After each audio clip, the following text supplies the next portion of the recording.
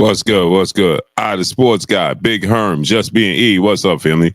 Man, we got a whole 16 people in here. I don't know if it's my camera. We got a whole 16 people.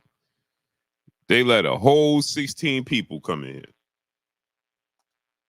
which is bizarre. Hey, Obama, what's up, family?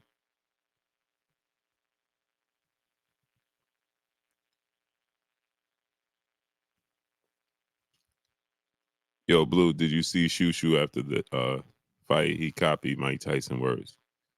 Oh no, what he said? Cali, world, peace and blessings, Queen. How you feeling today? No, I didn't see it. I didn't see it, man. I was asleep, man. Bookie Brown, what's good, great brother? What's goody?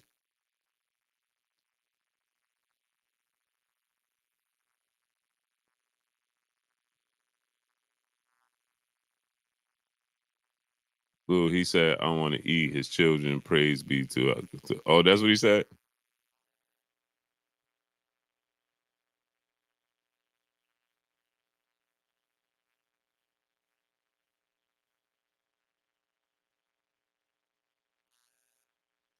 How's this Abraham Nova's first title opportunity when he fought Robisi Ramirez? I thought that was for a title. Light skin been there. What's up, family? Wasn't a title on the line when he fought Robisi Ramirez? Paul Porter, what's up, family? Oh yeah, they not it. We got whole 23 people here. That's insane. That's insane. We got 23 people here. Come on, man.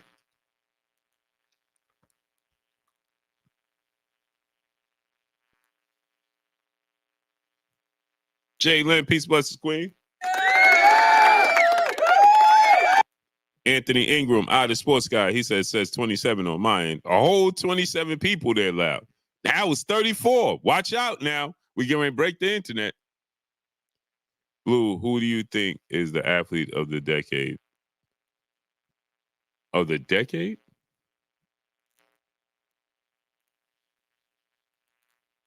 Yeah, LeBron James, I guess. I think that would have to be LeBron James. Aaron Parker, what's up, family?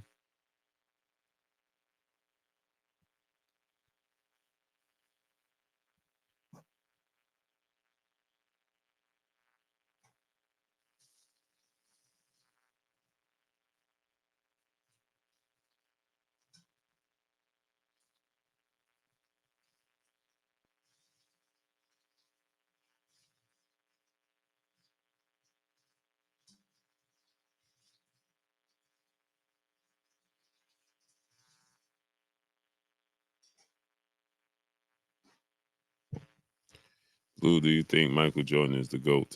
Yeah, he's the GOAT. Ronnie Shields, what's up, family? Yeah, Michael Jordan is the GOAT.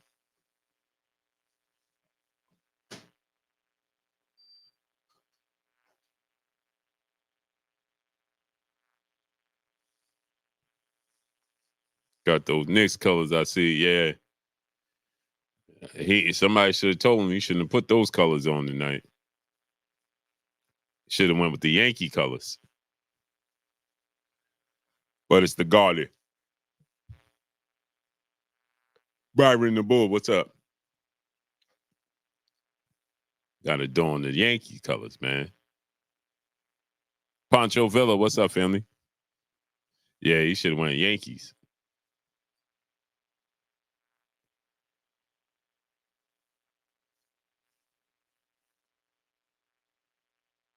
He should have went with the Yankees.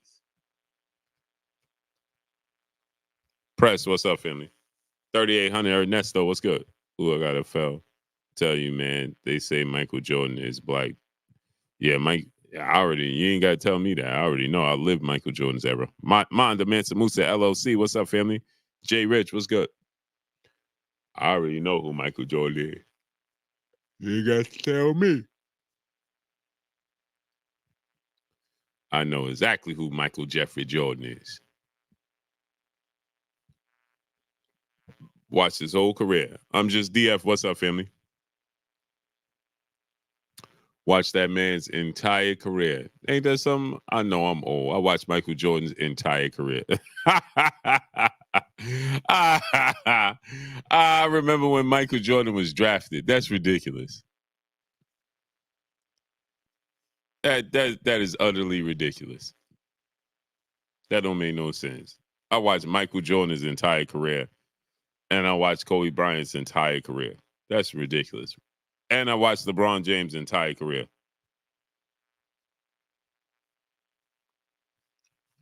There's a lot of politics in the NBA, man. I should do an NFL team, though. I should do NFL. 4K, my brother. What's up, family?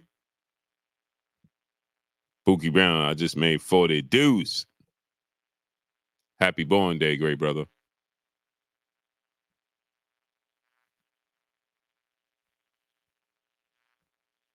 This is going to be an interesting fight. Byron Bull was good. Rick Glazer was on Rap Star about Canelo contract with PBC. Let me tell you guys something, man. I heard some stuff about that too. But that's not for me, bro.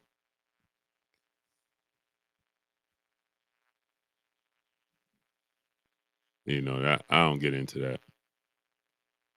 I mean, of course, I get into the contract, but I don't know. You know, you hear so much speculations, man. I got news yesterday that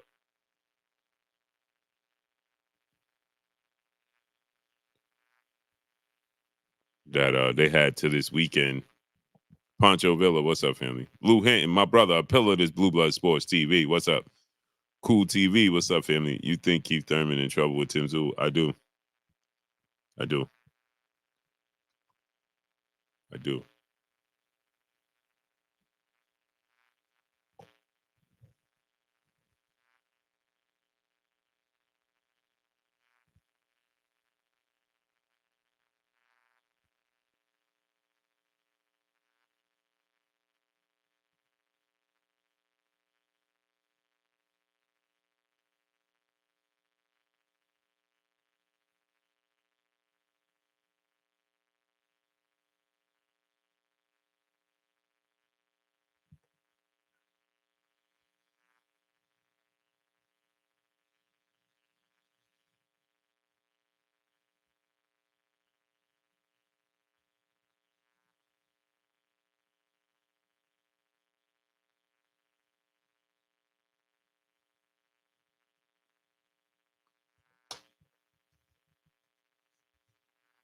And Canelo denied talks. Hmm? He said he's not fighting. Yeah, he's not fighting Jaime Munguia. He's gonna fight Sneaky Shooter. What's up? No doubt, great brother. Melvin Harris, what's up, family? It's between Jermall Charlo and David Benavidez.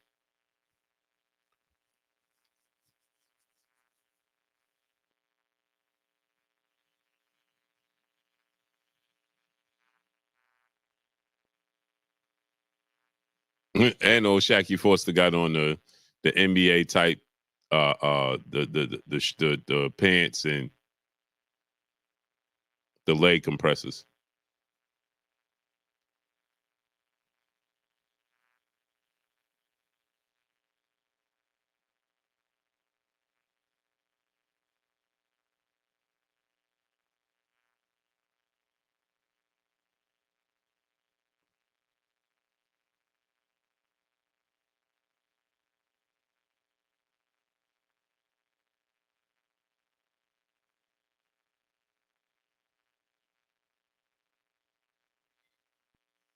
Marlon Wilkins, what's good? David Team said earlier they were told they won't fight Canelo in 24 by Canelo's team.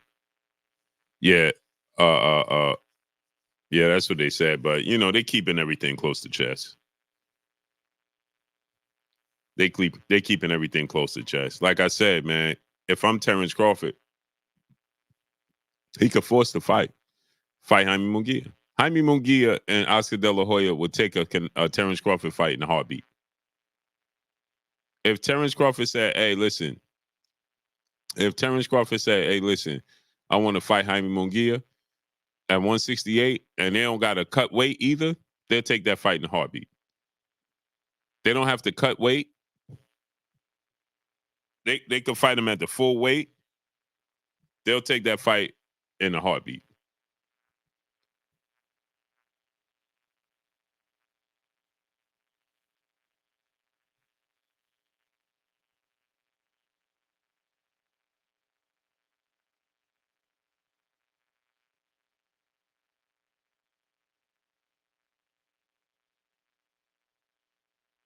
They'll take that fight in a heartbeat. And if he take that fight, this is a good fight. Oshaki Foster, Abraham Nova. We in the first round. 45 seconds left in round one. Triple jab from Nova. Nova got on white gloves, white trunks with gold and red trim. Oshaki Foster got on white gloves, blue and orange trim, white trunks with orange and blue trim, and white boots. They both got on white boots. Nice right hand from Oshaki Foster. Jab right hand. 1-2.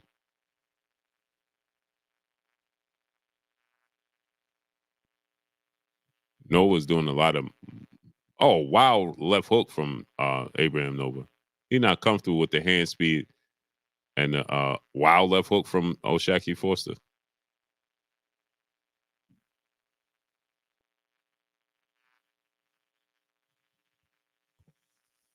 Cinnamon Savage, what's up, family? Is his mouth open already? Yeah, both of them. Marvin Dub, what's up?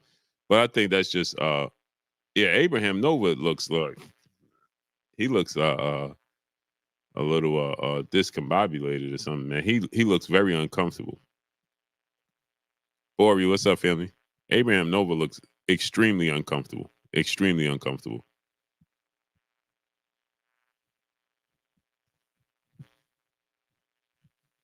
Yeah, that double jab is going to hurt Abraham Nova if he don't make an adjustment very fast.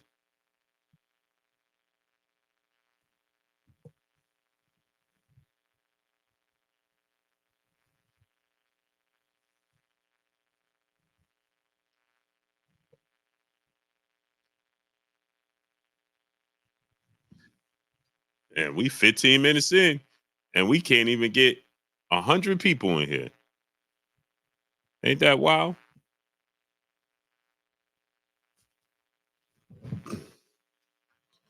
We can't get 100 people in 15 minutes, man.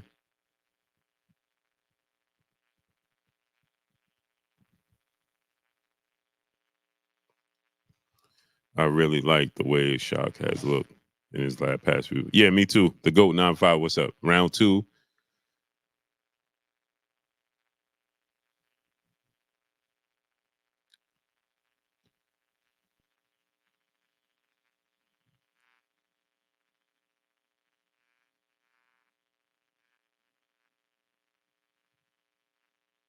Nice jab from Oshaki. Nice counters.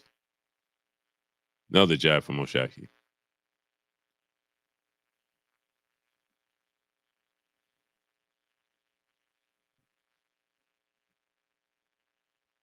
Oh, nice right hand from Nova. Right hook to the body from Nova. Nice jab from Oshaki Foster.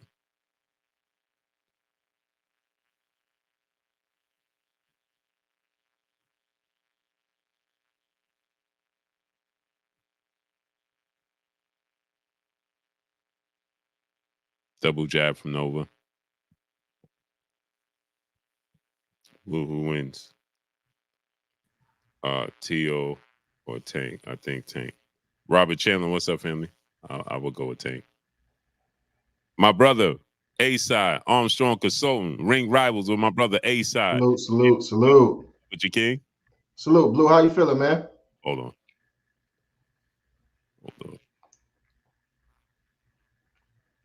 Man, you see A-Side there allowed us to have a whole 75 people in here tonight. For sure, man. For sure. I'm glad they graced us with the 75 people. Yeah. It's Ain't funny. that I was amazing? actually on the phone.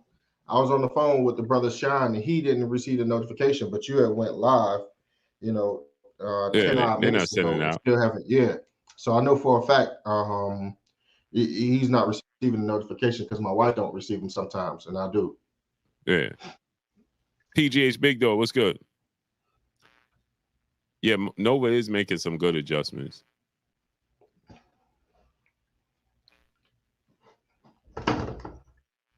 Wow, left hand from Nova. Wow, right hand from Nova.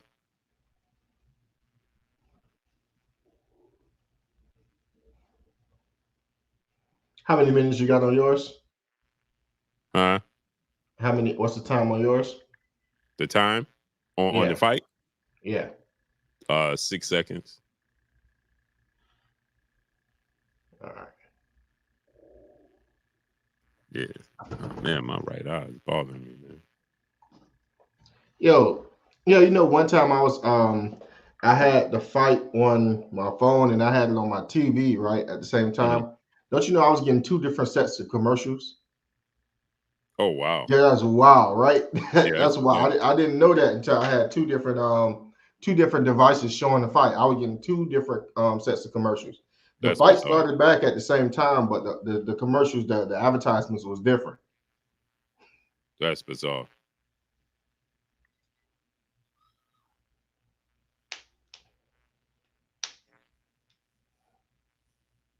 Did you Man. get a chance to see Shushu Carrington? No, I was knocked out, man. It Hey, was good, man. Jay Daniels, what's up, family? It was a good fight. He had to make the adjustment against a crafty little fighter. He had a style that was similar to Manny Pacquiao, but he can also box as well. So Uh-huh. he made it uncomfortable for Shushu. Shushu had to make the adjustments. Naturally he wanted to fight on the outside where he was comfortable. Then he had to bring it to an inside fight, dropped him with the right hook. I saw the highlights, so I missed the fight. And I Oh was yeah, gonna go to the fight, but you know my situation. yeah, exactly. Nice right hand from Nova. Another right hand from Nova. Ooh, Nova just missed with a right hook. Nice left hand from Shaki. He switched southpaw. Nice left hand from Shot.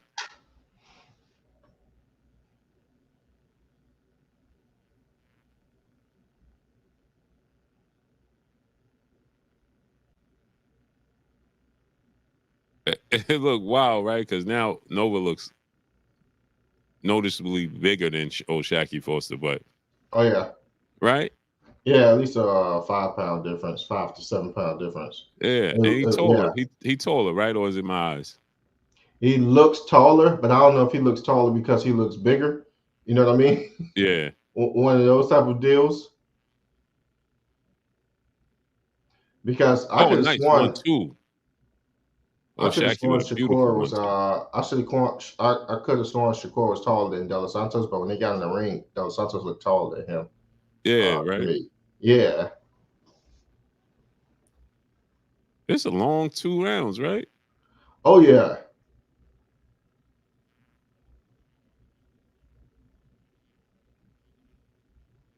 Nice counter from Nova.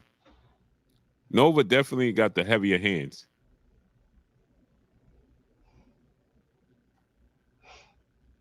Nice check right hand from Shaki Foster, and Nova came back with a right hand of his own.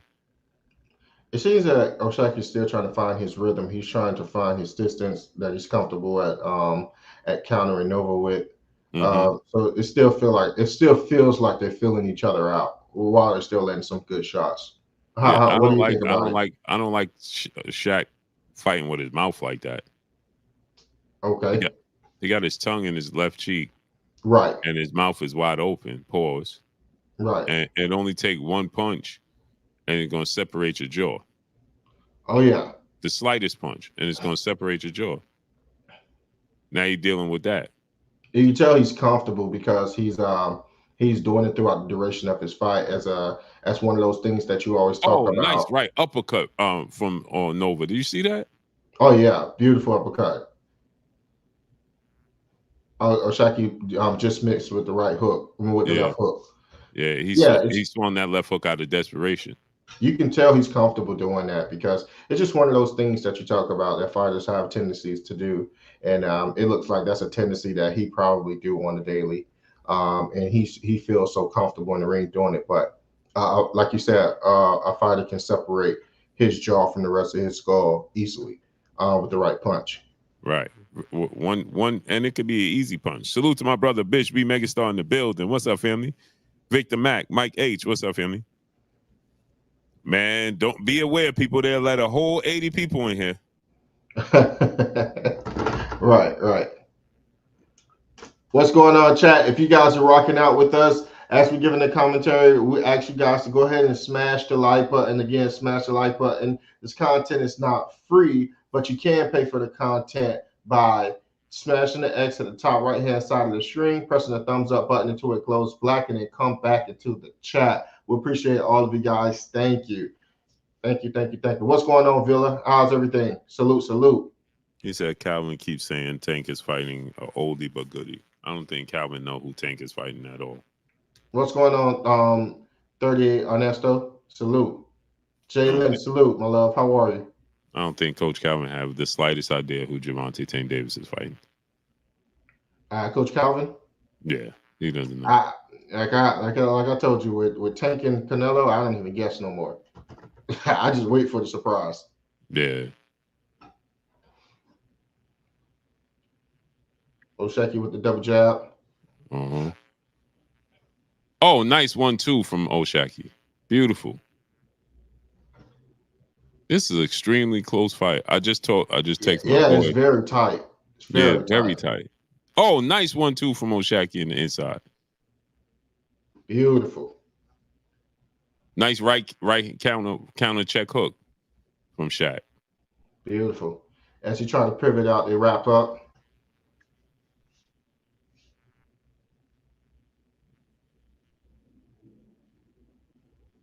How do you feel about Oshaki in the southpaw position? Do you like him in the southpaw position? What do you think?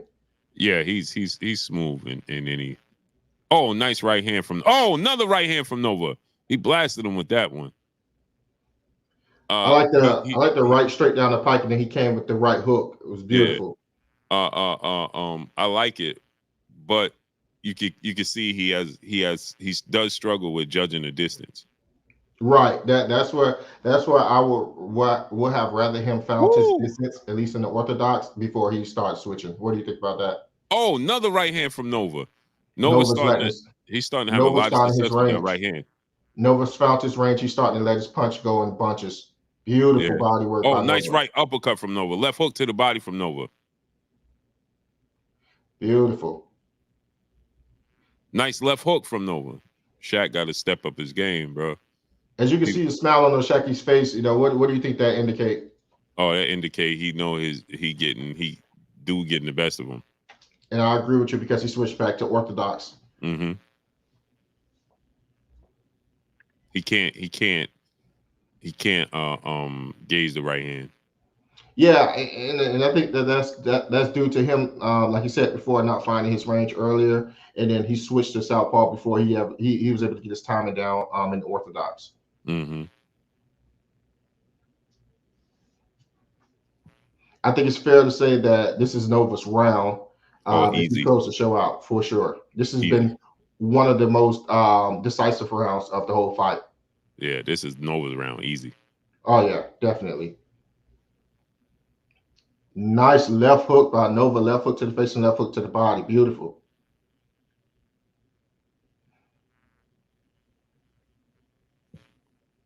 Beautiful. I mean, it's still an early fight. Yeah, Tio in the building. See, you're seeing Tio right now? Mm-hmm. I'm not seeing Tio. I'm seeing the McDonald's commercial. McDonald's? Yeah, isn't that crazy? It's a McDonald's commercial. Then I'm seeing a Metro commercial right now. Oh, I'm seeing Tio in a car commercial. Yeah, right? Yeah, I didn't notice that until I had my phone and my TV. That's crazy. You know what? Are you watching it on TV or are you watching it on TV? Device? On TV. I wonder if it's that. I wonder if it's because different commercials go to mobile devices versus from the TV. Yeah, it has to be. Ooh, Shaq missed that straight left hand, and he nailed him with the right hook. And look at the right hook. Beautiful. And when Shaq O'Shaquie goes to the inside, he's leaving himself wide open. I Yeah. like for him to be a lot tighter as he goes to the inside. The judges' scorecard seemed Mark Kriegel. They I got agree it. with. They Yeah, got it dead even. Yeah, I don't disagree with that. I agree. And I agree with the rounds for once with Mark Kriegel. Yeah, yeah. Sharp jab by Shaq. Sharp. Yeah. Nova just got the heavier hands. Nova got a tendency to lean that head directly to the right as he throw his jab. O'Shaquie needs to take that into consideration. See if he can counter. See if he can counter that jab. Come over the jab, or get a nice hook in as he lean that head down. Nice step back hook.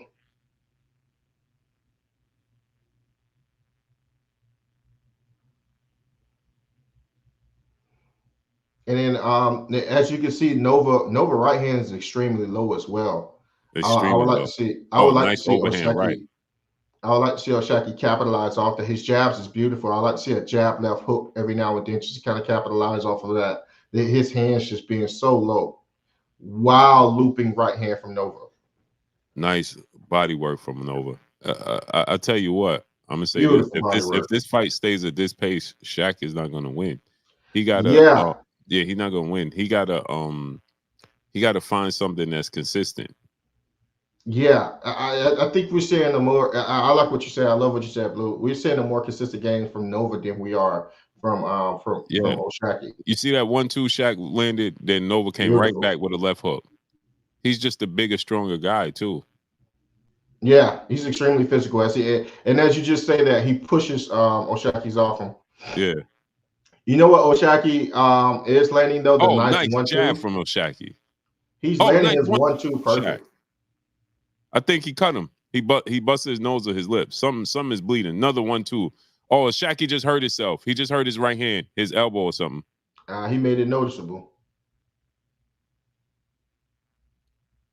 Oh, that's my favorite referee in there. I ain't even pay attention. You didn't notice that? No. Oh, nice right hand from Nova. Oh, nice jab from Shaq, but then Nova come right back with his own jab. Who's bleeding? It looks like Nova's bleeding from his mouth. I can't really tell because of the camera angle. Yeah, but then it looked like Shaq's ear is bleeding. I don't like when O'Shaquie throws the hooks without setting it up because his 1-2s are landing all night. I think he needs to I think he needs to consider that beautiful uppercut by Nova. And it's because Nova's hands is getting lower and lower as the rounds go on. I don't know if it's because he's fatigued or is he starting to fatigue, but his hands is getting lower. That 1-2 has been beautiful all night. I think he needs to double back to that game plan. Smash the like button, everyone in the building. If you're just coming in, go ahead and smash the like button. We appreciate all of you guys for rocking out with us. If you're enjoying the entertainment, definitely go ahead and show us the appreciation by smashing the like button. It's his elbow, Jalen, and they got ice on that elbow, bro. They icing his elbow in the corner. That's not good. I mean, what do you think that can be, Blue? Hyperextended. Because he threw it and missed. Either he threw it and missed, or he hit like his elbow or something. Yep, they're right there. They're both there. Didn't I just say he threw it and missed, or he hit his elbow? That's exactly what happened. Yeah. They both their elbows hit each other. You see the redness on his beard, right? I can't really. Yeah, it's weird. Look at the spot. Look, it's right in the middle. At the bottom of his beard. Yeah, it's in the middle of the beard. Nice 1-2 from Shaq, followed by a left hook. Shaq landed 26% of his punches. Nova only. Oh, nice 1-2 from O'Shaquie. Nova only landed 18%. I don't know about those numbers, Blue. I mean, yeah, that looks weird, right? Yeah, I don't know about those numbers, man. Yeah.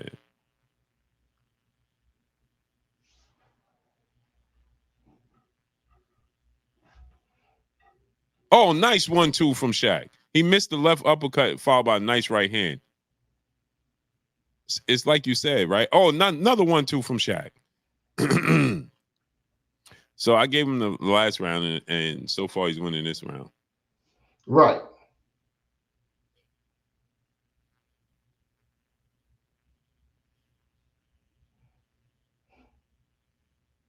These guys, it's a tight fight, man. This is a good back and Very forth. tight. This is a Very, tight fight, man. This is not going to be easy to score for the judges.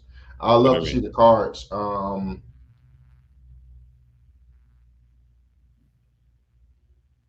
Salute to Yeah, my brother Robert Chandler, brother in the super chat, dropping that cinco on us in the double jab super by chat. Nova. He said, "My first time seeing Nova. Did y'all expect this to be a close fight?" Yeah. Literally. No, Robert I Chandler. didn't know. I didn't know about I didn't know about Nova. So this is my first time seeing him, and I'm very Oh, impressed with no, him. it's I I'm watched not super familiar with him. I watched both. Um, Yeah, uh, uh, uh, I I mean, just I've told seen my and just to show y'all proof that yeah, what is it streaming on? ESPN. Nova with a double jab. My boy's in locked up. Osheki lands a nice one with a 2 to the body. Look, you can see I text my boy. I text my boy at 9:30. Look what I text him. My boy that's in locked up. I'm going to be a tough fight. I think Shaq win split decision. They both might get dropped. Yeah, yeah. This is. I mean, I wouldn't be surprised if all of that happens because it's Mm-hmm. looking like that type of fight. It's looking exactly like that. You called it right out. Yeah. Nice left hook by Yo, Nova. how Asa? How it got to be his bottom lip because it's It, bleeding it's directly down the middle but of his but beard, it's bro. weird because it's in the middle of the beard. Now Right, it's coming and to it's the going nowhere else. no. Look, listen. It was in the middle. Now it's going up. Yeah, like this is super It's weird. supposed to come from top down, right? Woo, nice jab. I don't know, man. Blue, I'm edging this fight to Nova right now. I like what I'm seeing with him. He's very consistent. He's not letting up. He's not let Oshaki get the momentum. I gave Shaq the last 2 rounds though. But it looks like he's landing the heavier shots in some spots, Oh, man. It look like, 1,000%. He got the heavier hands. right. I like Oshaki every now and then, but I'm actually giving Nova the last 2 rounds. You gave Nova the last 2 rounds? Yeah, I did, man. I didn't give him not the last two. Yeah, I think it's swaying in his in his favor.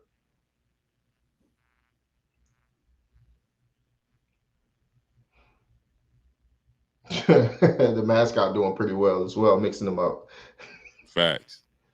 You could tell that's a former boxer or somebody. Oh yeah, he's sharp. This is a tough fight, man. This is not easy, man. This is not easy. As Nova run back to the center of the ring.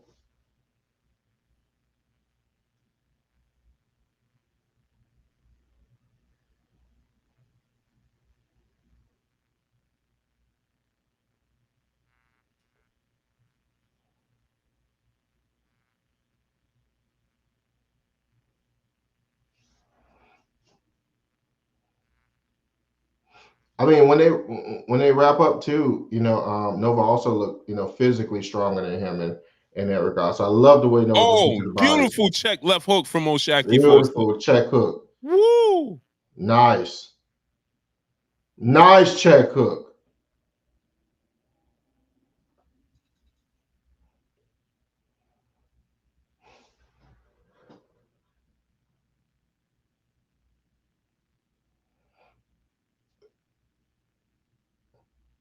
Boom. Nice. Nova keeping it nice and tight and short on the ropes.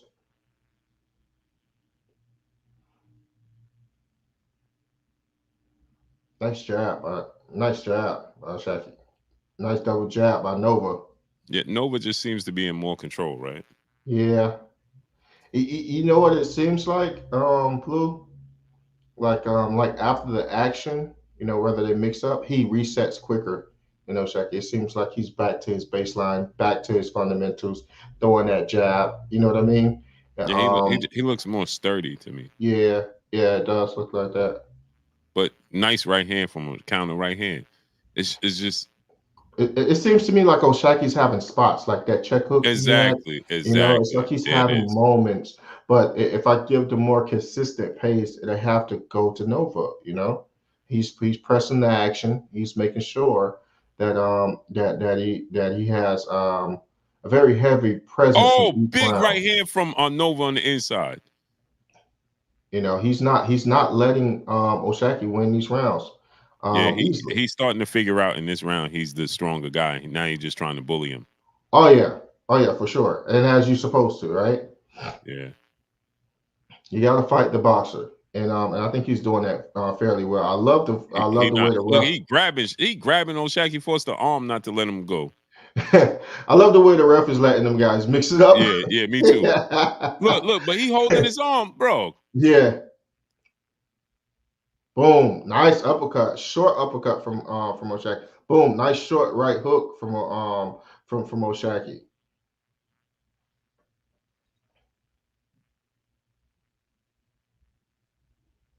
Who you get that round to? I mean, man, it's Nova, man. I'm sorry, he just looks like he's keeping the pressure. Oshaki looks good in certain spots, man, but who do you give the round to? I think Nova. I think Bobby Nova Collins, got what's that up, one. family? He controlled the pace of the fight in that round.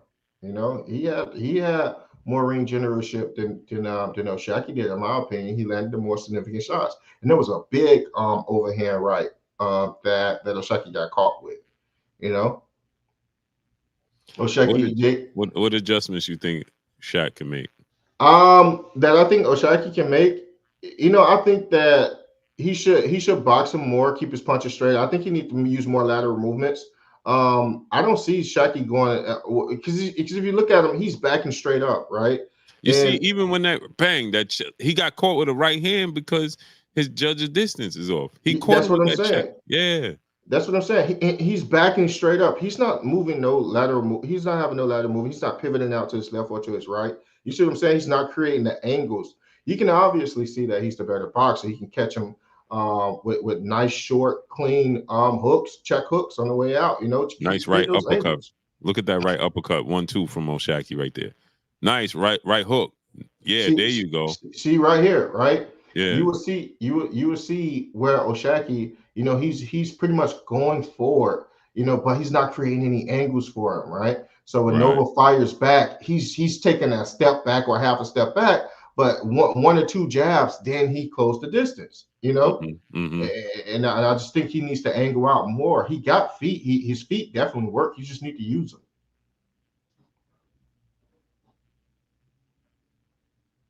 The only time he pivots is when he Nice goes left when uppercut his from when his Oshaki. back is against the ropes. Another left hand from Shaq. He Look at definitely that. Look at winning that. this round. He winning this round for sure. Beautiful. Beautiful. There we go. There you go. There you There go. we go. He could, Now. yeah, There we go. That's what we're looking for. yeah, he could There do we it in it. go. Why don't he do this all night? It's just one of them things, man. He had to make the adjustment. It just took him to the eighth round to make it. Now he's creating an angle on his way out. I like that. He's looking better. He's looking sharper now. Box, baby.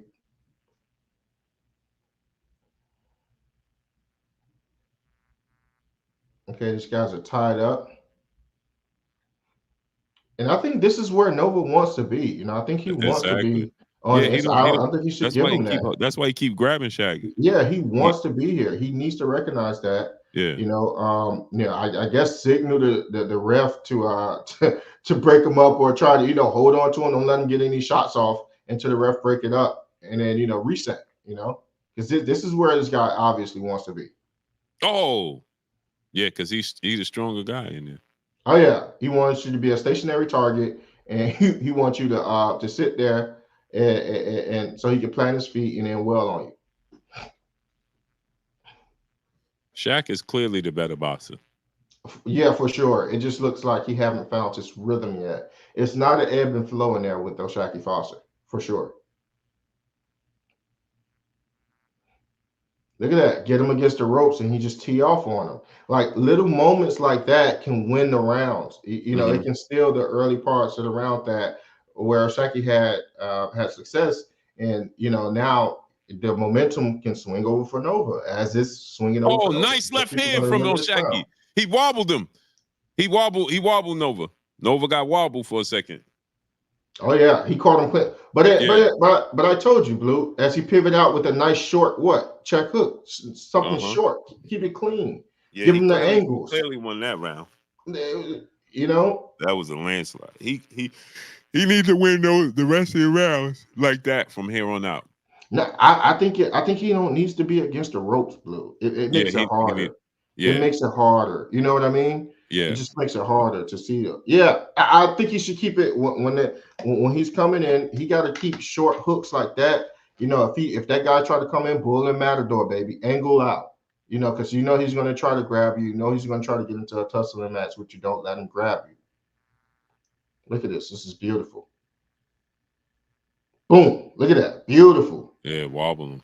What you say? Wobble, baby, wobble, baby, wobble. Oh yeah, for wobble, sure. Baby, wobble, baby, wobble, baby, wobble, wobble, baby, wobble, baby, wobble. Absolutely. Get in there. Yeah.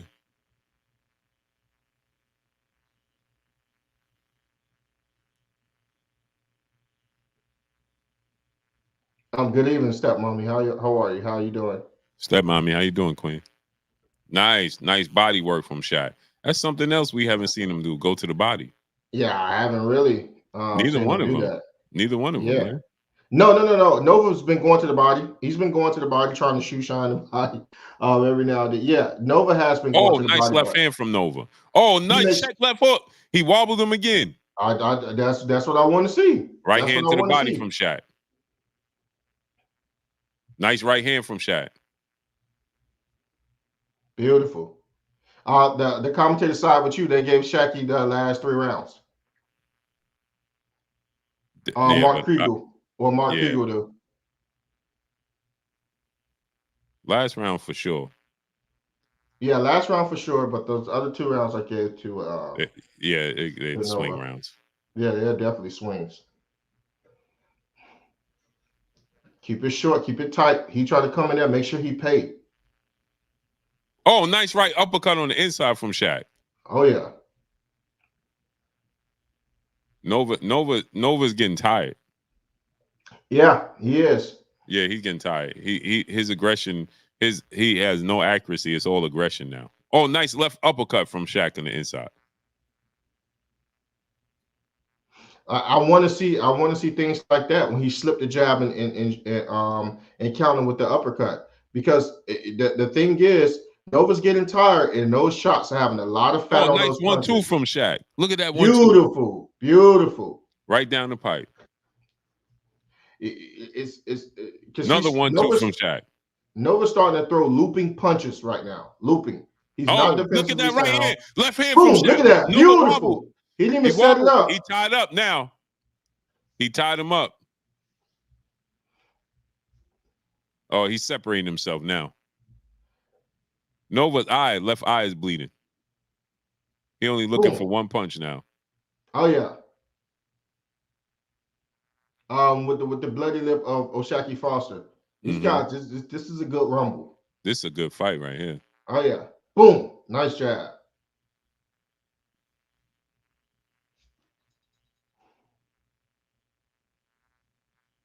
Boom, nice jab by Shaqy. Shaqy looks nice left uppercut. He looks like the fresher fighter. Look at that slip uppercut on the inside. He looks like the fresher fighter right now. I think he smells blood. Nice jab. Yeah, he's now. Boom, nice jab. He's separating himself now. This is what we saying. He consistency and separate himself, and now he's done it. Yeah, he's clearly winning now. Oh yeah, you can see that there's more mustard on his punches now for sure. You know, definitely. Yeah. All right, guys, if you're in the building and you're appreciating this commentary, go ahead and smash the like button. Again, smash the like button. What you can do is to make sure that you can pay for the content is that you can go and press the X, and once the chat go down on your right hand side of the screen, you look on your left hand side of the screen, press the thumbs up button until it glows black, and then come back into the chat. That is how you pay for today's commentary with Blue Blood Sports TV. We appreciate you guys. And for anybody that wants to throw a little extra, go ahead and hit the super chat button and let us know what's on your mind. Let us know what you're thinking. Even if you want to give a shout out, go ahead and smash that super chat button, and we will make sure we read your super chat and shout you out. We appreciate you guys. Thank you. What do you think about this fight, man? Oh, this is a fantastic fight. This is a very entertaining fight, man. Seriously, Yeah. I like the fact he made the adjustments, even though he made it a little late. But I like the adjustments that he made.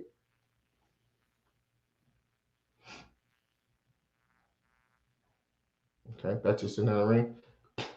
If you notice, before Nova was beating Oshaki to the center of the ring, now Oshaki is beating him to the center of the ring. Like I read that stuff because it's it's posturing, Yeah, exactly. He tired now. Oh yeah. Now he needs to. If I'm Shaq, go to the body now. Go to the body. Yeah. Stab him to the jab him to the body, and come over with the right hand. That's all he need to do right now. Go to the body, jab to the body, keep going, stabbing him to the body. So you will have the stab jab to go ahead and set up the right hook or the left hook. Yeah, because he's tired right now. So he's gonna drop his hands. You keep going to the body. Look at his jab is landing, right? Yeah. It's sharp. You see that? Jab is landing at will now. Then look at the 1-2. Go to the body. Beautiful. He gonna drop it. His hands is already dropped. Go to the body. He gonna drop him some more. Another jab. Look at that. He very comfortable now. Go to the body. Stop head hunting. Go to the body. Go to the body. Just chop down the body.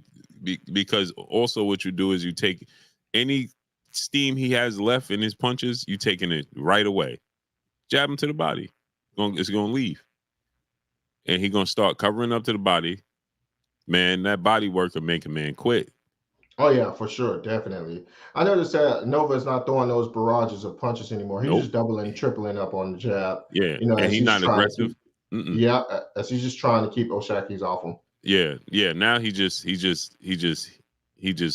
competing. Now he ain't trying to win. Oh, for sure, 1000%. Oshaki showing that elbow is bothering him again. Yeah. Do you see that? He's showing. He shook it. Yeah. Boom, there we go. A stab jab to the body. Oh, nice 1-2 from Oshak. Oh, nice 1-2. Nova come back with the right hand. Go to the body. Go to the body. He any kind of offense he has is going to be null and void. Nothing. He won't have nothing left. He barely has anything now. Go to the body. You'll take the chin shot. You know what I'm saying? Go to the body. The body is going to tell the truth. Oh yeah, I definitely agree with that. Look, nice right hand from Nova. You see? See? Nova had nice overhand right. Yeah. Go to the body.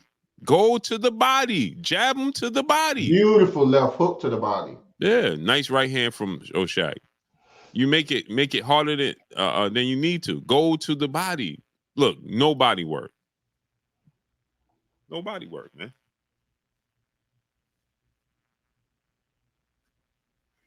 All right. No body work. Well, that round was clearly Oshaki's round. Yeah, the last four rounds. Last two rounds, definitely. The last 4 rounds, I wouldn't disagree with some of them being swing rounds, but the last 2 for sure, there are Oshaki rounds, without a shadow of a doubt. Now, I think that prediction was dead on with what you gave your friend. Yeah, man. If he go to the body, man, I don't think Oshaki is going to go to the body right now. It being that it's the 11th and 12th round. His elbow hurts. It just looked like he's just ready to finish this fight, and he's going to head hunt for the rest of the fight.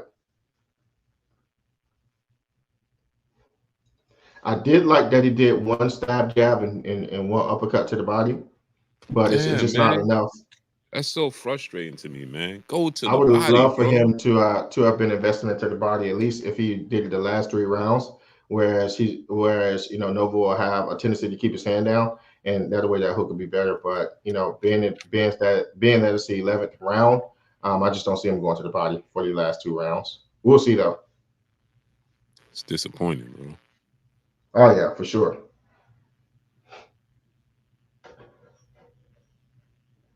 So we got Oshaki back in orthodox. Boom, land a nice jab, land a nice two. Nova land a nice double jab with the left hook, with the right hook. Nice uppercut to the body by Oshaki. Nice 1-2 by Oshaki. He missed with the three. Oh, nice right hand from Shaq. Boom, right down the pike, wasn't it? It was beautiful. It was Yeah. because Nova had that hand down, and he caught him with a nice. Now Nova's letting his shots go at will. He hit Oshaki with a nice 1-2 combination. But Nova's tired. Look at it. Look at that, man. If you went to the Oh body, yeah, you're gonna get a knockdown. If he went to the body, that right hand would have been a knockdown. it's Not starting to look because like it hurt. Oshaki is kind of tired and frustrated as well. What Yeah, do you think about nice that? left hand from Nova. Well, And Nova's getting his it shots wouldn't have off on been. the ropes. He wouldn't have dropped him because he hurt, but he would have dropped him because he's tired. You understand? Yeah, and that all counts the same because a drop is a drop is a A drop drop. is a drop is a drop.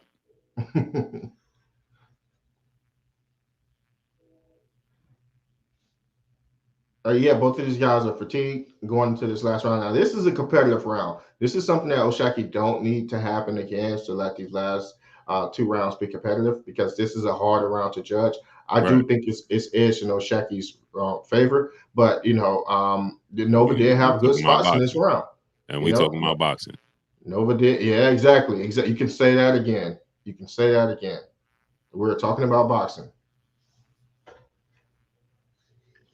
And I would love for Oshaki to work more on the inside with shorter hooks and uppercuts because he's just letting Nova rest on him. And at times where he's resting, he can be working that. Could be working. He can put his weight down on him, something, man. You have to make the proper adjustments. If a guy going to come in there, don't let him rest on you. You're not a bed, you're not a sofa. Nice short uppercut. What you think about it? Beautiful, beautiful short uppercut by Oshaki. Beautiful. Three of them. Nice right hook. Beautiful. Keep it short. Keep it tight. Make them pay. Look, now Shaq got caught with a 1-2. Beautiful. Look, Nova is super tired, bro. Nice 1-2 from Shaq. Nice right hand from Shaq. He's countering Nova, but again, Nova's tired. He ready to go to the canvas. You got to give him a reason. He ready to go to the canvas. Give him a reason.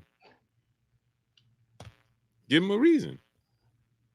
Yeah, I would love to see what his corner is saying to him, in regards to going to the body. I just, I have to have it on mute right now, but I would just love to see what his corner is saying to him because I believe he has all the ingredients to fall like a log. But, like you said, Oshaki's not giving him a reason. Yeah, give him a reason. He want to go to the canvas, give him a reason. Period. He asked him to sit down, give him a chair. Oh, yeah, for sure.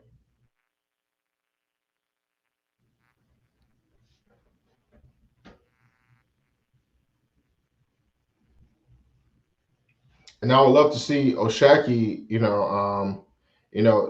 Nova's tired, push him off you, get your shots off. Do not let this guy rest on you. If he comes into rest, hit him short. What what Shakur Stevenson say? Grandpa say, giving him the banana. As far as giving him the short hooks, he want the short shots. Not any other banana that you guys may think it is. Not like Nova team just threw water in the ring. Come on. Hey man, they doing what they got to do. Yeah, look how wet the middle of the ring is now. Hey, wouldn't you? Wouldn't you, Blue? Look how wet the middle of the ring is. Hey, I'm just minding my business, man. They doing what they got to do. That's ridiculous, bro. They doing what they got to do. That's ridiculous, bro. And it don't seem significant, but that extra 20 to 30 seconds, that is a big deal in boxing. That is a big deal.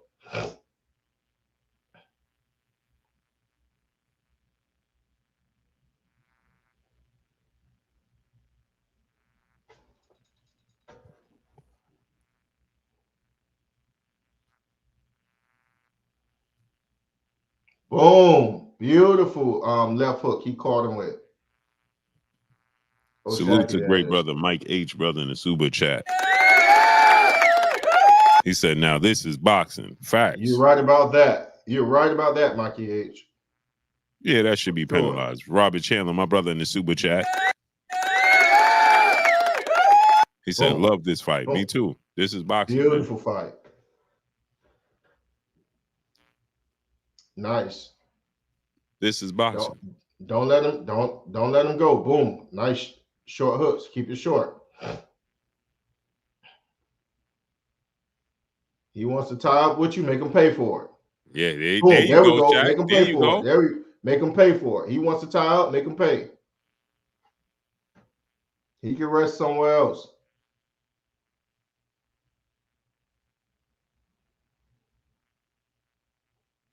What weight class is this? This is 130, right? Beautiful, beautiful right uppercut by Shaki Foster. Beautiful. Yeah, I believe this is 130. They don't look like they're 130 pounds, so yo. Because Nova got knocked out by Robisi. That was at 126, I think.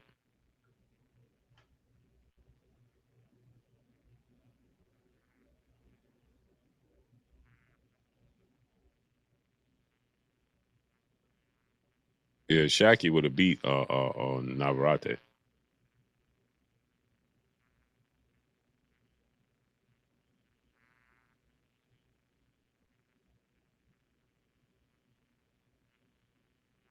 Yeah, Nova ain't got nothing left in him. At all.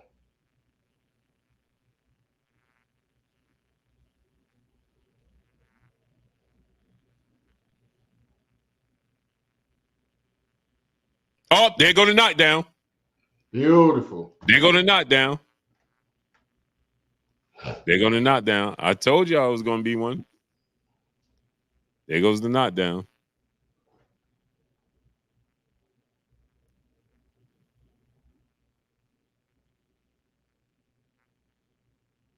Man, this dude throwing himself through the ropes. Yeah. Yo, Yeah, why he yelled he's at the out. He's referee? tired. Yeah, he's tired. Yo, why he yelled at the referee? He's frustrated, man. He's frustrated. He's frustrated. He's frustrated. Bro, that was wild. That was wild, bro. Bang. Look at that. Boom. Right on top of the temple with the right Bang. with the right straight. Right on the Boom. chin. Nice left hook. Beautiful.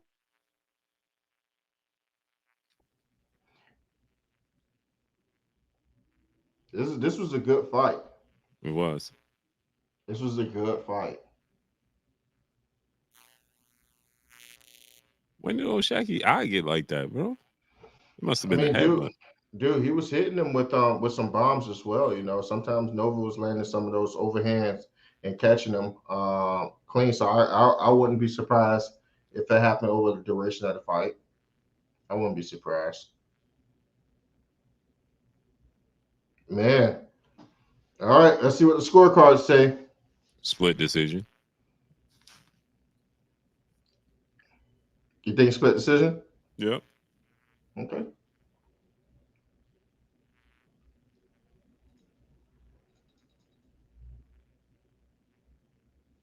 What do you think about Oshaki's performance? What you rate the performance tonight? What you think he needs to improve on? I gave it a B. Start Okay. too slow. Can't start that slow when you get to the high level, man. Can't start that slow. Yeah, I like a solid B as well. The critiques that I do have for him is I didn't like the fact that he switched to southpaw before. It seemed like he found his distance in orthodox. You know, Yeah. it seemed like he didn't get his distance down pat before he switched, and then it's like Well, you he know, switched southpaw because Robisi Ramirez knocked out Nova in the southpaw stance. right. No, I understand that, but I would prefer him to be in southpaw once you Mhm. have found your distance, at least in orthodox. You know what I mean? Because Agreed. if you haven't found your distance in orthodox, when you switch to southpaw, you still finding that distance, and that's what it seemed like earlier in the fight. That he seemed like he was all over the place until he actually switched back to orthodox, got his footing under him, and actually found his distance, start to land some of the better shots. I didn't like the fact that early on, he would back up in a straight line, being the fact that Nova will double and triple up that jab, close that distance, and then he's right there in your face. I did like when he started pivoting out to his side with a nice check hook, just to give Nova something to think about if he's going to rush in. So those are my biggest critiques for tonight. Other than that, he can't let a guy that's stronger than him, push him into the ropes, keep him there, and then just well on him. He have to give him a reason, to think about fighting on the inside with him. And I think those short uppercuts and left hooks will do the trick. Agreed. Because when you move up in the level of competition, you can't do that. You're right. Those mistakes that you just highlighted, you can't do that. You can't have those lapses. Right. Agreed. If you have a close fight with a Shakur Stevenson, you will lose. Oh yeah. Yeah. Who's the champions at 130 right now? At 130 right now, I want to say, who's your boy that wanted to fight Tank? What's his name? What's his name at 130? Oh, what's the name? Just beat Hector Garcia. What's dude name that just beat Hector Garcia? Lamont Roach. Oh, Lamont Roach is one. Yeah, they just had Hector Garcia did just fight. What belt was that for? That was the WBA, I think. Okay. So you got Lamont Roach. Champion. I forgot the dude name that wanted to fight. Hold on. And I got his face in my head.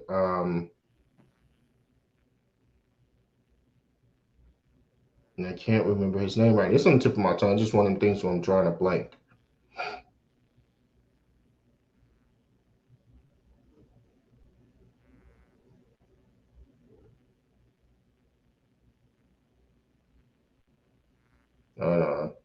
Big Baby Anderson was supposed to fight Luis Ortiz, man.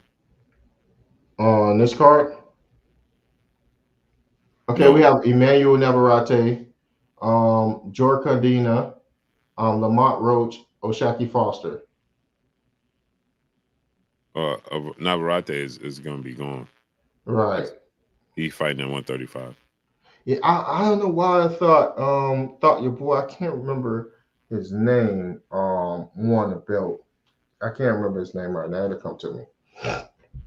But even if, yeah, those are the current champions at 130.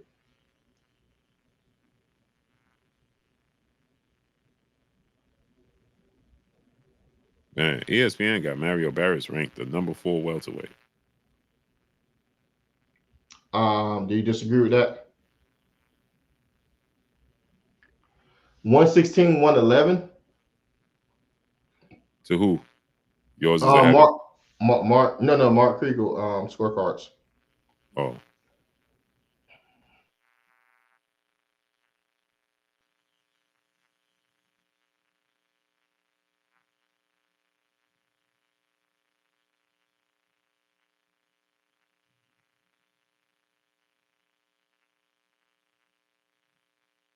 Split decision, right?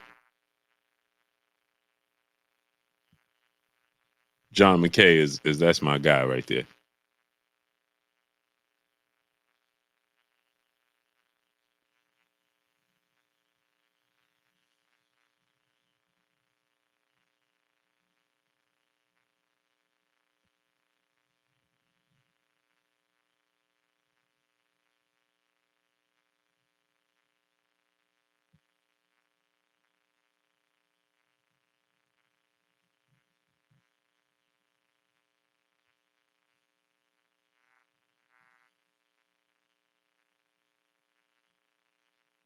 Split decision, Foster. Got it right on the nose.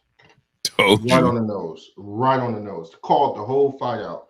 Right on the nose. Right on the nose. Right on the nose. Told you. I think, yeah, man. I think this has been one of your better call outs in recent times. And I ain't doing fight prediction. That is actually the most accurate in recent times. It's extremely accurate. Oh man. No, I mean the reason why I think he didn't do a fight prediction is just because of the whole ordeal that had taking place. So he Yeah, just was all thrown off. Your rhythm was all thrown off. yeah, So yeah, these dudes look big at 130, man. I don't know why, but they look bigger than normal to me. I don't know why tonight, right? Was it yeah. just me or is it just No, they is it something that I'm rehydrate. They missing? rehydrated well. Yeah, Yeah, they did rehydrate well. I don't think nobody. I don't. I think the only person that could beat O'Shaquie, the person that has the best chance to beat him is Lamont Roach. Hmm. So you don't see how Navarrete beating Oshaki? No, and he moved up. Right. He Hypothetically. would he wouldn't beat O'Shaquie, and he moved up in weight anyway. Right. But he definitely wouldn't. His style is tailor made for O'Shaquie. What do you think about fight between Mungia and Bud? You know, Jaime Mungia and Bud. I think that's the fight in the. If I'm Terrence Crawford, that's the fight I'm going for. Yeah. You got if you Terrence Crawford, you got to do that ASAP, bro. Mm. That forces Canelo Alvarez to fight you. Yeah, it does. It forces him to fight you. Salute Absolutely. to my brother Charles Edward Cheese, brother in the super chat, dropping that Hundo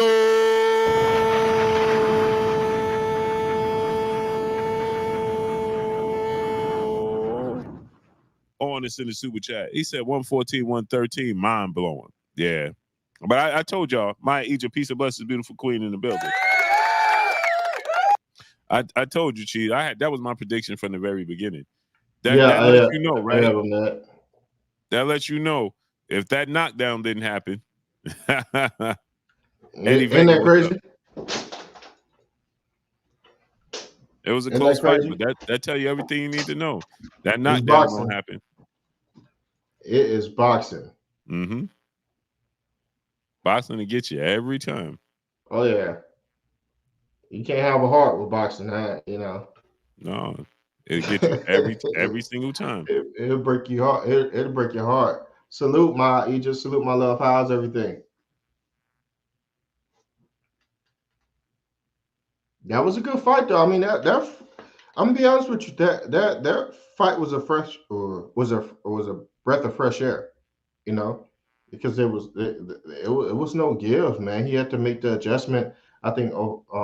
Has to have a chance against Tank. O'Shaquie Foster has a chance against Tank. I ever met. I'm doing well. Salute to you. Salute to you, love.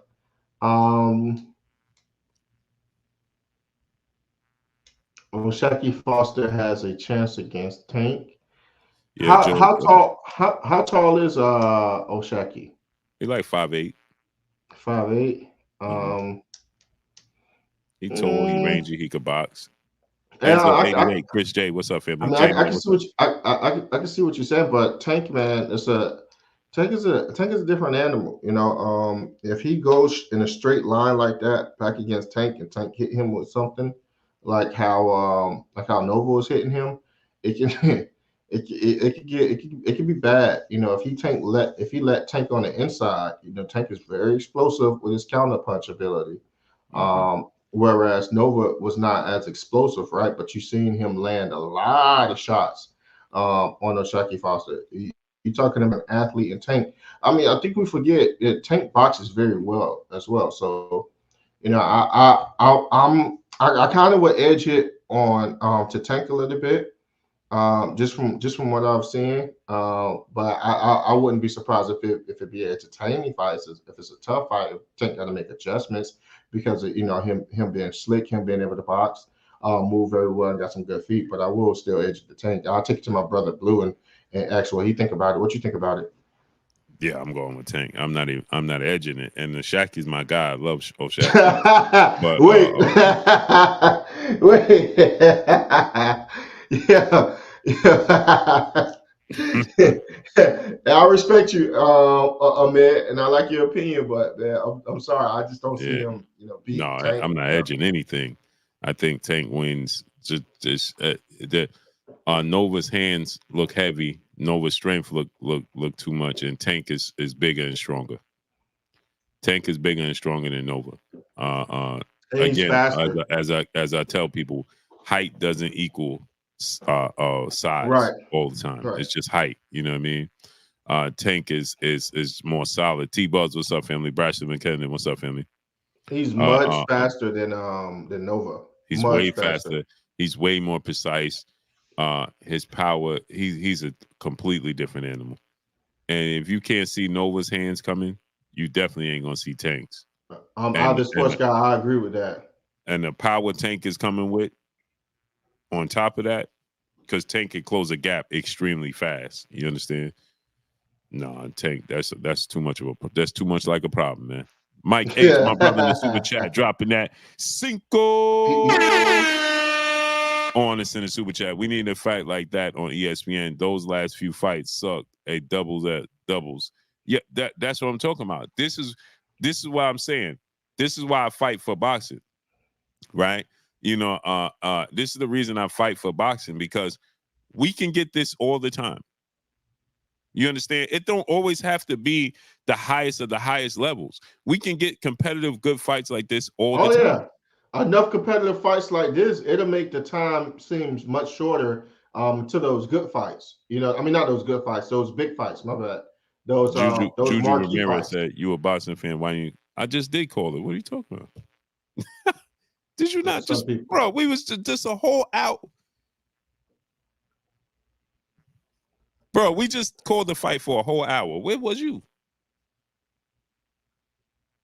Tom, my brother in the super chat, dropping that half a dub.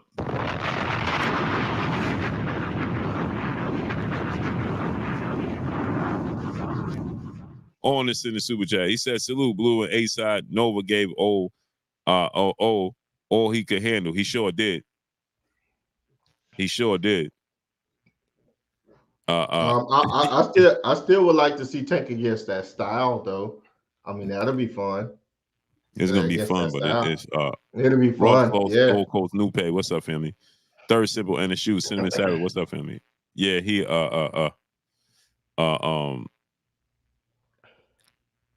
he said, "I just read the title." That's what I'm saying. But if you read the title, then it clearly say O'Shaquie Foster versus Abraham Nova live.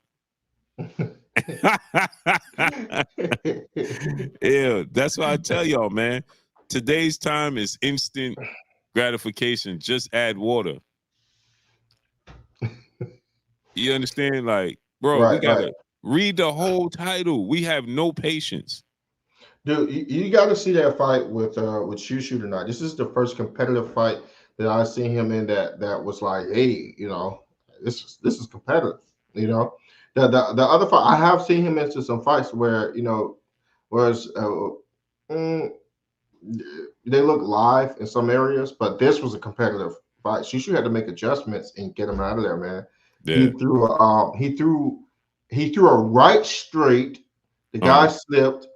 He threw the guy threw, I think, a left. He slipped it. Then Shushu hit him with an uppercut to the. He hit him with the right uppercut. He rolled and then hit him with the right hook. Got him out of there. That was his combination. It's crazy. Yeah, and got him out of there. But he had to make the adjustments though. He had to step to this dude, man. This dude kind of remind me like. She said reading half the headline is insane. Yeah, reading that. For sure. Juju said, "I'm always looking to prove you wrong." My bad. Yeah, bro. Like it's not gonna happen, bro. Y'all just need to understand. I'm a fan of the sport of boxing, and I'm gonna call out your favorite fighters. It just is what it is. Salute to my brother Tom, dropping that half a dude. We appreciate you, great brother. Hold on 1 second, Asa. I need to get Mike H, brother, in the super chat. He said he was watching The Blind Side, boo. Yeah, bro. It amazes, man. Brain food, enjoy. What's up? Third Simple and the Shoe, my brother in the super chat. He said, how would Shaq do against Inoue or Gary Russell Jr.? I think Gary Russell Jr. is going to be a super problem for him. Anyway, I don't know because he's just too small. Yee Huncho, what's up, nephew? The pull-out bandit, what's up, family? Oh, Blue Ahmed said, who wins, Foster or Loma?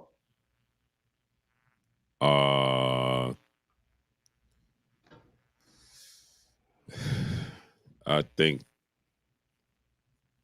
judging by tonight, having struggling with judging the distance, I think Loma might win, man. Consistency is key, bro. If you can't stay consistent and start off fast again at the highest level, I got to see him. And again, y'all know I love O'Shaquie Foster, man. Had him on here plenty of times. Consistency is key. You got to start fast. You know what I'm saying? At the highest level. If you don't start off fast and the highest level, you will end last. You understand? And Loma's hell on wheels, especially on that front foot. Like when he actually gets started, I didn't see O'Shaquie pivot out enough times for me when he got into a firefight, as I would see him, just pretty much, like take some of those shots I know was giving him. I don't know if it was because he was a strong guy, he was against the ropes, but Loma started giving you those angles and start pivoting out. It could be hell, man. He could be like a little tornado, right. And that's what I see get boxers a lot. That's what I see get boxers a lot. So I would like to see that fight, but I gotta go with Loma, man. I gotta go with Loma in that. Yeah, it's What's going on, Yi Hacho?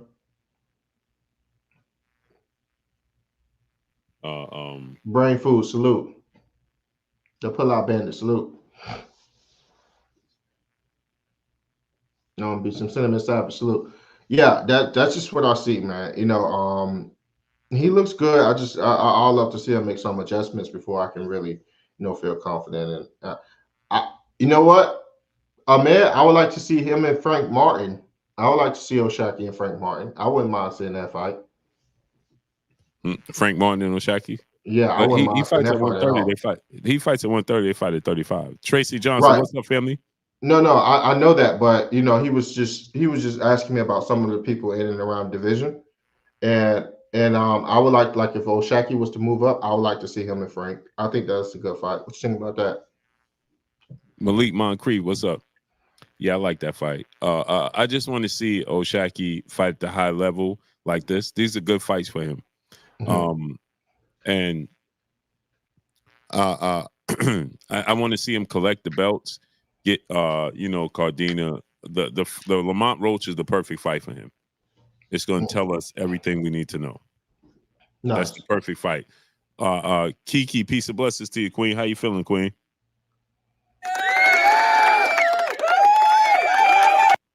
It's the perfect fight, in my opinion. You know what I'm saying? Salute. I want my vision back. How you feeling? Lamont Roach is not going to fade like Nova did tonight. He's not going to have the same lapses. It's just going to be a completely different fight. Now, let me ask you, do you think that Foster started having success because Nova faded, or do you think it was his adjustments? It was a little of both. It was a little of, if you said which one was more of, what would you say? He was forcing him to fade. You understand? Because he was putting a specific type of pressure on him. So he forced him to start fading. You know what I mean? But can you force, Lamont Roach and, like you said, Frank Martin and those types of fighters to fade? No. So what I saw tonight is if you are a specific type of fighter like Emmanuel Navarrete, he's going to paint Navarrete. He's too predictable. He's flat-footed. He throw punches and bunches and they arm punches a lot of the times. O'Shaquie Foster is a counter puncher who's explosive and athletic and is quick and twitchy and is slick. Emmanuel Navarrete is going to struggle with that. He'll beat Emmanuel Navarrete. It's the athletic fighters that's going to make him have a problem. You know what I'm saying? Like how we saw from Shakur and Edwin De Los Santos. You know what I mean? Right. Because they can close the gap. You know what I'm saying? There's no way you can turn and get a break. You can turn on Emmanuel Navarrete, stay the distance and fight at your pace. When you fight another athletic fighter, they make you fight at their pace. Right. Or they try to fight for they're fighting for the pace of the fight. They're fighting for that supremacy. It's not just your way or the highway. I do like that. I didn't get a chance to ask you what you thought about Keyshawn, with versus Pedraza. What you see in him? Did you see a difference that he's not on the substance, extracurricular substance? What you thought about him? I think that Keyshawn, is what we already knew. You know what I mean? Mm-hmm. He's a fantastic talent. You know what I mean? Mm-hmm. Pedraza was faded. You know what I mean? So we have to see him against somebody else. You know what I mean? He got to do that against somebody else. Pedraza was faded. Now, Pedraza had a high work rate. I didn't see a difference in his stamina in Keyshawn. He might feel a difference himself, but I didn't see a difference. Stokes, what's up? Johnny Allison, what's good? You understand what I'm saying? From his last fight to the Pedraza fight, I didn't see a difference in his stamina. Yeah, no, I didn't either. No. To me, it did seem as if he was more focused in this fight than what he usually is. But again, if you watch his last fight, man, he was boxing beautiful. You know what I'm saying? He was. I didn't see a difference. You know what I mean? The difference that I saw is that Pedraza is I believe was weight drain. He ain't fighting that weight class in some years, and he was ripe for the picking. He was already the skin is like my brother Cartoon always said, the skin is tender, and he was ripe for it to be tenderized. You know what I'm saying? It's just that simple. No, I definitely understand that. And the reason why I said that Keyshawn seems as if he was more focused is because in his last fight, he always do something a little bit extra, as if he's like playing basketball or something. It's always seemed like his attention, he needs something to excite him. But his last fight, I noticed that he would look up at the clock so many times, and around. He would just look up at the clock, glance up towards the clock. I didn't notice none of that this time. This time he was razor sharp. He didn't do anything, extra or particular in the ring. He wasn't looking at the clock. It just looked as if he was laser focused on the task at hand. And I think I like that in a young fighter in Keyshawn. And moving forward, that is a extremely dangerous fighter. Now, who do you think will be a challenge for him? Because it seems as if the guys that they're giving him, it's to put some names and some bodies on his record. But who would you like to see him, fight before the end of this year? Who, Keyshawn? Keyshawn.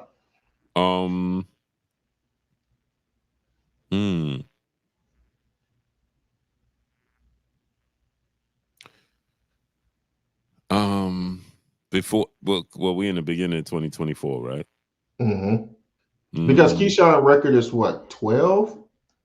I want to say 12-0. I want to feel confident and say 12-0, but I wouldn't be surprised if it's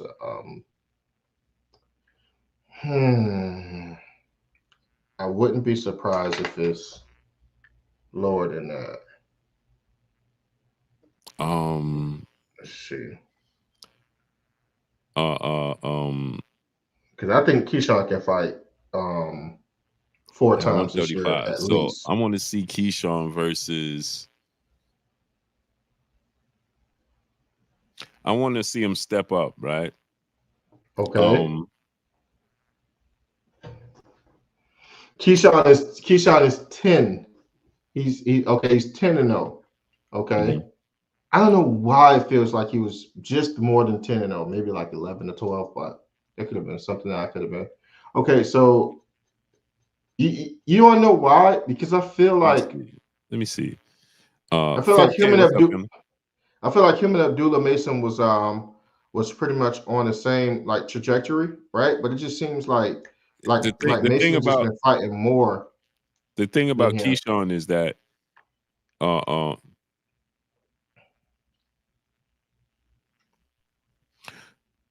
Keyshawn he was Salute, already Forte. advanced. He just stayed in the amateurs, if that No, makes sense. I know he was already advanced. I just they had around the same amount of fights, so I don't know why I thought he was at least at 11 or 12, but he's at 10 fights. Okay.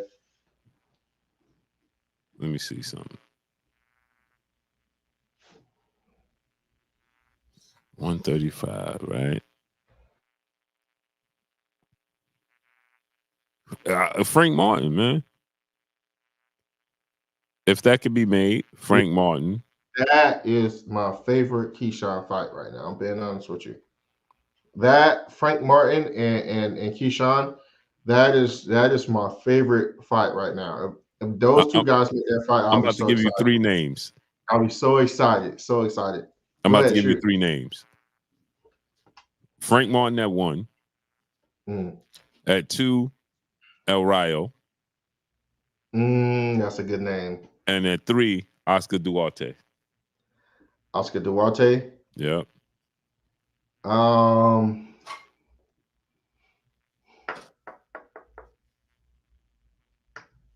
don't know about. Let me see.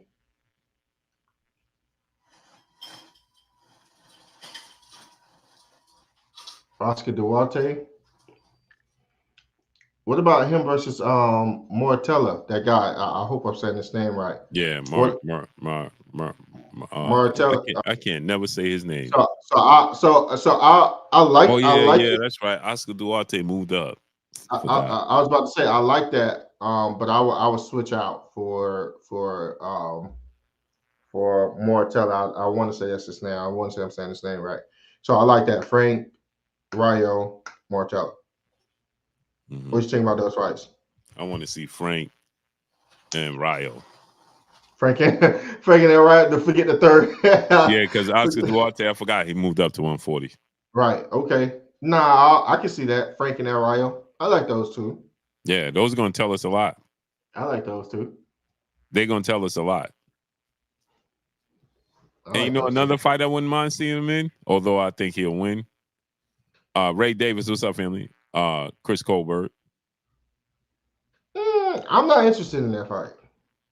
Mortalla will smoke Keyshawn. You think so, Brashley? I don't think so. LT, what's up, family?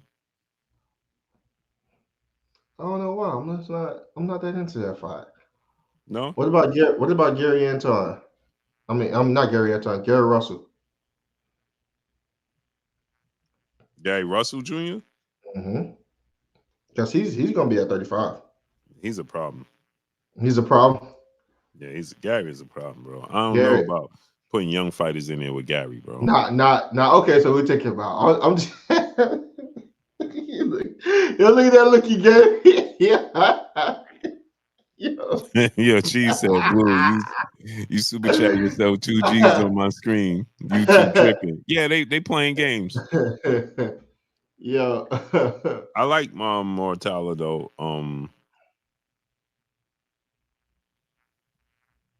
He got a fight coming up March 29th. I don't know. Blue, those would be my 3. I like those 3. Because those 3 will set it up for okay if he can go to the next level. You know what I mean? Yeah, I like the Mortalla fight. I like I like the Rayo fight though, man. How many times you think Keyshawn fight this year? He should fight 3, at least 3. I was gonna say I think he's gonna do 4. 1 a Fun quarter. fact: I was in the airport with Abdullah Mason. Oh yeah. Yeah, I was going to interview him, and then I was online. He went past. He just said, "What up?" They went past, and then how tall is he? I don't know why Mason? he looks tall. Yeah, he's not that tall. It got to be the hair. Yeah, he's not that tall. He's rangy, but he's not. He's like Shushu. Oh, he's really like Shushu height. Oh yeah, Williams Zepeda too, but I think he'll smoke Williams Zepeda. No, I'm telling you, I like my 3. I like my 3, which is who's your 3 again? Remember, same thing you have Frank, Rayo, and Mortella. Yeah, I like those. I like them. Let me put the link in the chat for the brothers. for sure. I like those fights. For sure. I like that. I like the Duarte fight because his aggression, he's athletic, he got power, you know what I'm saying? And he durable.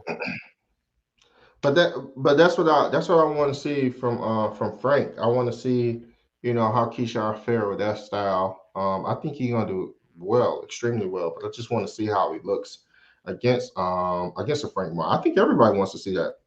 Third symbol Before, on his shoe. You just hit the nail on the head. what do you got?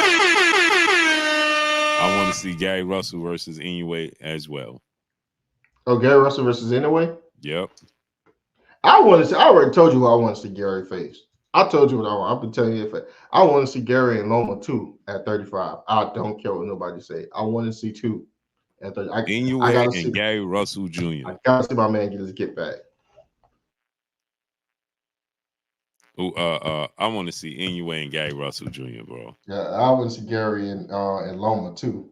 I'm telling you, that's what I want I to think see. Gary gonna beat Inoue. I think Gary gonna beat Loma. I want to see Loma and Gary too. No, cheese. I think he gonna Loma's too big right now.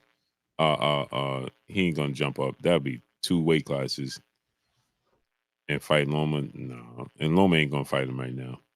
But cheese said you trying to get Gary Russell there. No, I think Gary Russell gonna win that fight.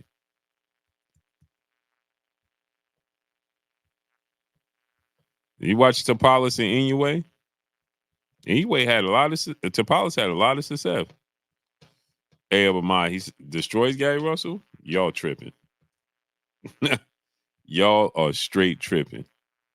Y'all out of sight, out of mind, huh? Johnny Allison, yeah, absolutely. Yep, bro, y'all tripping. Y'all out of sight, out of mind, huh? Out of sight, out of mind. Y'all think Gary Russell Jr. is just gonna get some? Y'all tripping. He ain't Cool Boy Steph. He ain't Cool Boy Steph. Man, listen. Gary Russell hand speed and counterpunch ability, bro. Yeah, Simmons Savage, but Cool Boy didn't come to fight either.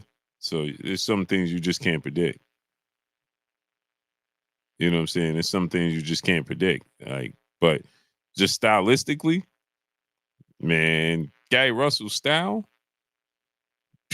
Hey, Dub, what's up, family? I think Gary gets it too, A-Dub. Tell him, man. Man, listen, man. Yeah, you can't predict. I can't predict Fulton didn't even come to fight. Like, bro, he ain't even. He was. Malik Moncrief was good. Yeah, Gary Russell inactive. That's one thing that Malik Moncrief that you got to factor in. Oh, the link is for full. That's one thing you can't factor in, right? You just don't know. You know what I'm saying? My brother CK Ray in the building. What's up, family? Chilling. What's up, Blue? What's up, A-Side? Salute to you, gentlemen. I was just, salute, great brother. I was Salute. just talking to Clay. You know what I mean? He had to take it down. He got a work day tomorrow, but I did hit him. Like, okay. I'm going up. So if you up, jump yes, up sir. here. Yes, sir. It's the grind. It's the grind. That's you know it. what I'm saying? That's what's up. Yeah. What you think? What you think about that, Ray? Man, Gary Russell Jr. versus Inoue. Good fight. I think. Wow. See, Inoue's power. See, Inoue's a big dude. Like he rehydrates big. Right. But Gary Russell, you know what I mean? I could see him, he talking about fighting at 135, so he can swell up too, so it seems. That'd be a good fight. Yeah. It'd be a real good fight. It's a good fight, man. Man, stop telling me I had Fulton beating him. That don't mean nothing, man. What, Gary? Remember last time you had Fulton beating him, so that don't mean nothing. Yeah, it's that triangle theory thing. Yeah. You know that. Y'all don't understand the sport of boxing. Salute to my brother LT, brother in the super chat, dropping that Cinco on us in the super chat. He said Frank and Gary will give him a lesson, Blue.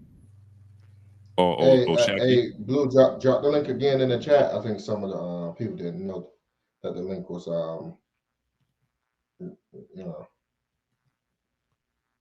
they saying you think LT said Frank and Gary will give him. You talking about Oshaki or Inoue? What y'all think about that? What you think about Oshaki versus Gary Russell and Frank Martin? Who, me? Oshaki versus Gary Russell and Frank. I told you I like the Oshaki and the Frank Martin fight. I think that'll be a nice fun fight.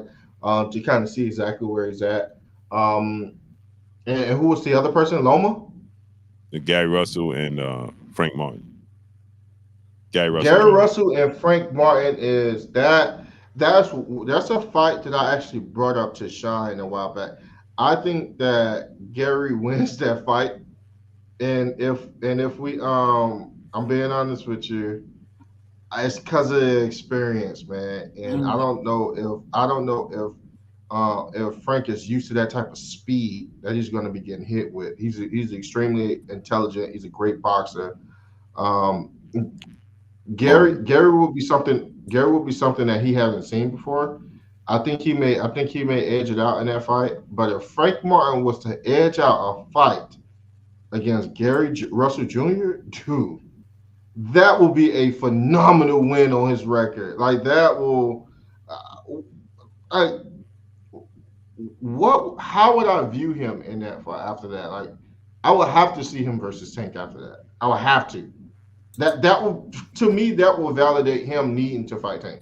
Who, Gary? To me, no. If Frank was able to edge that fight out, I got the edge going to Gary's favor.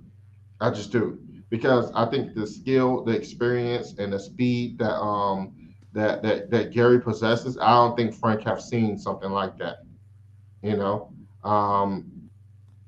But if he was to get past a Gary Russell Jr., to me, that like he got a right to fight Tank, because Gary is no easy task for anybody. You see who I want to see him fight? I want to see him fight an elite at that level, which is Loma. I want to see Loma and Gary too. I'm going to say that until the cows come on. I want to see that, because I think that Gary is going to feel healthier. He was up here and he told us a story, Blue, when we interviewed him. He said that he was severely dehydrated that fight with Loma, and he did it the wrong way and he felt it. I want to see him at a weight that's healthier for him, especially at this. I would love to see that fight. So yeah, I see Gary Russell Jr. Pulling that out. But if Frank was to actually win that fight, dude, he have all the rights to fight Tank. LT was saying, I thought we was on Keyshawn. Oh, you talking about Keyshawn versus Gary Russell and Frank Martin? Oh, you think Keyshawn, Gary Russell, and he said he think Gary Russell and Frank Martin would school Keyshawn. What y'all think about that? I said, oof. I said that about I think Keyshawn is more skilled than Frank, though. See, that's the thing. I think Keyshawn's more skilled than Tank. I think Keyshawn, that young buck, may give Gary some problems because Gary has been inactive. And that inactivity with the skillful fire with Keyshawn Davis, that people probably gonna be mad at me, but that's gonna be a tough fight for Gary Russell Jr. only because of the inactivity in the ring rust that may be there. That may be a tougher fight. You see what I'm saying? Mm-hmm. And you got to deal with Keyshawn's youth, his speed, his know-how. His boxing IQ is really high as well. And what that would mean to Keyshawn to actually fight and beat a Gary Russell Jr., he's going to have all the get up in the world to win that fight. So I don't know, man. That's a tight fight. Man, salute to my brother Ray Davis, who was on the show, on the panel, and dropping that half a dub on us in the super chat. That's love right there. He said, for the show. Salute to my brother Ray Davis, man. I appreciate you, King. We appreciate you. Salute to Terrell Williams, brother, in the super chat, dropping that Cinco on us in the super chat. He said, I think Mason and Carmel Moulton will be the next Tank and Haney fight rivalry. What y'all think? And I got Mason over Keyshawn right now. Wow. Woo! Man, stop playing. Hey, stop playing Woo! with my boy, bro. Y'all Sean finna ain't piss trying me to hear off. that. Woo! Yo, Sean Hey, said, man, knock it off, man. That's crazy. y'all Boy better came stop. in swinging. Sean said, man, knock it off, man. Knock it Yep. off. For real. Hey, Sean came out swinging. He said, man, come on, man. He Yeah. said, come on, man. It's possible, Hey, man. That's a big possibility. Man. I told I A-Side, never hey, thought about that. I Hey, yo, told Maurice, never- what you say? Mason is a problem, though. I ain't Yeah, gonna I front. ain't never think Yeah, about that. I'm That's a I telling big y'all. told possibility. A-Side that's gonna be Keyshawn is gonna be like the younger generation's Tank. Nah, let me tell you. Let me tell you, Terrell. It's not gonna be Mason and Moulton. I'm telling you right now, it's gonna be Emmanuel Vargas. It's gonna be Emmanuel, Bad too. and it's gonna be Abdullah. That's gonna be the next big rival. Yep. I'm telling you, right? That is gonna be that one. That's gonna be it. That's gonna be it. And Keyshawn too. Keyshawn is a Keyshawn too. problem. He gonna be Keyshawn's a Tank. I'm problem. telling you, like you know how Tank is older than all of them. Emiliano. Thank you. No, Thank you. Emilio Vargas. Emiliano. No, Emilio. Emiliano. Not Emiliano. It's Emilio. Hey man, I'm messing up names, man. Yo, not yet. He cannot be an announcer. Salute. Oh, the nonsense. Hey, I messed up people's name. Oh, I gotta tell y'all this real Aaron. quick. Yo, I gotta tell y'all this real quick. So Alicia Baumgartner had tweeted out. Okay. She tweeted this out. I thought this was it's not funny, but it was funny though. And she was like, this time last year I had a stalker walk into my house when I was home alone. Happy I made it out and can share my story one day with y'all. Yo, Sean, you saw that? And dude went underneath and said, nah, that was just Vada. Yo, dudes have no chill, man.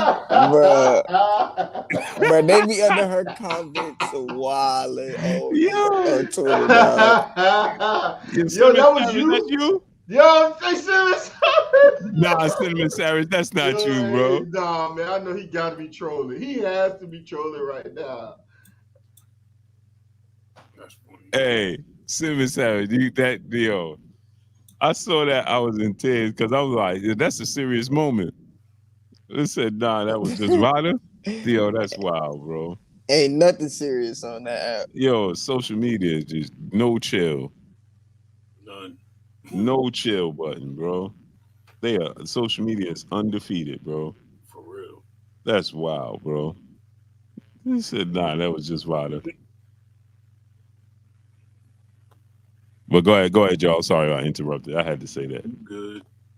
Just salute Nah. everybody. Go ahead, Sean. What I was trying to say is that I see Keyshawn being like the Tank of the new generation just because he's older than him and he started earlier than all of the younger cats. So I see him being like the more established one, and then all the younger ones want to take his spot. Because I feel like I don't think Keyshawn gonna like be the face or anything of boxing, but I think he's gonna be one of the bigger names over time because he been putting on some great performances, and I honestly got Keyshawn as one of the ones. They can say what they want to say, but I think Keyshawn one of the ones. But yeah, that's what I was saying. He's gonna be the one Fred, that man, what's people up, not brother? gonna want to go through. You said what? I said he's gonna be the one that people not gonna want to go through. I feel like he's always gonna be that guy that's gonna be standing in the middle of getting the title shot and things like that, including holding one of the major ones of his own. Like who? I feel like he could get a shot. He definitely can get a shot right now. I'm saying like just premier names that's above him right now, or that made like say like Frank Morton. Who would I put him up against? Who could Frank fight and put himself in a title position to where Keyshawn would be like, oh nah, you got to come through me first. I don't think nobody will be willing to just it'll annoy people because of his skill set. You get what I'm trying to say? Yeah, I get what you're saying. Like they'll try to shoot him out like Devin. Yeah, something like that. Like I think that because we saying that he's not gonna be one of the bigger names, so in turn it'll make him something else. Nah, he gonna be a bigger name. He gonna stand between the middle of a lot of guys' position on where they trying to go, and they not gonna like having to go through him to do that. That's gonna be it's gonna be frustrating for him. So like pre Frank Michelle Rivera. I got what you saying. things like that. Yeah, so yeah, I really want to see Keyshawn versus Frank Martin now because after what I just saw from him against Pedraza, I mean Pedraza kind of, I didn't like that fight. Yeah, So I want to see him face somebody a little bit more fresher, right? And actually see and Frank Martin is so elusive, like that is such an amazing fight to see. And I had Frank over Keyshawn at first.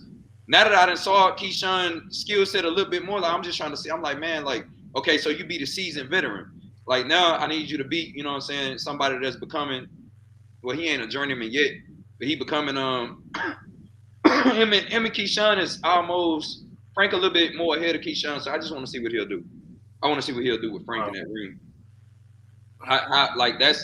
I want to see because Frank is elusive and Frank also has fast hands and things like that. He has a really good offense. Right. I just want to see what Keyshawn's defense his footwork and what his countering ability will look like. That man, that is such a good fight, bro. Yeah, that's a matchup. Yeah. I actually see that fight going just the way the Michelle Rivera fight goes. Unfortunately for Keyshawn, I know you think so? Boy, yeah, because Frank has the ability to slip and cut off. And don't get me wrong, Keyshawn showed me something in that third round when he hit Pedraza with that shot, and it just changed the whole complexity of the fight. Popping him like the whole fight. Yeah, well, the first and second round he was like kind of slow. Yeah. When he popped him with that shot in the third round, it changed the whole complexity. And I was like, yo, okay.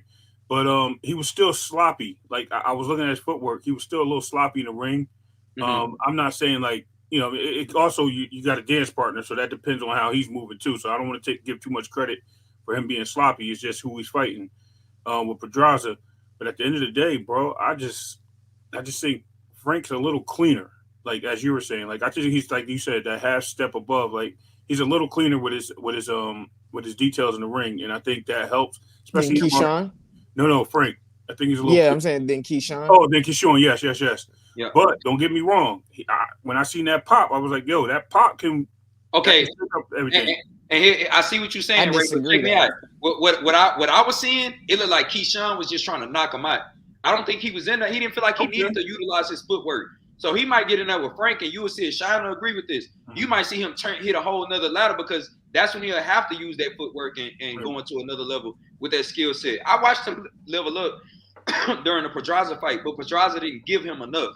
He's a seasoned veteran and whatnot, but he didn't give him enough to have to, put in that extra effort and stuff like that. He got in that ring and he did what he wanted to do against him. From what I saw. I agree. Yeah. And to me, as a boxer, when you're coming up too, that's the time to shine. You need to give that round, you know what I mean? Give yourself that round to shine up a little bit and show your skill set. He could have did that. He could have took advantage of that. So You're right. Like I said, I was mentioning with Pedraza, I think he was just he like kind of fought down to the level just to get the KO. And he started just throwing. That was a little sloppy for me. But hey, you're right. I gotta disagree. I gotta disagree with y'all on this. Okay, let me hear it, Sean. I don't think Keyshawn went down to the competition because at first he was rushing, then he slowed down, changed his pace, figured out what he was doing. Because it's the thing, like Keyshawn, he only does what he needs to do. Like he doesn't just do things that he don't need to do. He's bigger than everybody at 135. They can't take his punch, so he doesn't have to back up against somebody like against Pedraza, who's not. His punches ain't doing nothing to Keyshawn. He just used the skill set that he needed to use to get him out of there. I don't think because I've seen Keyshawn do all the things y'all saying. Y'all don't think he can do, and also I disagree. I didn't say I don't think he can do certain things. I know y'all don't think he can do it, but I'm saying I've seen him do all the stuff y'all saying. Y'all not too sure about. You know what I'm saying? Y'all think what's his name? What's little Frank Martin is better than him or whatever. Yeah, no, we talking about against more like higher competition though, Sean. Right. Like where he's going, not where he's been, because his opponents from the past won't compare to what he's about to step into. Now he's stepping into his true self, his light. So what we saying was like with Jose Pedraza, he didn't have to utilize that footwork. I didn't say he don't have the footwork. I'm not saying that. I'm saying that I didn't really have to see too much of it, or he didn't feel like he had to show too much of it against Pedraza. Not that he didn't showcase it in the past. I feel like he didn't. Pedraza was coming right to him. Exactly. So all Keyshawn, he's like, man, I'm gonna just give it to him. Like, let me. Exactly. I feel like Keyshawn trying to make a statement, like around the third or the fourth round. I think Keyshawn was trying to knock him out in the fourth. Yeah, that's why I'm confused. I'm confused on what y'all like actually saying. What we're saying is like he should have just displayed some boxing ability. Like we should have seen him. He knew he had to fight. Like, for example, he should have showcased a little bit. He should have showcased to give us as fans something to be like, yo, this is what we want to see. You know what I mean? For example, go ahead.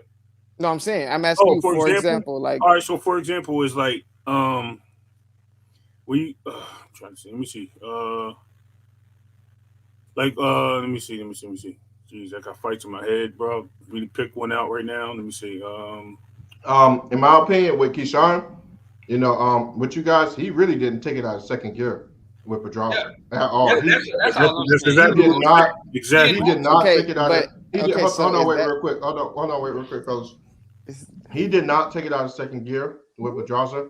But he also didn't try to knock Pedraza out. He was literally just in there boxing. He stayed in the pocket with Pedraza.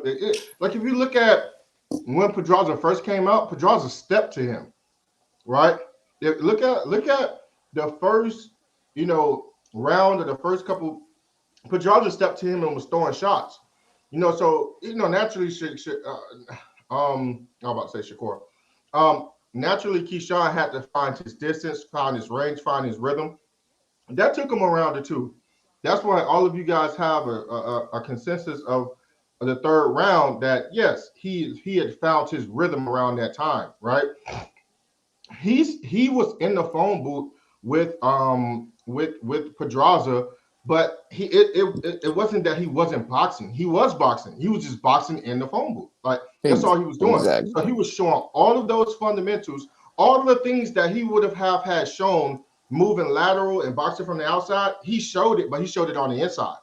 You get what I'm saying? So it's just another layer to his game. The reason why he did that, it got to be because of Keyshawn. I would say that, in my opinion, he felt comfortable with Pedraza with doing that. Honestly, he didn't feel like he needed the extra movement.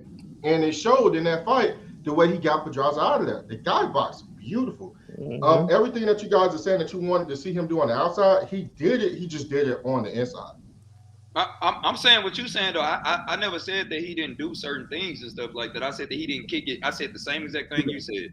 I feel like he stayed within that level that he feel like he had. Right. He feel like he had him. So he was doing what he. That's exactly what I'm saying. But I'm also saying in that same sentiment, I'm also saying that when he stepped up against Frank Martin, that would probably bring more up out of him. The footwork that CK Ray is saying that he didn't showcase. That's what I'm saying. I'm saying that I want to see that the rest of the skill set against Frank Martin that we didn't get to witness against Pedraza, because against Pedraza he didn't have to go into that. He never came out of that second gear. So let me ask y'all a question. We're talking about the toolbox. Like he didn't have to use it.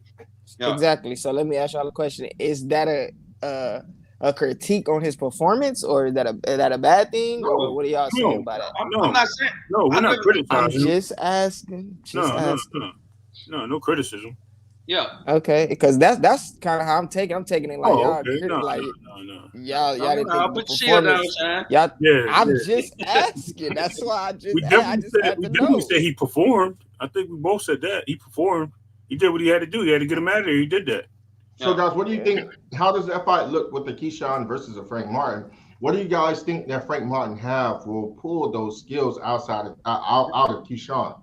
That's what I'm saying. Man, I want to see them get it. It's gonna be some punches landed. Walk that boy. It's gonna be some beautiful punches, landed, and it's gonna be some beautiful punches missed. And I'm telling you right now, whoever land that meaningful shot first is probably gonna have that leverage, and we're gonna have to see one of their heart. We're gonna see who really got the heart, because Frank ain't no chump, and neither is Keyshawn. Keyshawn just showed that he ain't no chump.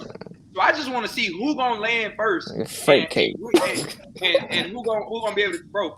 I don't know what you think you seeing when you see Frank Martin shine. That dude, regular, bro. Everybody has a bad performance. He's regular, chump, bro. I ain't saying he a chump. I'm just saying he regular. No. He's very elusive. He's not regular. That's it. That's his best attribute. Is his athleticism. It ain't boxing, and that helps. That helps a lot. And Keyshawn just as athletic as him, though. That y'all acting like Keyshawn ain't on the same level. You trying to put Keyshawn over Frank, and he's not. He is. In my eyes, he's not there yet. Not there yet. That's all I'm saying. He's gonna have to face Frank. Bro, go ahead. No, go ahead, Sean. I want to hear what you got to say. Okay, so first of all, please tell me. I'm asking both of y'all. Please tell me what qualifies as Frank Martin being on a higher level than him. He did beat Michelle Rivera. Okay, he did beat Michelle Rivera, which is he was a good opponent at that time. What makes Keyshawn better than Frank? Reverse the question. I'll tell you. All he keep doing is asking questions on like so he can get rid of the challenge. You tell us. I just want to understand where y'all mind's at. Tell us why Keyshawn is better than Frank. I'll tell you why. Because Keyshawn is an Olympian, right? He's an Olympian. He's already on his 8th fight. I mean, he's already on his 10th fight, and he's ready for a title fight. He's on the same. If you go look at the sanctioned bodies right now, he's on the same exact level than him. If not in some, he's higher. He has better boxing IQ than him. He hasn't had no bad performance that looked as worse as Frank Martin. Frank Martin literally switched his whole style after one fight. Frank Martin is not. I don't know what y'all see in Frank Martin, but he's not on that level. I'm telling you right now, he's not on that. What makes you say that Frank is not on that level though? Because Frank Martin, he's not sure of himself yet. He's never been to where Keyshawn has been. Where's Keyshawn? Keyshawn has been across the world and fought every single style. He's seen everything. He's seen every single style before. Okay, so you say and we seeing his performances. He's getting these dudes out of there. They not giving him just no. Y'all acting like they just giving him some easy opponents. He's fighting some tough opponents. What's that guy named Keyshawn kept losing to in the Olympics? Andy Cruz. I was about to say you acting like Andy Cruz is the problem, yo. What you talking about? You said that Keyshawn is an Olympian. So is Loma. And he got in there with Devin Haney and got schooled. For so sure.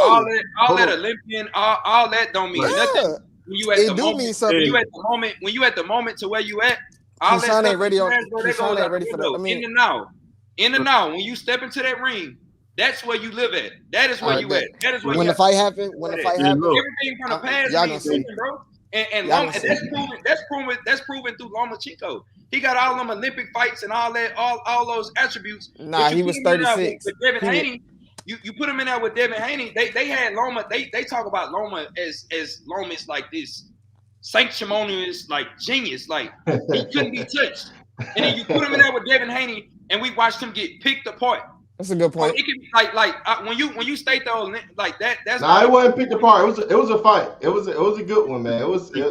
Picked him. A-side, what was the round? Was it 8-4 or 9-3? Picked apart. Hey, hold on, wait. Picked apart is Regis.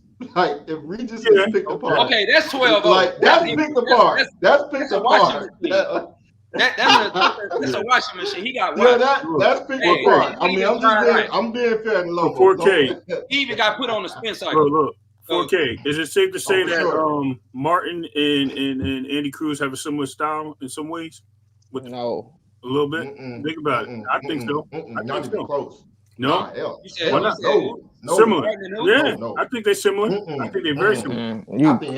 I can tell you why. I can tell you why they don't. But hold on, before y'all get into that, the Frank Martin that fought right before Michelle Rivera was a very elusive Frank Martin. That was a Frank Martin that was hard to hit. That was a Frank Martin that can get in and out, move his feet. His movement was impeccable, right?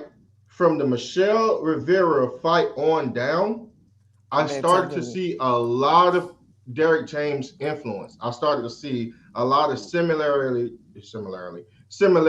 to Earl Spence and to the Charlos. He started to look extremely similar to them. All he looked like was a faster, twitchier, more athletic version of them, as opposed to an elusive version of Frank Martin. right? Which is two completely different things, because I don't consider the Charlos and Spence to be elusive fighters, right? I consider them to be very fundamentally sound. And with Maul being more technically sound than the other two, in my opinion, right? I seen Frank Martin as a twitchier, more athletic version of that style. Mm-hmm. You're right. Here's the down part that I seen. When he went against a European style in his last fight, it was very tough because Europeans are almost pure boxers, right? They move their feet, their lateral movements are exquisite. You can see it in the fight with Jermall Busquets when he had fought a European style. It is even giving him a harder time, right? Mm-hmm. So it looks like when Frank Martin fight boxers, he can get frustrated.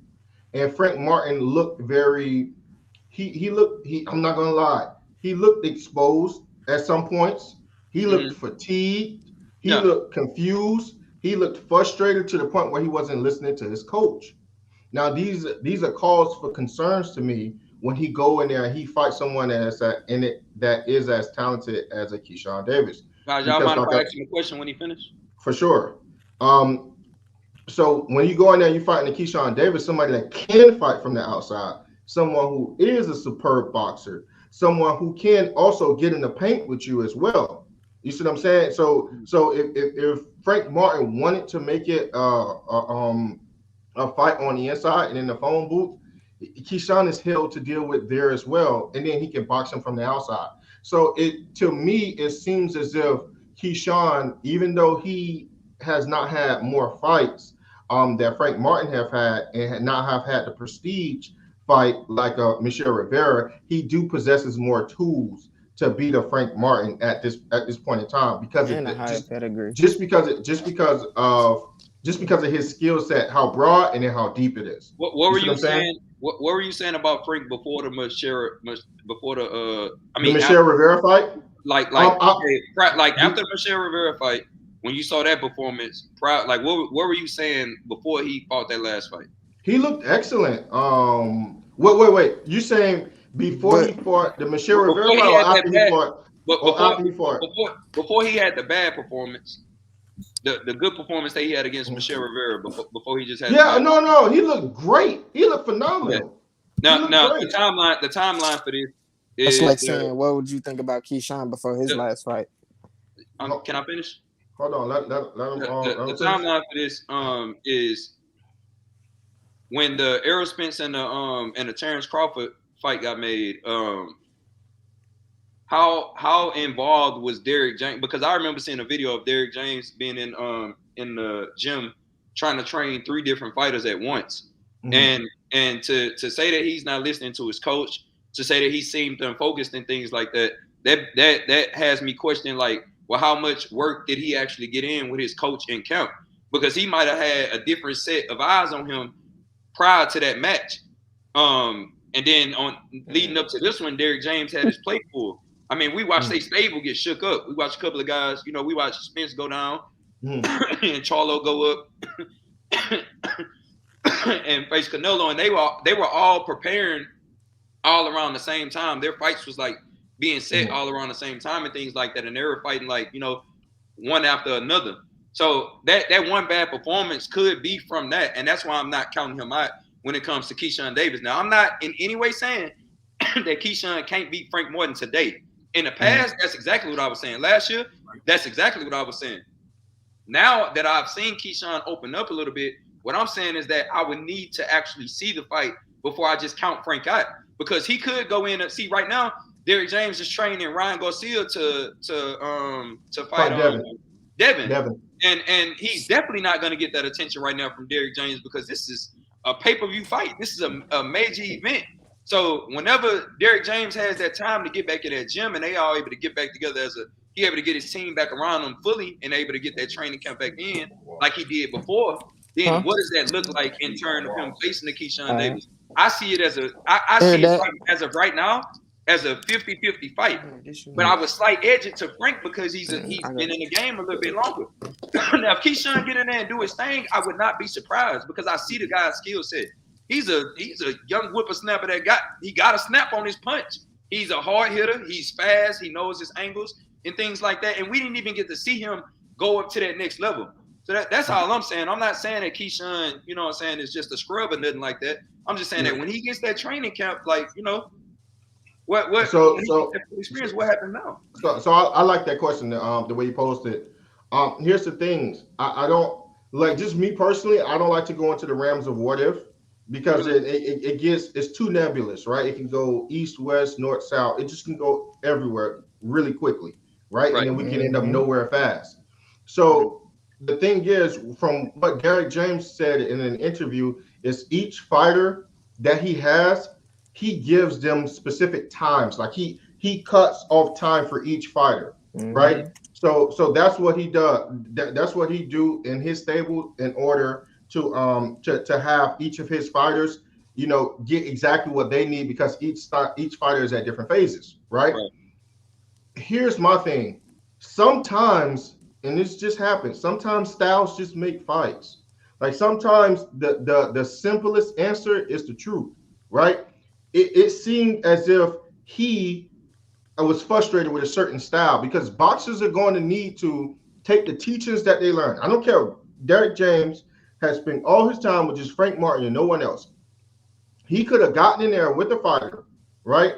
That style did not complement his, and he needs to understand, as a fighter, I need to be able to make my adjustments on the fly. I need to be able to understand what my opponent is doing, why are they having success, and what can I do to disrupt that success. You know, he has to think like that as a fighter, because my rebuttal back to that is, we don't know what Derek James was telling him, wasn't telling him, how much time he was spending with him or how much time he was not spending with him. But what we did know and what we did see is that Derek James was in the corner telling him some good points and some good things to do. He was not doing them. When he started to do them, then he started to have success. That's the only, I can only go off of tangible things. You see what I'm saying? And that's what I'm saying. I'm saying what I seen myself was that he had a hard time with boxers. And if Keyshawn see that last fight, and if they study that tape and put a game plan together for him, it is going to be hard if he come in there with that same type of performance against Keyshawn. Yeah, well, I can understand that point. We can also say that. And one thing before you cook, I'm gonna let you cook right after this. You said that you have to edge it to Frank Martin because he's been in the game longer than Keyshawn. That's false. You know, in my opinion, he's been in the pro. He's been pro longer than Keyshawn. But if we're gonna do that, then we're gonna have to account for all the time that Frank Martin wasn't in boxing. Period. You know, because Frank Martin started boxing at 19, right? But Keyshawn had already had a plethora of amateur experience. You see what I'm saying? By that time, right? So, absolutely right. So we're definitely gonna have to weigh both sides. You know, for everything that Frank Martin may have in pros, he may have a lapse in his amateur career and pedigree, and everything that Keyshawn don't have in pros, he may have the experience and the pedigree that he had from the amateurs, taking it into the pros. Right. Go ahead, Ray.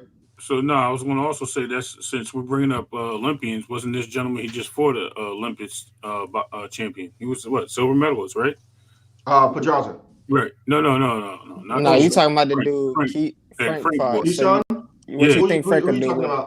So he was the last guy he fought, the one that he had trouble with. He was also Olympian, so he had a good box. He was a bronze. A bronze. Oh, you're talking about who Frank fought? Yeah, I can't say his name, so I'm not even going to try. Oh, yeah. Okay. He had a weird name.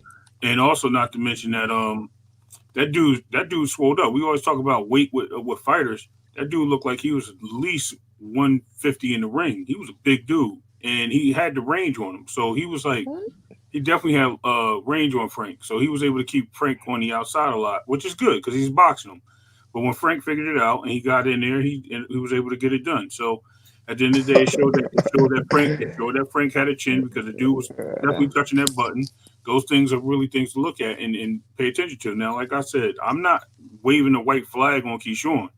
It's still a fight, and it's got to happen.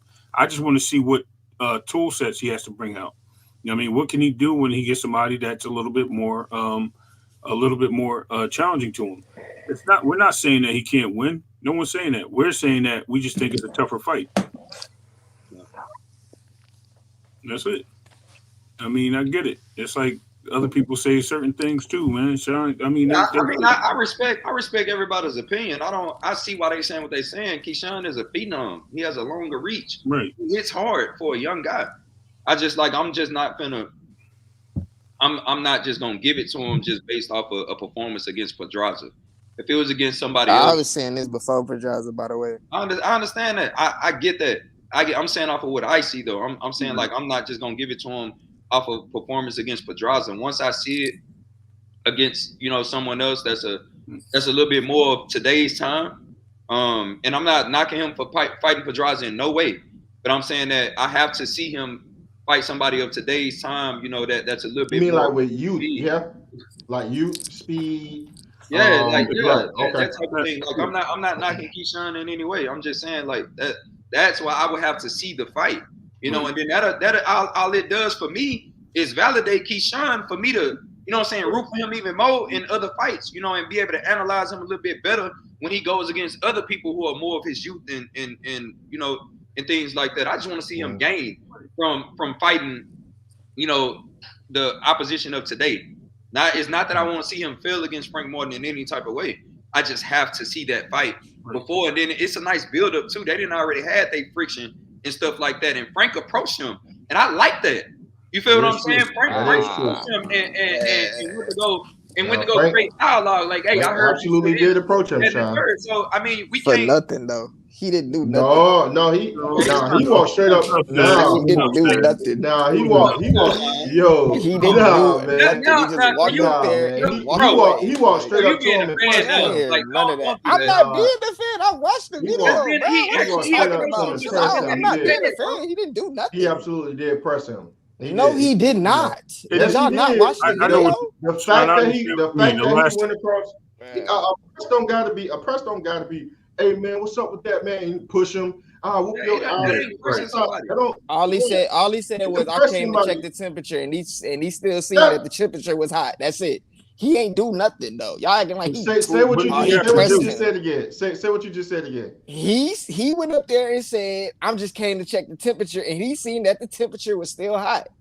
Like it's not like he made Keyshawn energy shift or something. You ain't gotta make nobody do nothing, Sean. That's pressing somebody. Yeah. Nah, that's where I come from. Pressing somebody. Nah, that ain't what I think pressing is. Nah, that ain't what I think. Sean, let me ask you this: did Keyshawn see Frank Martin? Yeah, they seen each other. Did Keyshawn go over there to check the temperature? No. Okay. For what? Okay. I mean, he's the one doing all the talking. Man, listen, you said where you from and all this and that. Where I'm from, if you don't like somebody, you go check it out. I'm here. I'm trying to see what's up.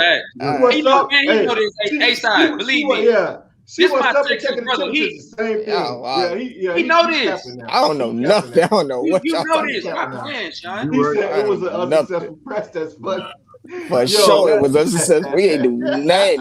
He trolling. He ain't honest sports guys, they is wild. Talking about right they now. He wild. wasn't talking about nothing. Salute, great brother. Salute. Hey, and I'm finna watch it again. At the end of the day, it all goes back to what I always say, right? You only look as good as your last fight at the end of the day. So it doesn't even matter. True. And that's how we look and judge these people going forward. Because we look at what he did with Pedraza and we look at what he did with what's his name? I don't even know how to say that dude's name. I'm not gonna try. And we watched what Frank did, and now we're like, okay, well, it was a little lackadaisical. But then we did the same thing with Shakur. We did the same thing with Devin.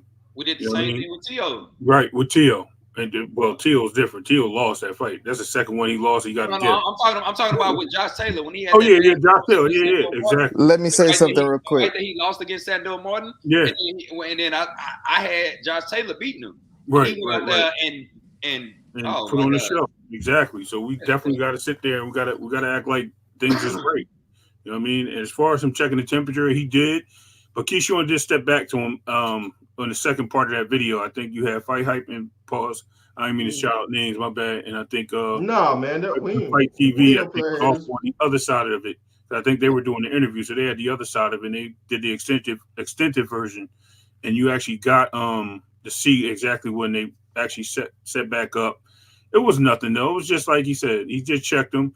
He was like, "No, what it is, and this and that." But it looked like he kind of waited for the crowd to come around before he really did go back at him. Though I ain't gonna front. No, I'm gonna play the video again, but I think that's exactly what happened. Yeah, he looked like he waited for the crowd to come.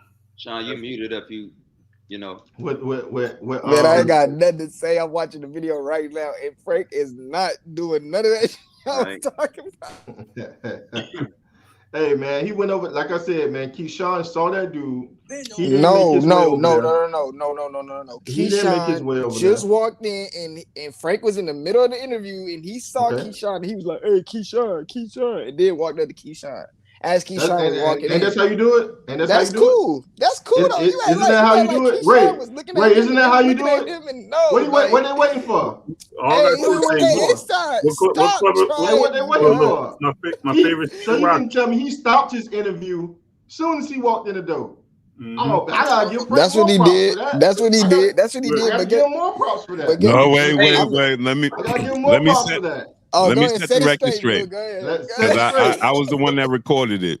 Set it straight. And I was the one that started it from the very beginning. What happened? It was you, Blue. Yeah, it was me. I purposely, me and Sean from Fight Hype.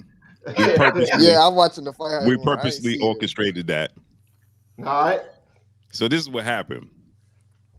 They was on opposite sides of the room. They didn't know each other was there. Okay. Frank was on the he was over the gate with Earl. And Earl and Derrick James was doing the interviews. Frank was just chilling. Keyshawn was at the back of the room doing interviews back there. I interviewed Keyshawn and I said, "Man, we want the Frank fight, so on and so forth." I didn't even realize Frank was there either at first. And he was like, yeah, whatever. He wanted to fight. It was me, Keyshawn, Adrian Broner. Y'all could go see that video. And then I remember that. Yeah. Yeah, then I walked to the front to interview Derrick James, and then I saw Frank was there. So I'm like, he saluted me, I saluted him. Then I turned to Sean from Fight Hype, and I said, "Yo, Keyshawn and Frank is both here at the same time. We got to get them together. That's gonna be crazy." He was like, "But Frank is on the other side of the barricades." You know what I'm saying? Like, we was on the crowd side, he was on the other side with Earl. So I was like, man, he getting ready to walk off. Because once Earl finished, they're gonna walk off, they're gonna leave. They're gonna leave together. So I'm like, man, and shout out to Marcus Hayes too from Fight Hub. So I said, man, damn, how we gonna get them together? Because Keyshawn started leaving. Keyshawn started walking off. So Marcos Villegas from Fight Hype was like, "Yo, Keyshawn, Frank, you mind doing an interview?" And luckily for us, when he said you want to do an interview, the security said everybody gotta go. But Frank already said yeah. So he was like, "I'll come around the barrier and do the interview with Marcos." So I just said, "What up?" But luckily, the way Marcos turned them, they was facing each other. So I said, Sean from Fight Hype said, "Man, what should I do, boo?" I said, "Yo, just yell out, 'Hey, Frank, there go Keyshawn.'" So y'all instigated. Yeah, we straight instigated this. Let's see what A-side get it from now. Yeah, I'm like, yo, hold on. So he's like, there go Keyshawn. So Sean started yelling, "Hey, Keyshawn, there go Keyshawn right there." So Frank, in the middle of the interview talking to Marcos, they just started. He was like, he looked around Marcos because he didn't know he was there. So he looked around Marcos and he was like, "Yo, hold on." And he walked over and he was like, "Yo, what's good? What's all that you know what I'm saying? Like, let's keep it boxing." That's a press. He said, "I ain't with all the talking." That's what he was like, "Yo, he was like, let's keep it boxing." So he was like, "What?" So first Keyshawn, because when Frank walked up on him, Keyshawn was with his girl. Who said let's keep it boxing? Frank. Okay. So because Keyshawn had his back. Keyshawn was talking to his girl when Frank walked up on him. Mm-hmm. And then Keyshawn was like, so Frank walked off like, yo, you know what I'm saying? We're going to make it happen, but keep it boxing. So then Frank walked off. And then Keyshawn looked at his girl and he was like, man, hold up. And then he was like, hold on, bro. And then he walked him down. That's when you seen us all. Then they got face to face. Like, who walked who down? He walked. Who you talking about when you say he walked? Keyshawn walked. Man, you know Frank, he's Frank talking started about. walking off. He spun around. Frank spun around and it kind of met. Yeah, so Frank was leaving. And then Keyshawn, like, it take a second to register sometimes. Like, yo, did he just press me? Yeah, exactly. You know so Blue, you just confirmed that it was what? Hold on, wait. Chill on that word. He said, yo, Blue, you just said, yo, did he just press me? Went through his head. Yeah. Right? Yeah, for sure. Chill on that word, For sure. No, he said it out loud. Keyshawn said it out loud. He was like, hold on, did he just press me? For sure. He said it to his girl. I'm pressing guy when I see him. Then Keyshawn turned around. He was like, yo, bro, hold on. Where bro went? Nah, you know, StreamYard messed up, man. Yeah, they done put Sean off. Yeah. Yeah, so that's what happened. So that's the story behind that. And then then they just took off from there. See, that's crazy. Yeah, no, but I think it's a great fight. Break that fight down, Blue. Keyshawn and Frank. Yeah, bro, that's a hard fight to break down, man. Matter of fact, you know why that's you? Blue, drop the link again for Sean. I truly think, all jokes aside, I think it's gonna be like the fight tonight we just watched. Hey, you know why that fight is gonna mean so much to me, Blue? Why that's gonna be a very important fight for me, because that was the first fight that I ever came on the channel and spoke about. I was in my office in Miami. Oh wow! That was the first fight that I ever came on the show and spoke about, and I talked about that fight. So that's going to be like, I think it's going to be a higher speed, higher quality version of what we saw tonight. Yep. I think it's gonna be that, man. Yeah. That's gonna be a hard fight, bro. That's what I'm saying. I'm like, listen, they get in there with their combination, the speed of that fight. Like whoever lands first, and Keyshawn has a reach advantage, I think. And nobody gonna want to make a mistake. Whoever the first one to make a mistake is gonna be the first one to pay, because they're both good. They're both solid punches. So I just want to see, but Keyshawn might be edging Frank in power right now. So it's gonna depend on Frank's gonna have to land a really like clean punch on Keyshawn. I was just about to say, I don't think Keyshawn edged him in power. You know what I think, folks? Keyshawn is sharp. Yeah, so I think that he power lands that. You see what I'm saying? He's sharp. He's razor sharp. Oh man, so, here go. Right. Hey man, look at Ray. He on his cheese business tonight, bro. Bro, $6.40 is crazy. Yo,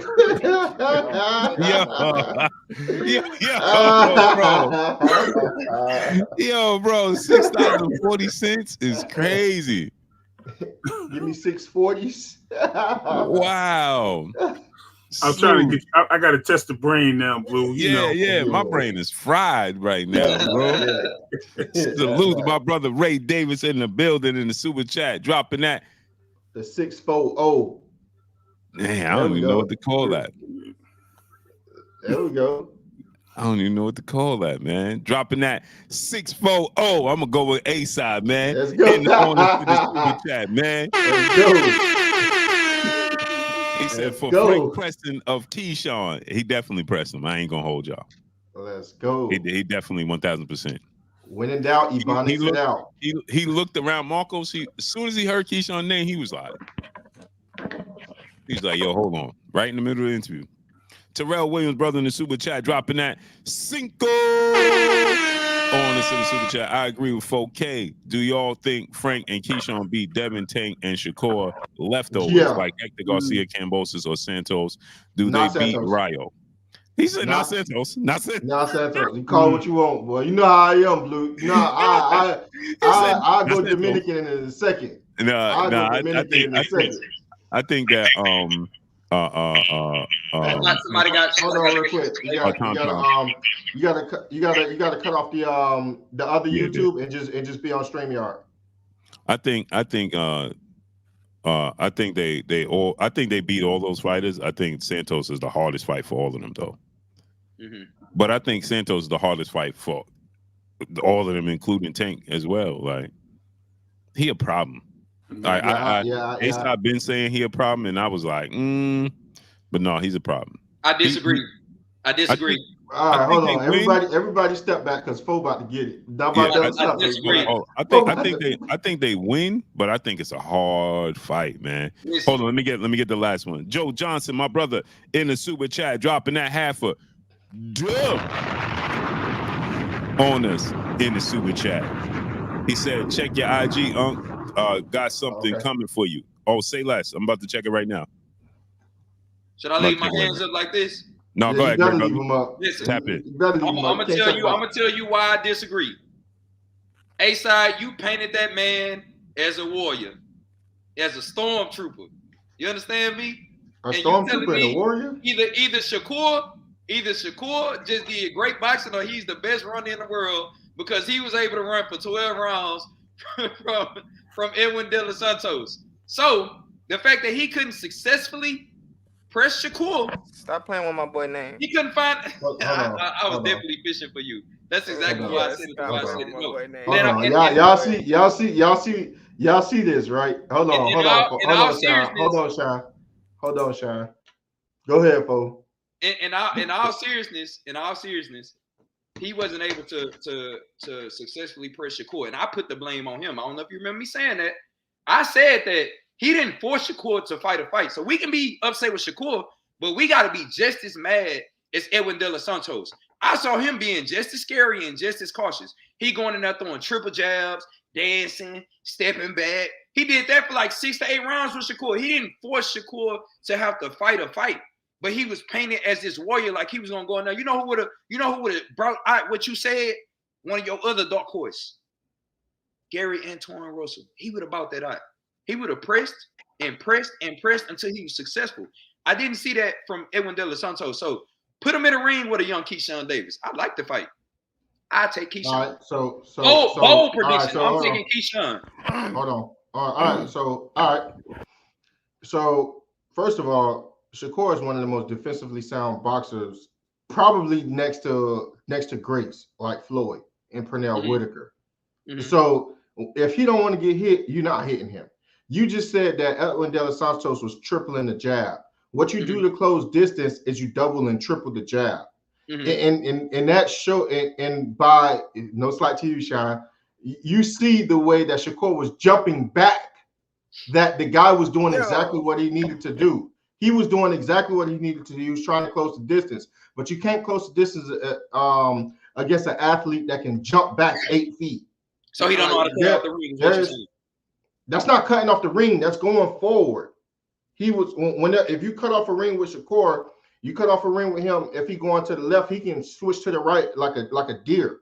He's just that talented. If Shakur don't want to get hit, you're not going to hit him. Same thing the Sparring King said. The Sparring King said that when he was sparring Shakur can do things to get out of situations that you will not. He won't be able to hit you. You won't be able to hit him. So that's not a fight that I could really say, oh, this is how I should judge De Los Santos, right? And to bring up your point earlier, you said that you didn't want to judge Frank Martin because how he did with the fighter, and then in the future say that I'm gonna count him out because of that. How the hell are you gonna go against De Los Santos for going against the best defensive fighter in our era and trying to cut the ring off and trying to triple a jab up and trying to get to him and not being able to get to him? See, I see what you did, but the onus is on Shakur. Shakur said that he was going to show separation. Shakur said he was going to beat the hell out of him. Shakur said he's going to show De Los Santos that there's different levels. All right. Hold on, wait. Shakur didn't do none of that. He was trying to come forward. Somebody that's tripling a jab is trying to come to you. Someone that is chasing after you and cutting off the ring is trying to come to you. They're not running from you. Now, if they're trying to come to you, They're just being cautious and being smart on how to do it because the name of the sport is hit and not get hit. Is boxing. You should have been able to show that separation because that person is coming to you. So I like what you tried to do, but I'm tossing that out. Like I said, he is the dark horse for a reason. You can't toss me out.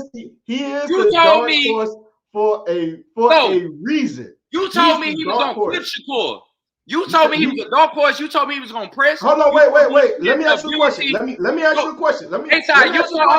You told me he had the ability to clip Shakur, A-Side. He didn't do that. Let me tell you something. Did he not make Shakur look the worst he ever looked in his whole career? Yes or no? I don't agree with that. Hold on, wait. Did he not? No. I don't care about what you agree with. I don't care about what you agree with. Yes or no? Did he not? No. I'm going with no, and I'm gonna tell you why. No. Okay. So wait. Can I rebut? Hold on, wait. What question? Hold on, wait. I'm about to ask you this last question. What fight did Shakur look worse than De Los Santos in his whole career? He didn't fight, bro. You picked the fight. There is no fight. No, first let me explain. Let me explain. Hold on. Let me explain it, bro. Listen. I defended Shakur to shine, so I'm standing on this. I am standing on this. That man didn't force Shakur to have to fight. He didn't. Y'all said that he was a dark horse. Y'all said he was gonna press Shakur. Said that he was gonna clip Shakur. He never did none of that. He didn't have the skill set to cut that ring off. I don't care how you put it. Devin Haney will do a better job. Devin Haney would touch Shakur. I'm pretty sure, even if it's just 1 or 2 punches. That was one of the low before the Regis and Devin fight. Let's remember that was one of the lowest punch percentages landed between 2 fighters. And it's because De Los Santos could not cut the ring off. He wasn't able to get to Shakur even with a hurt hand. And you want me to say that Shakur looked bad? No, bro, I can't say that. I can't say that. So let me ask you this. Hold on, what was that question? I didn't get to answer that question. What was that question? The question is, what fight did Shakur look worse? You told me that De Los Santos didn't do all these things. I told you that De Los Santos made Shakur look the worst he ever looked. Your first question was you said did he make Shakur look the worst that he's looked? And in his whole career. With that. Okay, what fight did Shakur look worse in? There is no fight. So by your own admission, De Los Santos made him look the worst he ever looked because there is no fight other than De Los Santos fight that made him look that bad. If you're watching this, please get this man a rematch and beat the brakes off him, bro. Listen, no. Hold on. When you're jumping back so far, you cannot engage with a person like that. The reason why he was throwing so many jabs. How was he jumping inside? He was cutting off the ring. He is, this is what I'm trying to tell you. If Shakur don't want to get hit, you're not hitting him. He has the same fundamentals that you have, the same feet that you have. Like I said, now I answered your question. Now answer my question. Now I'm gonna say it to you clear. I answered it 3 times. Hold on. If somebody is coming forward and then tripling and doubling their jab to get to you, and you said that you was gonna show separation, if you see them attempting to cut off the ring, as opposed to jump 8 feet back, why didn't you show it was a separation? Hey, why did you say he jumped 8 feet back? Hold on. Why? No, I'm not gonna let you deflect. Why didn't he show separation? Because that guy was coming forward. Why? I'm not gonna. Whatever, bro. Whatever, bro. Can I touch on this? I'm gonna make something really funny, real funny and clear. I'm telling you guys, real funny and clear on this. He's not a dog horse, bro. Okay, so all right, hold on, CK. This is my last question. If that was your dog horse that said 140 in the ring with Shakur, would he have done a better job than De Los Santos? If Gary Anton Russell plays the bull in the Matador. Hold on, wait. Let me tell you. If Gary Anton Russell plays the bull in the Matador with Shakur Stevenson, he has the potential to get embarrassed. He has a potential for Shakur Stevenson to check hook him and counter him all night long and have him chase him around that ring. And don't mess around. Don't mess around and Shakur hit you with something sharp. Not necessarily that something hurt. You can get dropped as well.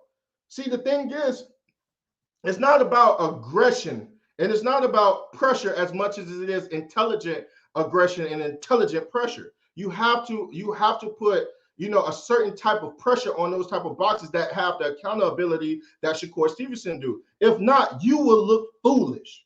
You will look absolutely foolish. Another person that tried to pressure him was Oscar Valdez. Oscar Valdez couldn't touch him. He made him look silly. All that whole fight, he made him look silly. Just because Gary Anton Russell, like I said, could be a problem. No, just because I said Gary Anton Russell could be a problem, that doesn't mean that he can rush him foolishly. So that's where I stand with that. Sean, you said you got something you want to say? You just defeated that when you said that Shakur would counter Gary Anton. There's still dark horses. There's still dark horses because Gary Anton Russell not only applied pressure, he's applied pressure with great boxing ability. His feet work. The guy can actually really box, right? It's going to be up to him. Sound like a white horse to me. Or call it what you want. It made an elite fighter look unelite that night. A pretty pony. Call it what you want. Call it what you want. Only a dark horse can do that. It can be a dark pony. It can be a dark mule. It can be a dark donkey. I don't care what it is, but it's pitch black. That's what it is. It's a dark horse. Sean, you let him talk crazy about Shakur, and you ain't say nothing, bro. Chat, that's all I gotta say. Chat. If he's defending Shakur against me, it gotta be bad. That's all I gotta say. Okay, all right. Hey, I'm telling. Fo don't like. He don't like De Los Santos. De Los Santos is a hard out for Frank. Frank, I'm gonna be real with you. I'm gonna be real with you. Who I believe got more of a chance against De Los Santos? Well, that's some hard fights, man. TK, you had something on this? Oh, I'm telling you, man, that won't be simple with De Los Santos. Talking about Shakur knew what he was getting into when he made that ring extra big. Because if you watch the top ring fights, you would never see that ring that big in the last couple of fights. That ring was humongous. That ring was big. So Shakur knew what he was getting into. That's really all I gotta say. So you think the plan was for him to get in there and be on wheels all night? I don't think it was for him to be on wheels. I just think it was for him to have movement. And he was on a bike. It keep him from cutting off the ring, but utilizing his skill set. But he didn't expect De Los Santos to be as twitchy and athletic as he was, and I think that caught him off guard. Because you even heard in the press conference when he looked at him, he was like, he ain't even as big as I thought he was. I thought he was bigger than this. And then when he swolled up with that water, Shakur's eyes lit up because he was like, yo, this ain't the dude I thought I was getting in the ring with. He's a bigger dude, and he's fast. So I think it surprised me. Yo, that dude rehydrated crazy. I honestly feel like we definitely would have saw more offense from Shakur if his hand wasn't hurt. That's how I feel about it. So, like the fact that the proof came out is not like we still speculating. The fact that the proof came out that he actually had an injured hand and things like that. Hey, side, fix your face, brother. Yeah. No, wait, hold on, Ray. Could you please let me get this one, please? Are we talking about his knuckle though? Could you please let me get this one, Ray? Hold on, let me say this real quick. Tag me in after this, please. Tag me in. Yes, please. Go look at older pictures of his hands. He got the same bump on the same knuckle, and he never complained about it. But Ray. Not only that, he wanted to spar Devin Haney for $1 million. I thought this man's hands was out of commission. The next day. Hold on, Sean. What you say, Sean? For Devin, we straight. We get right at him no matter what. Okay, all right. That's what you think. What? You see that boy talking though? Okay. Yo, that talking on the neck. Listen, man. That man said he wanted to spar Devin the next day. Right. Why you want to spar? All right, let me ask Fo this. Let me ask Fo this. I got something for you. I got something for you. If he's so bad, and De Los Santos is such this white pony, as you would call it, a little pony, right? Not even a horse, a pony. Why don't Shakur just fight him again? Everybody wants to see a rematch with a healthy Shakur with a healthy hand. Shakur wants to. I just pleaded to him. Shakur I don't care who you pleaded to. Why Shakur want to fight Navarrete as opposed to just fighting De Los Santos again, the fight that everybody wants to see? Because Shakur is trying to get a belt so he could probably step in front of Tank if Tank ever decides to go for a belt. Or so he can, I didn't put Tank in that. How long could we not on take Loma? No, so we Tank alone. So you saying Navarrete, right? So you saying against Navarrete. Go ahead. You know what? Hold on. Wait, I'm sorry. It's real good for what he just said. So Shakur had a chance to get all 4 belts for 25% of that person. He decided not to. So at the end of the day, here we go with this. I'm not saying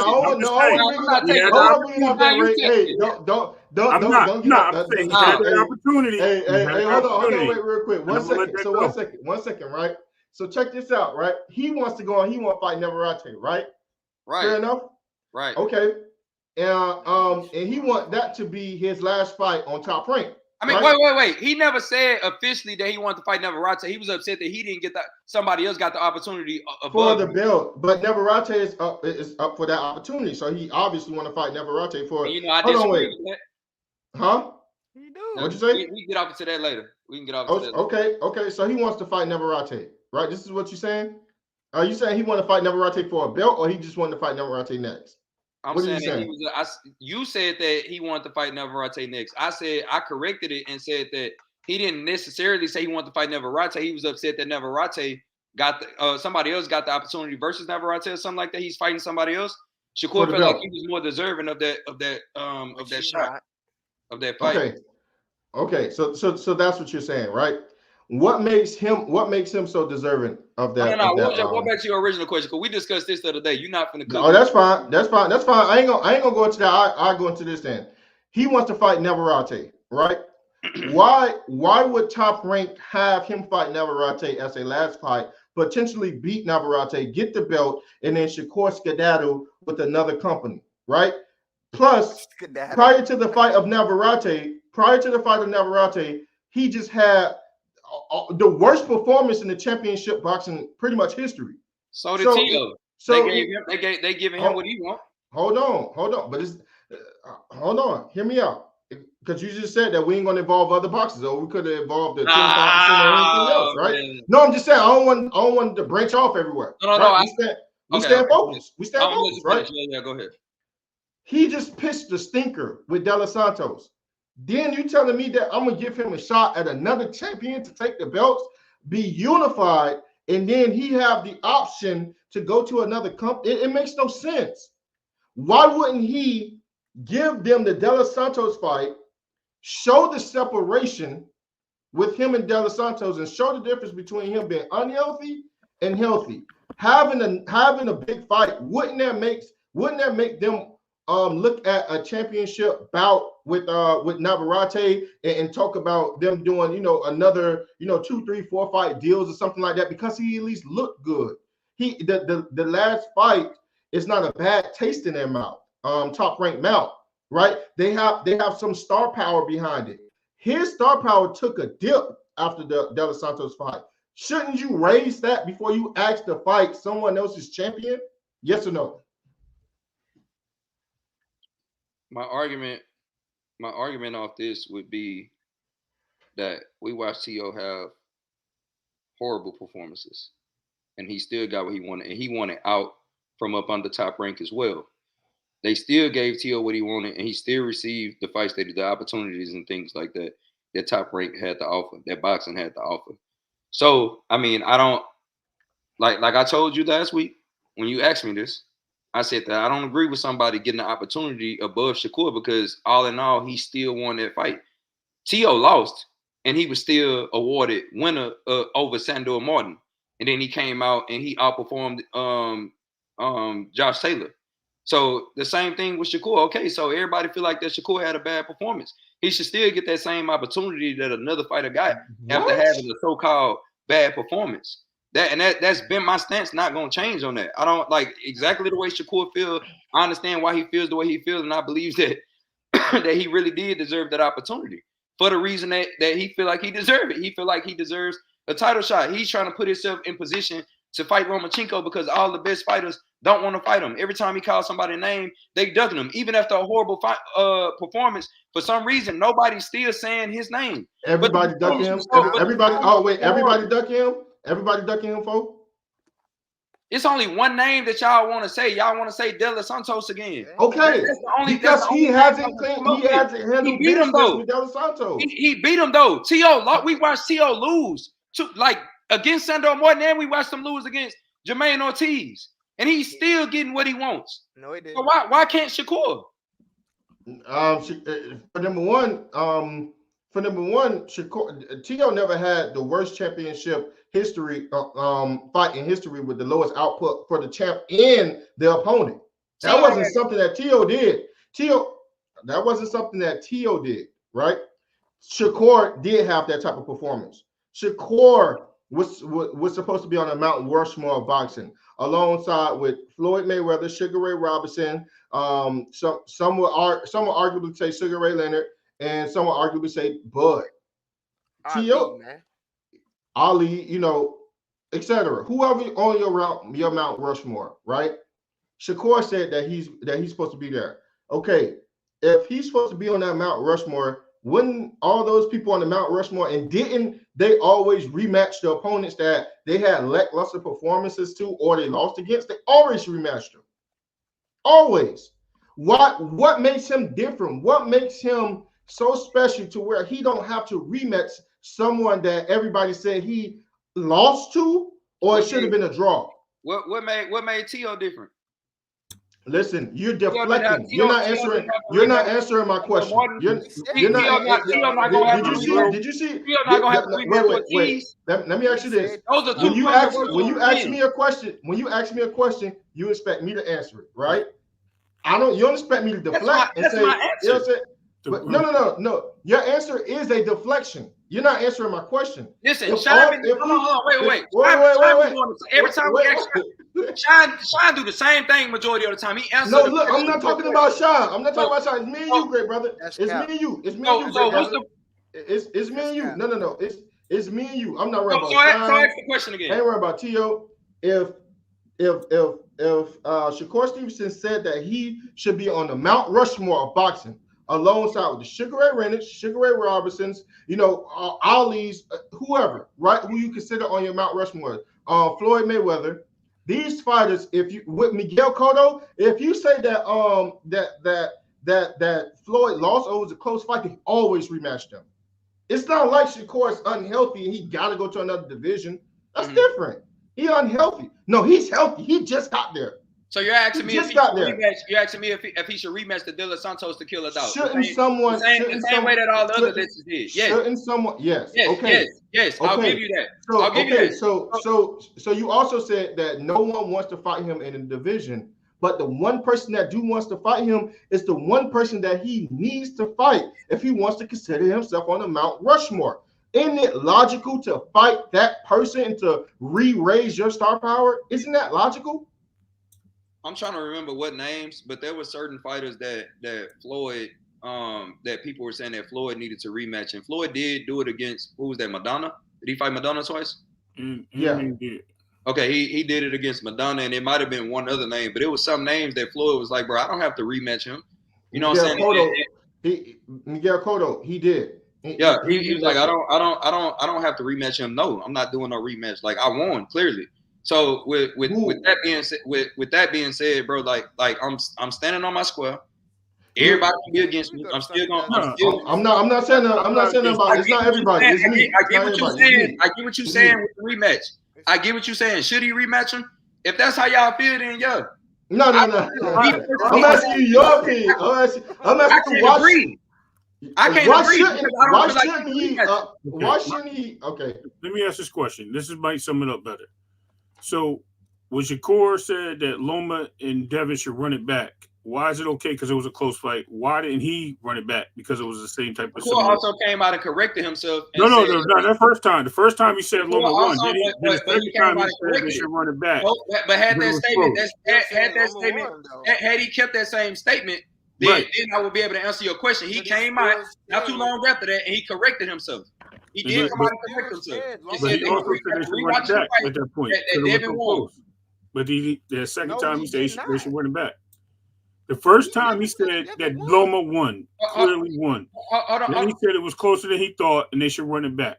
Hold on, because I was hearing both. What did you say? I'm hearing both of y'all at the same time. I'm gonna hold off. Hey, let me read the super chats really quickly, and then we can all. Let me read the super chats. Turn your volume up when you finish. All right, I got you. Yeah, okay, great, brothers. Oh, my brother Ray Davis on the. He's in the chat and he's super chatting. This dude is something special. He says 1 out of 10 of dub for Yoshino hitting core with defense. Salute. He said, "Oh, Ray Davis back in the building." He said, "Core words: dev for belts, tank for the bag." That is true. He did say that. And I got my brother JR in the building with the $20 super chat. He says, "Salute Blue and A-Side. Mute up. Everyone else in the chat. It's all over. It's hold on. You got to mute yourself, great brother. I'll read it again." JR with the $20 super chat. Salute Blue and A-Side. Love and peace to everyone else in the chat. It's all love over here. Get it. Get him 100. Yeah, that's what we're doing. We're cooking over here. Everybody cooking.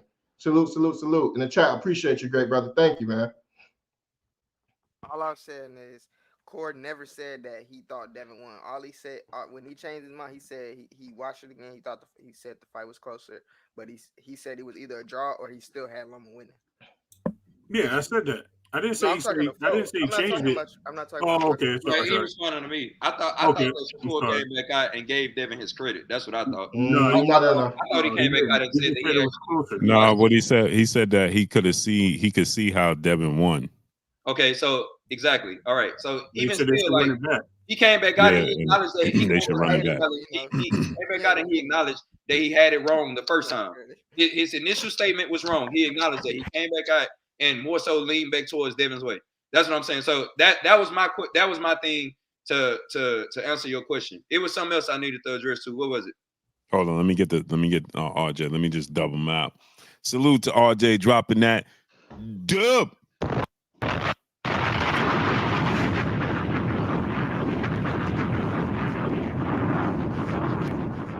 On us in the super chat, and my brother Ray Davis in the building sending super chats while he on the panel.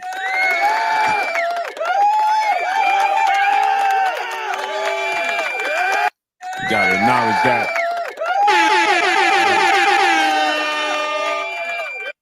Appreciate you, great brother. Salute to you, great brother. Salute. All right, so the other thing was, and correct me if I'm wrong. Correct me if I'm wrong, Blue. So we saying that he didn't jump off. Okay, all right. Look, check this out. So we on this Shakur rematch and De Los Santos thing, and I don't agree. And I'm gonna stand on my square. I'm not gonna force him to rematch. If he won, he won. I feel like the guy didn't impress him enough. Blase. But I understand why my brother A-Side is saying that. Why not rematch the one guy that's wanting to fight you? Shakur is looking to move on. Floyd has moved on from fights that people said that he should rematch as well. That he won. If the guy didn't possess enough skill to do what he need to do. Now hold on, Blue. Now check my point because I'm gonna line something up. I've already lined it up. Hold on. But that's not true. Floyd rematch everybody. They say he should rematch. Was it A-Side literally just said Cotto? He didn't rematch. No, I did say he rematched Cotto. I said that. No, he didn't rematch Cotto. No, nobody was calling for the rematch. He didn't rematch Cotto. No, he rematched Madonna. I could have sworn it for again. That's on me. That's on me. Okay, so the two fights that he had was close that people called for a rematch was the Madonna fight and the Castillo fight. Okay. Cotto, even after the fight was a tough fight, but Floyd won. He look. So Blue. So T.O. lost to Sando Martin, right? Mm-hmm. Arguably. And T.O. lost to Ortiz, right? Mm-hmm. And at the time that T.O. lost to Ortiz, T.O. was already complaining about Top Rank and was looking to try to get out of his contract, right? Mm-hmm. Okay. So now we got Shakur. He just had T.O. trying to get out of his contract. Hold on, bro. Can I come on, bro? Let him cook. Sean, dog. Have some manners. Have some manners is crazy. He just had Hey, Sean, what they doing to you, Sean? So with those two losses, T.O. just had a Tio just had he just had 2 controversial wins in fights that we feel like he lost, and he wanted out of his contract. But Tio still got the opportunity to get in there and get the opportunity against Josh Taylor after stating everything that he stated about Top Rank. He still got in there and fought Josh Taylor, and he outperformed Josh Taylor. So why can't Shakur have the same opportunity? See, now I'm gonna state it again. Teofimo Lopez lost to Frank Martin. He then, after talking down on Top Rank and saying how he didn't like the way they were paying him, and that ESPN can keep these fighters and stuff like that, he still got the opportunity, got in there, fought Josh Taylor and for the belts and stuff like that, and won and things like that after coming off a controversial win. So when Shakur does it, I'm saying that he's right for moving on. He can do the same thing that Tio did. What is the difference? He didn't lose the way that Tio did, but yet everybody's saying, oh, well, just fight the one person that's calling you out. No, he thinks that he deserves a title fight or whatever that fight was because he won his fight and he didn't come out looking as bad as Tio did. So how are we gonna say that he has to fight De Los Santos? Nobody did that to Tio. Nobody made Tio rematch Sandor Martin. So what's the difference? No, you're right. You're 1,000% right. The only pushback I will give on it is this, right? Is that Tio decided to move through the divisions that awarded him the opportunity to have bigger fights. You know what I'm saying? When he walked away from the fights, like he lost to Kambosos, and then he had 2. He went to 140. He had those 2 fights. Sandor Martin fight. He arguably lost, like you said. You know what I'm saying? To Sandor Martin, and it was the outcry is not the same, like you're saying. You know what I'm saying? People were saying he should rematch Sandor Martin, but people just, it was like swept under the rug. Yeah, they swept it under the rug. Yeah, for sure. So you 1,000% correct. My only thing, this is the only thing that I had an issue with, is that Shakur himself came out and said, I'm going to fight Edwin De Los Santos in a rematch. I'm going to stand it. Oh, okay. He said that. Okay. Yeah, he said, I'm going to fight Edwin De Los Santos in a rematch. He got lucky.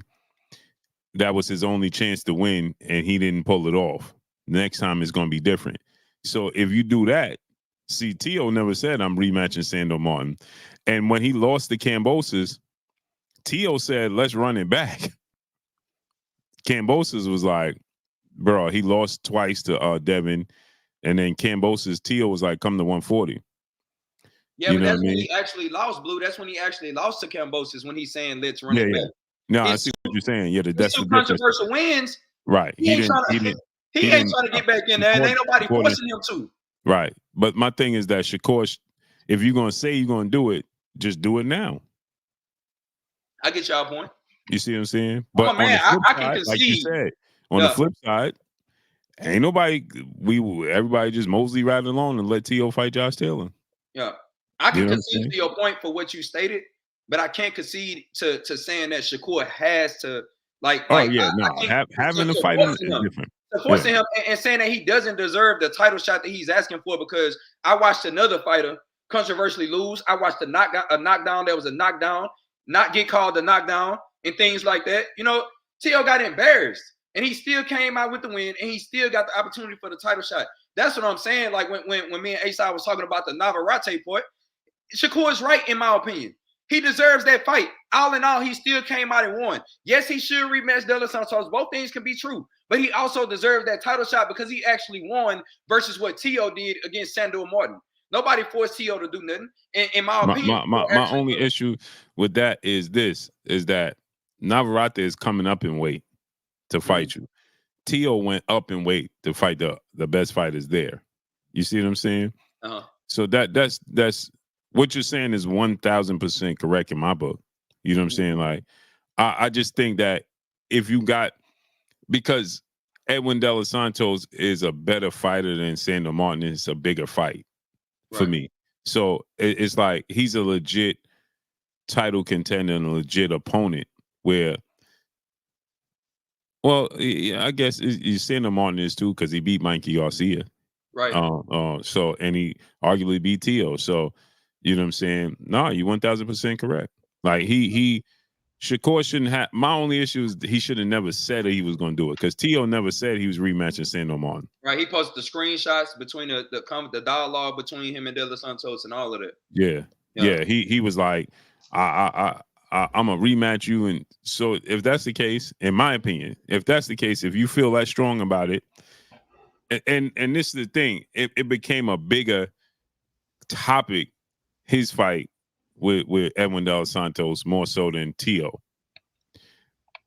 And I think part of it is we already saw T.O. lose to Kambosos, so it wasn't surprising to see him in a fight like that where he arguably lost. Where in the case of Shakur, it's like, isn't it an anomaly? You know what I'm saying? Did you really struggle? Like, the people want to see it again. You know what I'm saying? Like in the case of Floyd, like you said, Floyd was in hard fights. Yeah. Like the Chop Corley fight, Zab Judah fight. No, I'm talking about fights he didn't have the rematches with. Oh, okay. You know what I'm saying? But when people said that Floyd had a lackluster performance, see, he ain't have lackluster performances against Cotto. You know what I'm saying? He Chop Corley. He showed up. It was just competitive fights. Right. The problem is with Shakur is people saying you had a lackluster performance, and he's responding to it. T.O. is like, bro, I don't know what y'all talking about. I'll beat Sando Martin. He ain't even acknowledging it. You know what I'm saying? Shakur is acknowledging it. So my thing is, if you ain't getting these fights and you stuck in neutral, and you ain't gonna move up in weight, and you ain't gonna move down in weight, and these dudes ain't fighting you, but Edwin De Los Santos is still available, go ahead and rectify. Go ahead and get it over with. You know what I'm saying? In my opinion, if you feel like, because clearly Shakur feels like he needs to, that it's abundantly clear to me that Shakur, that he don't sleep well at night because of that. You know what I'm saying? That bothers him. For, you know what I'm saying? So he wants to rectify it. Floyd beat Castillo and Madonna, and then people was like, "Hey, Floyd, you lost and this and this." That's the different controversy with Floyd's situation is that people was actually saying Floyd lost. You lost to Castillo, you lost to Madonna. Floyd was like, "Wait, what? All right, so let me just immediately erase all doubt that this fight was only competitive because I chose for it to be competitive to entertain you guys." Right. Now let me separate. Now let me go ahead and separate myself. Yeah. Where in the case of Shakur, nobody said he lost. Or at least I didn't. Nobody in their right mind felt like he lost. You know what I mean? But they didn't see him do what he said he was gonna do. Yeah, you didn't do. Which is stand in front of him, stand right in front of him in boxing. But again, we pick and choose, like you said, when we want to uphold that, because Jermaine Ortiz just told the world he's gonna knock out Teofimo Lopez, stand in front of him, and he ain't do none of the sort. Right. You know what I'm saying? Dude, he ain't stay still for 2 seconds. Right. It was like he was standing on hot coals. Blue, now that's false. What's false? Jermaine Ortiz was fighting? I seen Jermaine Ortiz when T.O. walked back to the corner. I seen him go right at him twice in the fight. I mean, in that situation, but I mean, that's not what he said. What he said he was going to do. I feel you though. Yeah, he had to be asked to come in. He didn't initiate it. Right. That wasn't violent. He just heard the crowd and he saw T.O. playing to the crowd and he was like, all right, let me go ahead and get this dude some action. Yeah, because that can affect the fight. He had to. That can affect the fight. Right. As far as that being his game plan, I mean, he said, he's going to do. So I don't like that idea of holding when the fighters say they're going to knock out a fighter or they're going. I don't like to hold them accountable for that because we ain't in the ring. We don't see what they see. Rayo did do it. Hey, now I'm gonna say this. I don't agree with. Hold on, wait, real quick. I don't agree with Blue or Folk right now, and I'm putting it on notice right now. I don't agree with neither one of them. I think Folk got. Hey, hold on. I think Folk got Shakur Stevenson in witness protection program against Edwin De Los Santos. Oh my! We got a warrant out. We got a warrant out for Shakur Stevenson. We ain't trying to hear this. We're not trying to hear this. What's your name on Shakur? I'm trying to make sure I'm trying to make sure his hand he got healed. in witness protection. I want to make sure his hand healed. I want to make sure he ate his Wheaties that morning. I don't want to hear nothing else. I want to see the boxer that belong on the Mount Rushmore. I ain't trying to hear none of this stuff right now. So why did we do this for T.O., A-Side? He need to rematch. I did say this for T.O. T.O. needed to fight Sandor Martin. I said that, and I also because I thought he lost that fight. And I'm the one who's saying that T.O. needs to fight Jermaine Ortiz again. Like he lost that fight. I don't think he won that fight to me. I don't. So yeah, you can take Shakur out of the witness protection program. Okay. I know we like his name. I know we like how he beat up I know we like how he beat up Oscar Valdez. And we ain't trying to hear that. Edwin De Los Santos got a warrant out for him for 2, and we ain't trying to hear that. And that's for 4 and blue. And anybody else who the other brother go though. We got the Dominican Republic. It's Shakur Stevenson. We got the Dominican Republic. Searching for Ray. Huh? Is Sean searching for Ray? Oh yeah. No, Ray, you with them too? You with them too? What? He didn't get to talk. I mean, listen. Oh, you saying G tatted up, didn't get to talk? Okay, yeah. So look. My bad, G. So this is what I'll say, and I'll say that to some degree, yeah. Shakur can. They weren't saying this. They weren't giving the same energy, but at the same time, like I said, when you put your foot in your mouth, you gotta swallow those words, because you can't say something about a fighter that you had a rival with in his previous fight and then turn around in your fight when it's a similar situation. Don't do the same thing. So I'm really with you, A-Side, on this, because he did tell Devin that even though after his second evaluation of that fight that Loma and Devin should run it back. So now he's saying that he said he was going to run it back like Blue said. So that's another thing that came out of his mouth. And then he's sitting there. He like, we don't know, we got to take that fight, but he don't want that fight. We can clearly see he don't want that fight. That dude created some intimidation on that dude. I don't care what you say. I seen it in the ring. You can see it. The dude, like you said, he was 8 feet away. He was jumping before the dude even flinched. It was crazy. And I seen that. You know what I mean? I rep Shakur because he's from Jersey. You know what I mean? He from my state. But yeah, he wasn't. No, I wasn't wild with that. Shine ain't ripping Shakur. Hold on, let me say this. You said I ain't what? You ain't ripping Shakur. Man, he trying to get you. I want to see the best fight the best, man. So look, you definitely got witness protection on Shakur, because I'm gonna tell you why it's different from T.O. Hey, bro, y'all gonna cut it out. Don't address me with no government agencies. Hold on, you said T.O. got all the opportunities he wanted, right? That's what you said, right? You said what? You said T.O. got all the opportunities he wanted, right? Even though it looked like he lost and stuff. Yeah. Right? That's what you're saying, right? Okay. First of all, T.O. started at 135, got up to 140, right? Then when he got to 140, he had to work his way. He didn't just jump up to 140 because he didn't have a belt anymore. He lost his belts at 35, got up to 140, didn't have no belts. He had to work his way up. He had to take 2 fights and then get Josh Taylor. Then after he got Josh Taylor, he was good. He was back champion again. So that's false. The difference between that is that Navarrete is a 30 champion. He's holding the belt right now. And it's boxing tradition that when you have a belt, you can jump up and automatically get a title shot. Shakur lost his belts on the scales at 30.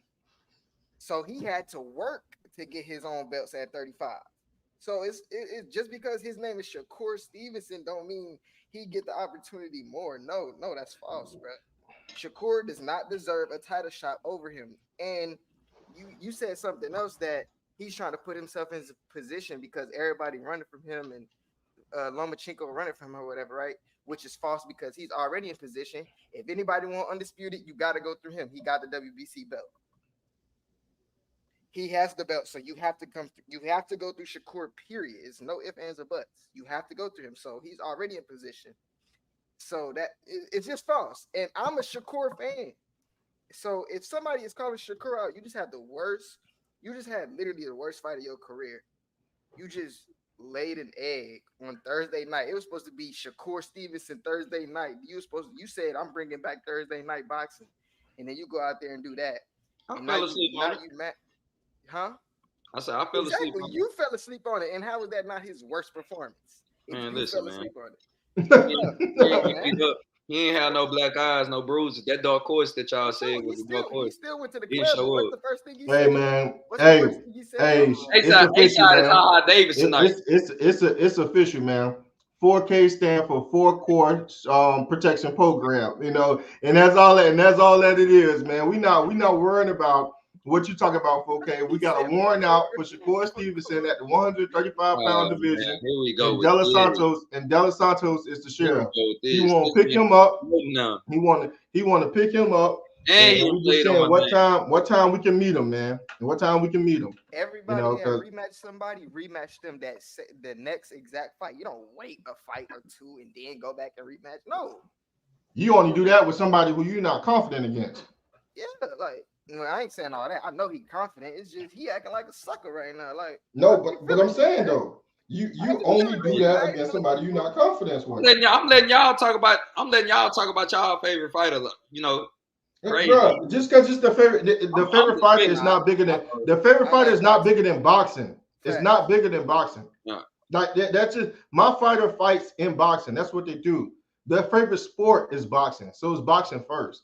And if we see somebody ducking smoke, faking the funk, we're gonna call it out. And that makes you more of a boxing fan. That makes you more. I never said that he's a duck. I said that if we see somebody ducking smoke, faking the funk, we gonna call it out. That's anybody. Look at Blue getting listen. 4K is an amazing deflector. You're not gonna get me off my point. Not an amazing. Like I said before. Hey, he's a professional deflector. Yeah, he's a professional deflector. I know what I'm saying. That's cap. That's wild. Like I said before, if anybody ducking smoke or faking the funk, we're gonna call it out, even if it's our favorite fighters. That's how you know you a true boxing fan. Get out here. Great, bro. Hold on, wait. They playing with you right now. Wait. Joe Johnson, nephew, he said they're not sending me. Let me send the super chats, man. Do me a favor, people. Drop $1 in the super chat. Refresh the super chat. I don't even see the on my other laptop. I can't even see the analytics or nothing, man. So he tried to use. So check this out. He trying to use the fact that Sean's is a Shakur fan. That he shouldn't be going in on Shakur. That makes him even more of a fan. That makes him even more of a fan. Both of y'all ass. First of all, I'm not just using that from Sean. I've stood on my squad even without Sean. Me and you had this conversation last week about the Navarrete situation. I've been holding my same position and I'm standing on my squad. That's just what it is. No, but I'm saying you alluded to him being a fan. He's a fan of the sport of both boxing. Both of y'all. I said y'all. I never just said. Yeah, I know I'm a fan of the sport of boxing. Let you know. See, we can call Shakur and Dev out. You know what I'm saying? Ain't got no problem with calling my fight out. You know, he don't do nothing. He don't do nothing wrong. You know, Shakur. Hey man, that's don't do nothing wrong. And Tank, that's your business. No. Who don't do nothing wrong? Hold on, let me get this. Dev don't do nothing wrong. Salute to Terrell Williams, brother in the super chat. Salute to Terrell Williams, brother in the super chat, dropping that Cinco. On this. He said 4K, right. Loma didn't rematch, neither lost, and still got the Devin fight after ducking Devin when he had the belts. Why is it different for Shakur? Man, Loma's the golden child. Hey, you know what? Loma ain't rematched. Loma ain't rematched Toledo. He ain't rematched Theo. Loma ain't rematched. He ain't rematched Gary Russell. He ain't rematched Gary Russell either. Man. Thank you, Mr. Williams. DuckTales. It's only like that for Shakur for some reason. He got the complexion for protection. Y'all know that already. Family. Like a hurricane. What's up, family? And DuckTales. Yo. Hey, listen. Yeah. I don't care how many. I'm standing on my squad. And I got one question for you, folks. DuckTales. I ain't answering no more. I ain't taking no more questions. Okay, interview over. I ain't taking no more questions. Oh man, no more interviews. He said he out. I ain't taking no more interviews. It's over with. He said I ain't taking no more interviews. Hey, interviews over, man. I ain't doing no more interviews, man. Hey, why was it so easy for you to keep it real with Tank, but so hard for you to keep it real for Core? I'm keeping it real about both. I'm telling you how I feel, bro. Blue, when you first met me, how I felt between when we discussed the Tank and the what was that fighter? He from Sean City, and I always say his name, but can't remember it tonight. Mario Barrios. Mario Barrios. Mm-hmm. Did I ever really change my stance, Blue? No. Nah. I always stand on my squad. Man, listen, we talked about this prior. I'm standing on my squad. That's all it is. People gonna be fans and fighters to the day they die. Huh? That's not what I'm talking about. I feel like I'm keeping it real when it comes to court. That's exactly how, and I feel like I validly explained my point. We just don't agree. We just don't agree. I'm giving y'all what y'all saying. Like when y'all say y'all wanna see the rematch with De Los Santos and stuff like that, I'm saying okay. All I'm saying is why wasn't the energy the same? And I don't feel like that's a deflection. It's a valid question. No, the energy for me was the same with Shakur. And from Teofimo Lopez, from Sandor Martin to what the energy was the same with me. I don't care. Major consensus. Listen. I'm gonna keep it a bean. I never saw nobody full. You keep bringing. I never saw nobody full court press To to. You keep bringing up. Okay, so here's the thing. Or nobody else. And then bro just pointed out the Loma thing. All I'm saying is that why when Shakur feels like he should have that same treatment and get that same opportunity, you know. And then Shine explained his point. He said, "Bro, here's the thing. You bringing up everybody, right? I haven't brought up everybody in my argument. It's me and it's you. What's the problem with that? It's me. No, I'm saying, look, just hear me out. It's me and it's you. I can't. The problem with that is I can't speak for everybody. You can ask me a question about why didn't everybody do this. I can't answer that question. That's an unanswered. That I can't answer that question because I can't speak for everybody. We talking boxing? But listen. I don't think you understand what I'm saying. If you ask me a question about what everybody thinks, I don't care if it's boxing or if it's in music, I cannot answer that question. It's impossible. It's a loaded question. I can't answer it, right? But what I can say is how I felt about it because me and you are having an argument, right? You can tell me how you feel, what's your point of views. I can tell you how I feel, what's my point of views, right? That's the only thing that we can do. My point of views on T.O. was consistent. I think he lost those fights. I think he should have rematched them. My point of view with Devin, and Sean had asked me this with Lomachenko. I think if Devin was healthy, he should have rematched Loma. If he was healthy, he could make that weight again to make it a more clear and concise fight. The same thing is happening with Shakur. You don't like it? It's cool, but it's gonna be consistent on my end because I think Shakur. Hold on, wait. I feel like with how I kept it consistent with the other fighters, it should be the same thing with Shakur. He should rematch De Los Santos, and it seems like to me, I love what my brother Ray said. It seems like there's some I guess some hesitation. The energy is different. He's not rushing back in the fight with De Los Santos. If I know that I fought somebody who I'm better than and I fought them unhealthy, and people is telling me that there was a close fight, it should have been a tie, or I look bad at, I can't wait to get back into that fight to prove. I can't wait to do it. It will bother me. Shakur Stevenson said he hates losing. He's a super competitor. He ultra competitor. These are the words that came out of his mouth. I'm not seeing an ultra competitive mentality. I'm not seeing an ultra competitive actions towards De Los Santos. I'm not seeing a Mount Rushmore boxing attitude or temperament towards De Los Santos. I'm just not. That's all I'm saying. If he was hurt, I couldn't wait to get healed to get back in there to show the separation. That's all I'm saying. All I'm saying is, why don't you want to see the separation? That's what I'm asking you. I can't ask the whole world. I'm asking you, okay, why don't you want to see the separation? I never said you say you disagree with him should be able to fight De Los Santos again. I said I disagree with people trying to force him to fight. Like I'm not. Well, I ain't talking about. Do you want to see the rematch? If you like it that he don't got to fight De Los Santos, I agree with him. If he want to rematch it, I agree with him. That's he's disagreeing with whatever. But it's solely him. We didn't force T.O. to do nothing. We didn't force Loma to do nothing. We not finna why are we trying to force Shakur to do it? That's my whole point. So this is my last question to you, and then that's it. I'm done. So you just gonna agree with whatever Shakur agree with? That's not okay. You can play it how you want to play it. No, I'm not playing. I'm asking you a question. I'm clearing it up. You can say it. You can say it. You can state it how you want to say. I said what I said. You just said if Shakur wants to rematch him, I agree with him. If Shakur don't want to rematch him, I agree with him. That's what you just said. It's solely his choice. That's what I'm saying. It's solely his choice. So you agree with whatever. So you agree with whatever. I'm not gonna force him to do nothing that we didn't force another fighter to do. Who is this we? Like what? Like who did you collectively get together with a group of individuals and not nobody, bro. All of a sudden tonight, now everybody's saying that nobody pressed. Man, nobody pressed CEO. Nobody pressed CEO. Nobody pressed Loma for no rematches. Why you bringing in everybody? But it's happening with Shakur. That's why you bringing in an argument with everybody? Because you can't answer that question. It's foolishness. We're talking about me and you. That's why I'm asking. That's why I'm asking you questions specifically. You can. Or we're gonna go to the next topic. No. I just wanted to make sure. Hold on, folks. I mean, Sean, I just wanted to make sure that was it. You know, you just agreeing with whatever Shakur wanted to do. That's fine. I think you should fight him again, and then we can move on to the next topic. I'm standing on my square. You can try to do what you want to do with it, bro. Like I'm standing on my square.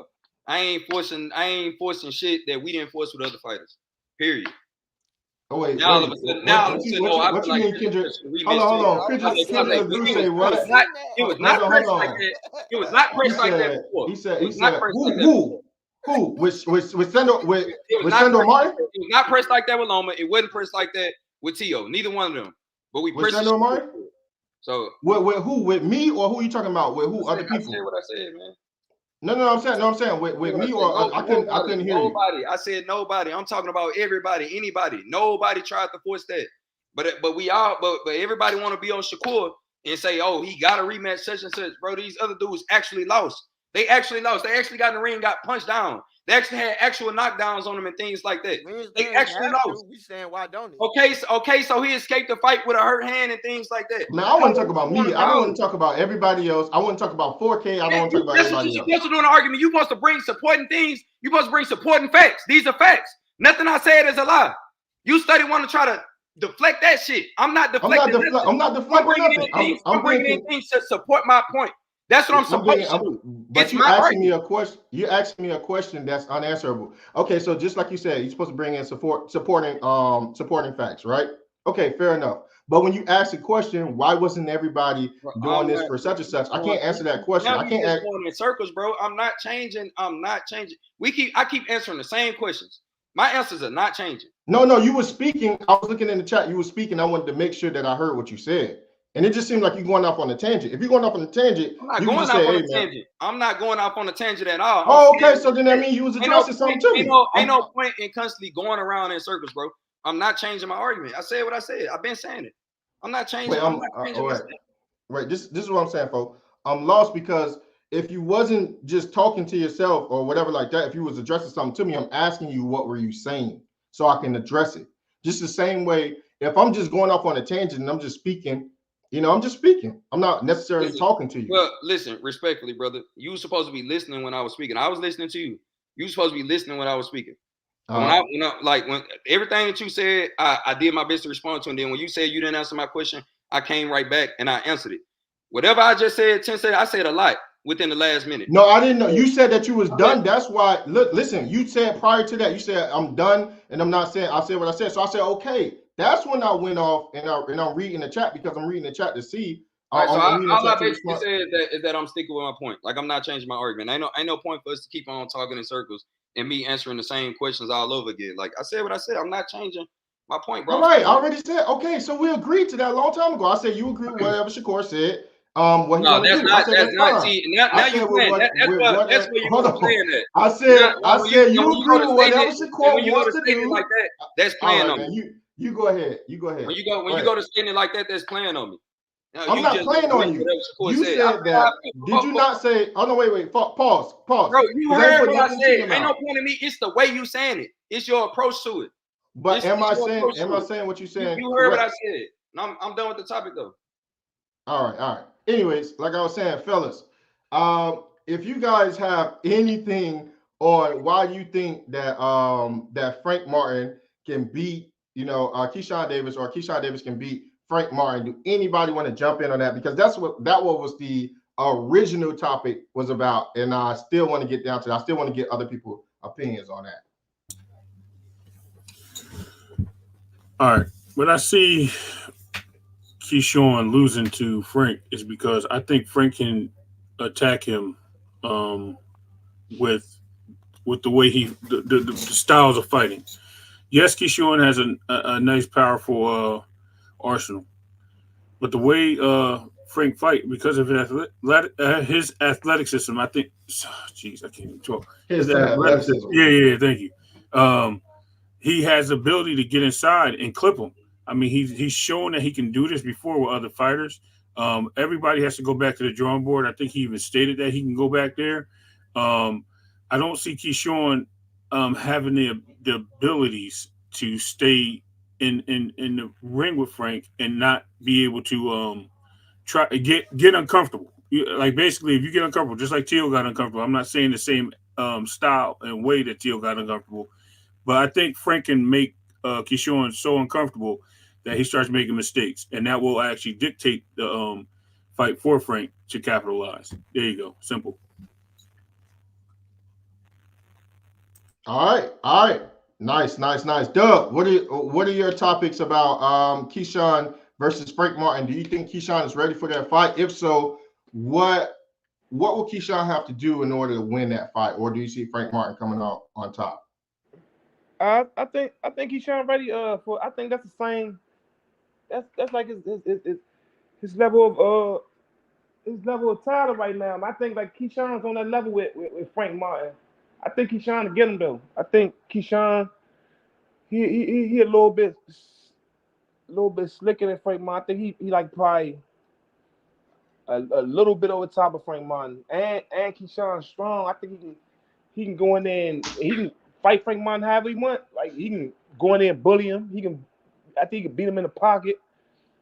You know, Keyshawn got all right defense too. Frank Martin ain't got no long reach like that, so it ain't like he can. That is true. He can really dictate with his jab. So I believe that Keyshawn can beat him either inside or outside.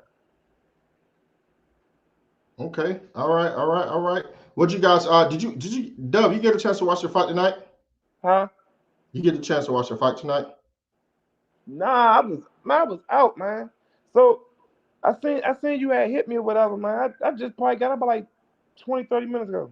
Yeah, I figured that. Okay, so you didn't even get a chance to watch the fight tonight. I wanted to ask you, Shine, did you get a chance to watch the fight tonight? Barely? Did anyone watch the fight tonight? I caught it at the I was doing homework after I got off the phone with y'all. All right, cool. I seen it from the 6th round. I watched it.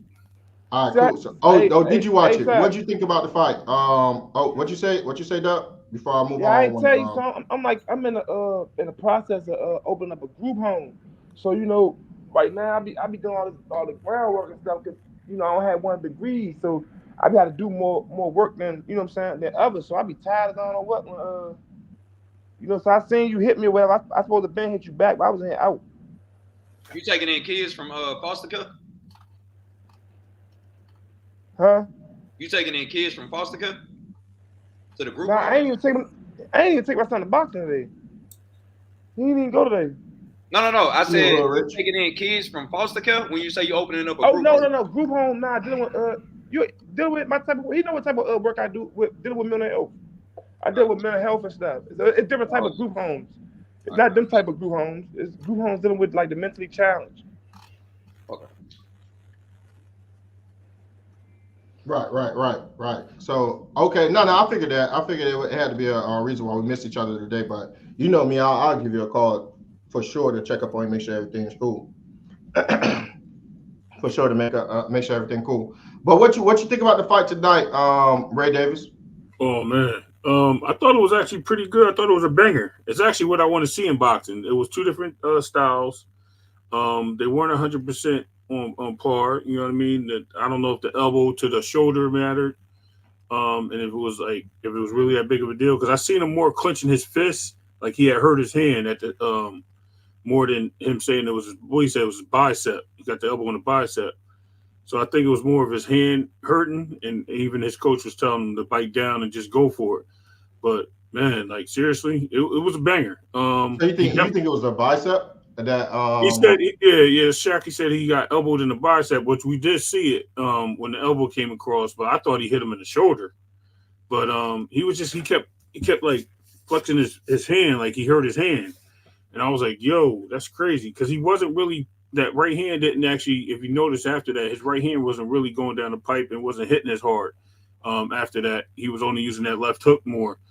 And I mean, he dropped him. I think that gave him the fight because that last card would have gave him a tie. That would have been a draw, based on the judges' scorecards. But it is what it is. You know, it was a good fight though. It was a banger. It was some action. I mean, it started off weird, but it was some action. Yeah, I think it did start off weird because it's just like I told Blue. I don't think Oshaki found his distance in the orthodox stand, and then he switched his stance too early. Just by him doing that, he would have to reset finding his distance, but in a southpaw position because you never did it originally. And I think that's what took him long. That's where the dilemma came in, and then also he didn't make the proper adjustments in the orthodox position. To know exactly what to do, what not to do, found his distance against a guy like seeing how to fight him in the orthodox position, proficient, and then switch and then do everything, but just on the opposite end. You get what I'm saying? So that caused a dilemma in that where it seems as if he was trying to find his strategy longer than what it should have taken him. He did make the adjustments later on, but those adjustments that were made, it was after maybe the 7th round that I really started to see him implement those adjustments. Right. I mean, there's a lot of short uppercuts when they were inside the pocket with each other. I mean, Zoma, I'm tripping today.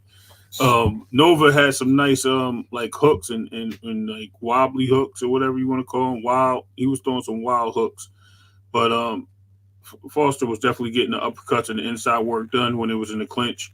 What was crazy was, like you said, he didn't start till late, and I thought that turned it up for him. But it was just I think it was just the pressure that Nova had until he got tired, and then he took that round off and came got right back into it. And then I thought that round was really a tight round to score. I think they gave it to Foster, and then the following round they gave it to Nova. But yeah, it was a nail biter. A man coming up from 126 to 130 and putting on a performance like that against a champion. That was a good fight. Right. No, I definitely agree with that. So I mean, we have this Canelo and Bud situation coming up, but I did see that some people was talking about Jaime Munguia versus Terrence. Do you think that would be a better fight for him to start off with if he was to jump up to the weight class to help him acclimate to that? How do you guys see that fight going?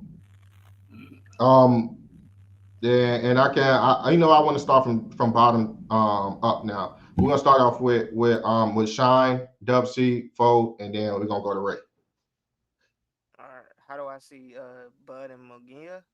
Yeah, like how do you think that's a good move for him to start off with Munguia? If so, how do you see that fight going, in your opinion?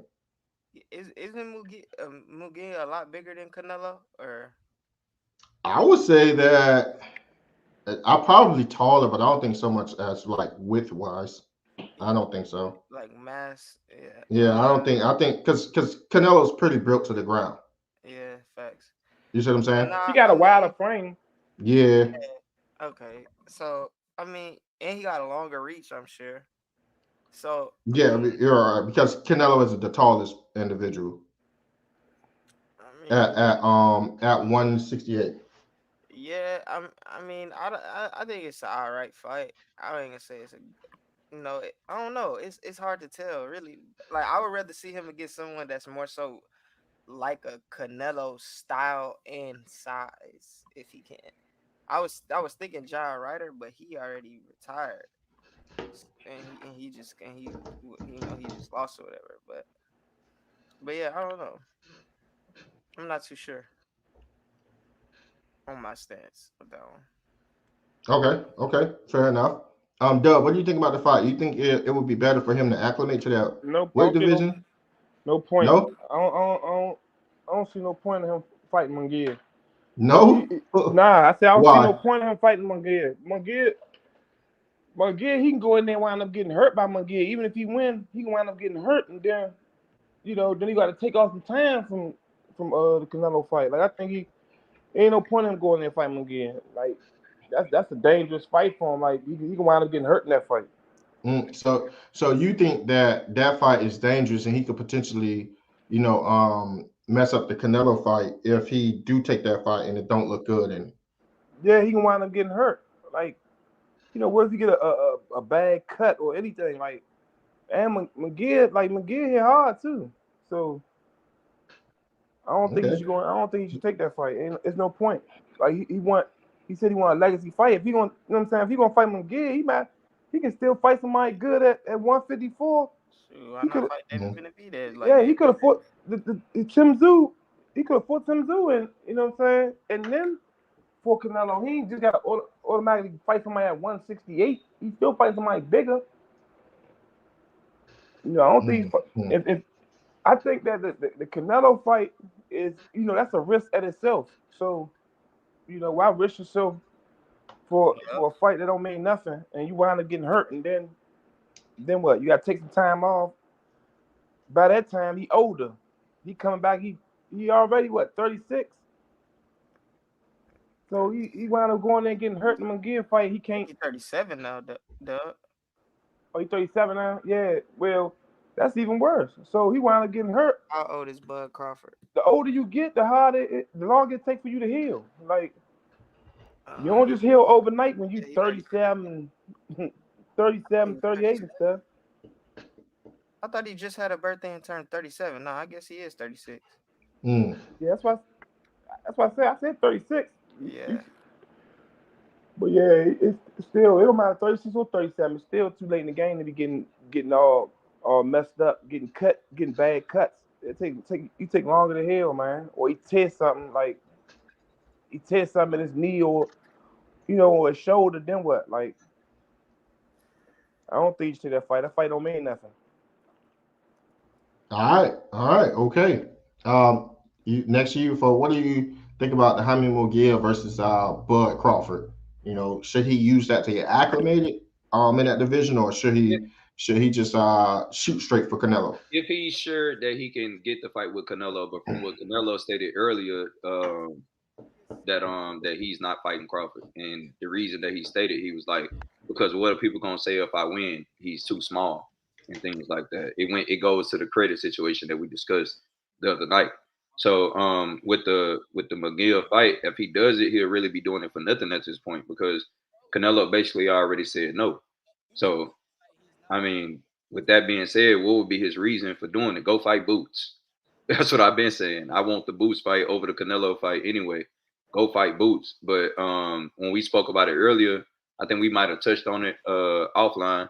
And I did say that I like the if he was to go up just to see how it felt. I would like, if he was gonna fight Canelo, I think I said if he was gonna fight Canelo, I would like to see him, test it out against Jaime first.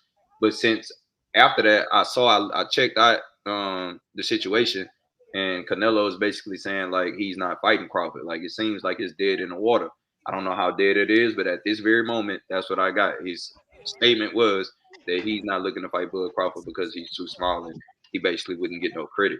So if he was to fight Jaime based off that, it wouldn't be a good deal. He should just stay at 47 and either retire, like he planned on doing, fight Tim Tszyu, or fight Boots, one of the others. But moving up that far to fight Jaime for no reason. Hey, hold on. Someone's playing like music or a video in the background. That's Sean. Hey, Sean. Sean, you not standing on business, bro. I hear the video. Sean. Y'all can hear that? Yeah. Yo, I'm so sorry, Chad. I'm so sorry. I'm glad there wasn't nothing else. Yeah. So play with me, bro.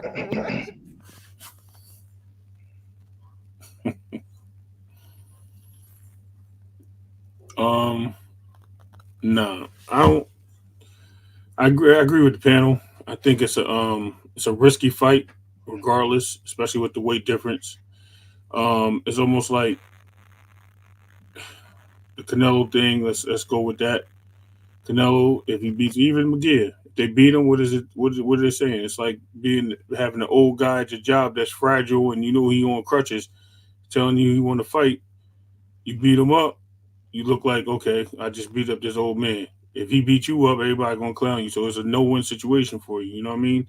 So I think in that case, I think for Bud, it just probably like stick to 154.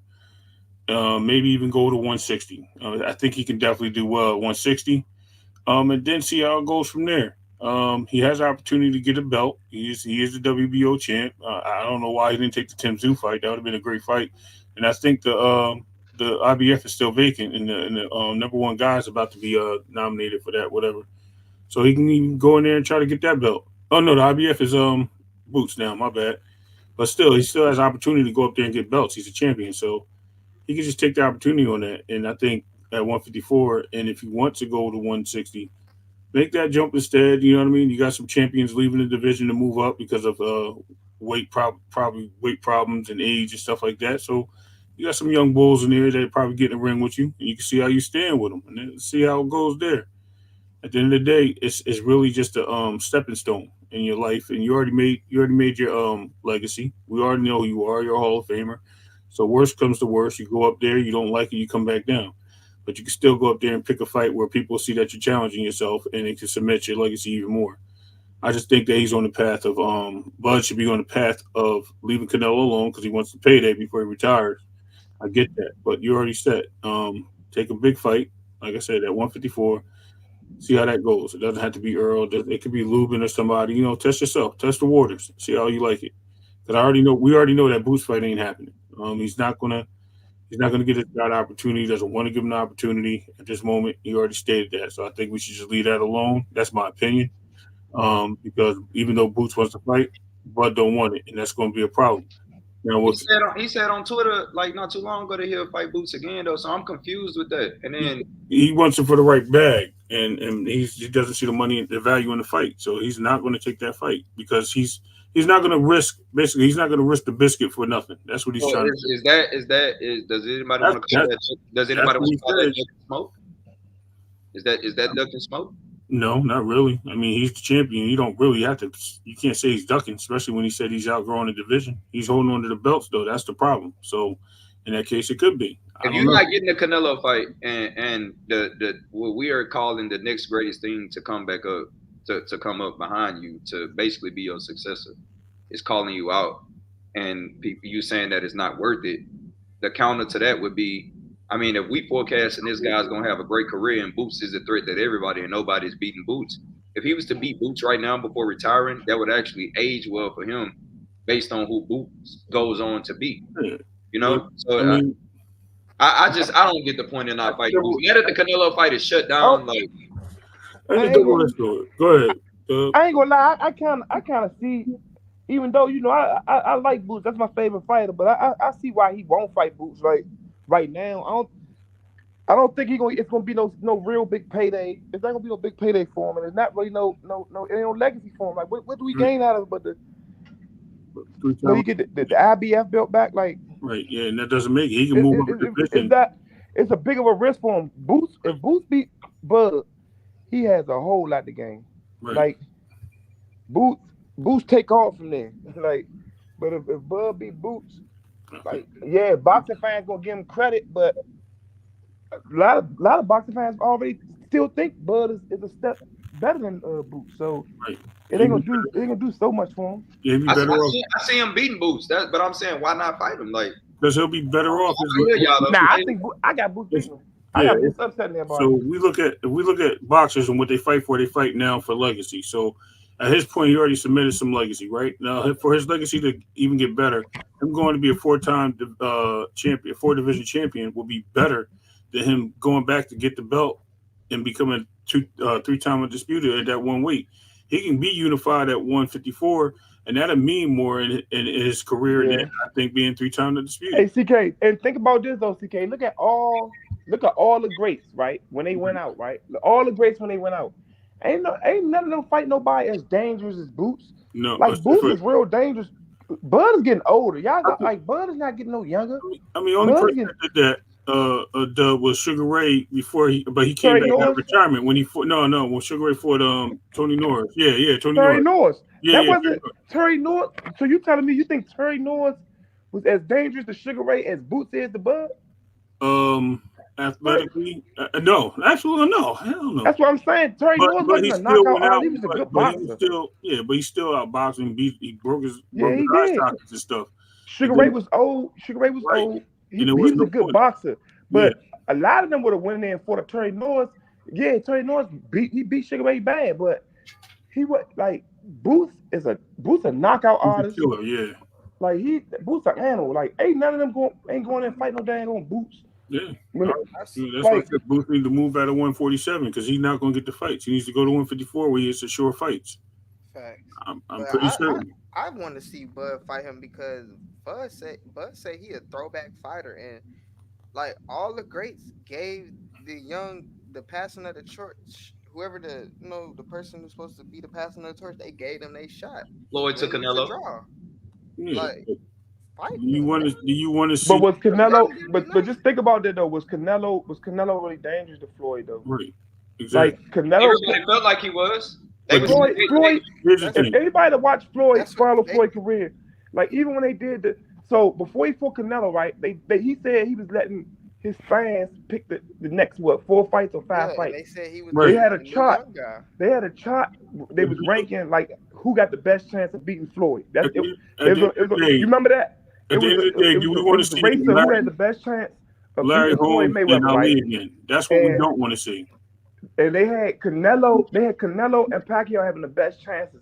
But even Canelo and Pacquiao had a 3-1 chance. It wasn't even a 50-50 chance.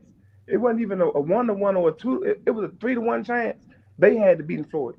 And 2 points. So one, like I said, we don't want to see the Larry Holmes Ali passing of the torch again. We don't want to see that. And we already seen another person that was I ain't gonna say glorified, but a great champion at 147 decline action with Boots. Matter of fact, 2.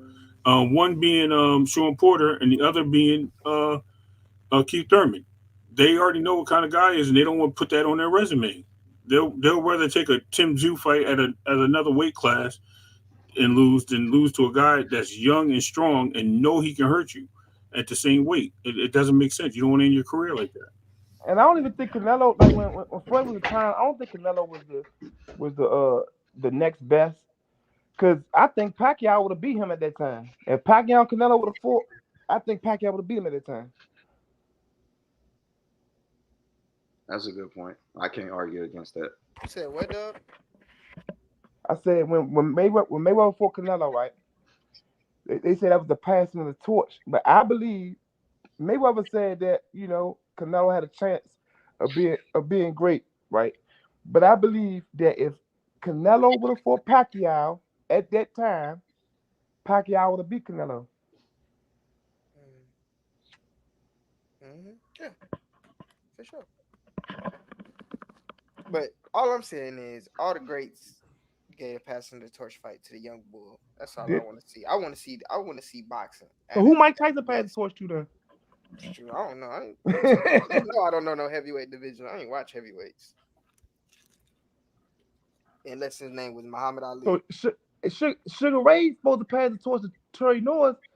Then Terry Norris got destroyed right after that. What's his name? Jackson. DK, what's the dude's name? My man that was knocking everything out. I'm talking about something Jackson. Jackson. Sure. I don't know about that. Man, the man had like 40 knockouts. Yeah. Yeah, he was a beast. He knocked Terry Norris out. Something Jackson. Yeah, it was I always say when they talk about the best knockout artists, they never bring his name up. They never mention him. Yeah, he was good. And if you look him up, he was one of the best knockout artists ever. Julian Jackson. Yeah, because he was holding on to that title for a minute too. He knocked Terry Norris out. Yep. Said it in the chat, Mm-hmm. He should be up there with the greats. Mm-hmm. You'll never hear nobody talk about him. I've heard about him. All the boxing, the old boxing videos that be on YouTube talking about fighters. I heard about him.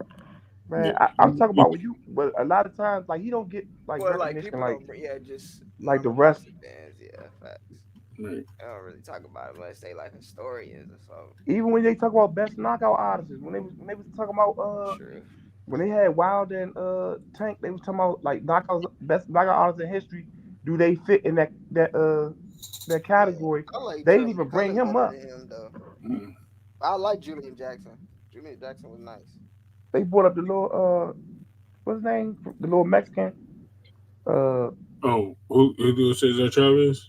No, not Chavez. Chavez wasn't really on knockout artists. Oh no! Oh, you talking about knockout artists? My Yeah, bad. Chocolatito, what's his name? Chocolatito.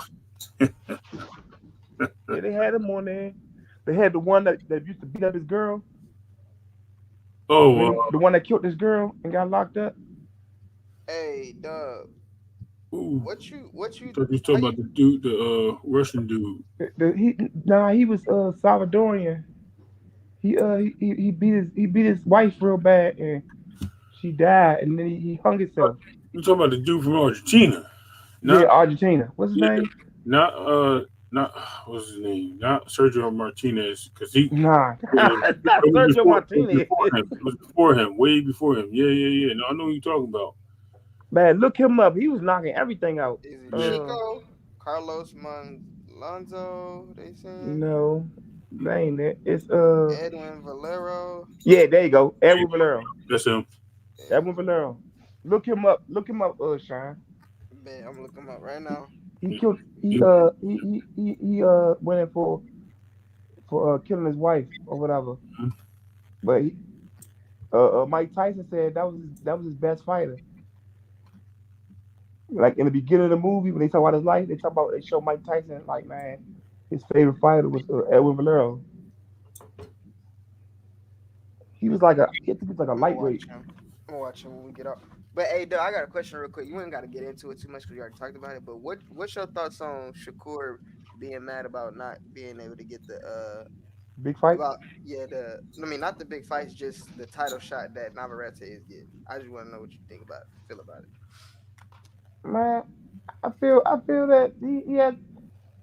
Man, if I ain't gonna lie, I'm not no real big Shakur fan, but Shakur got a reason to be frustrated. Like, you gotta look at it. Like, he got cheated out the Olympics. He destroyed the dude and then lost the Olympics.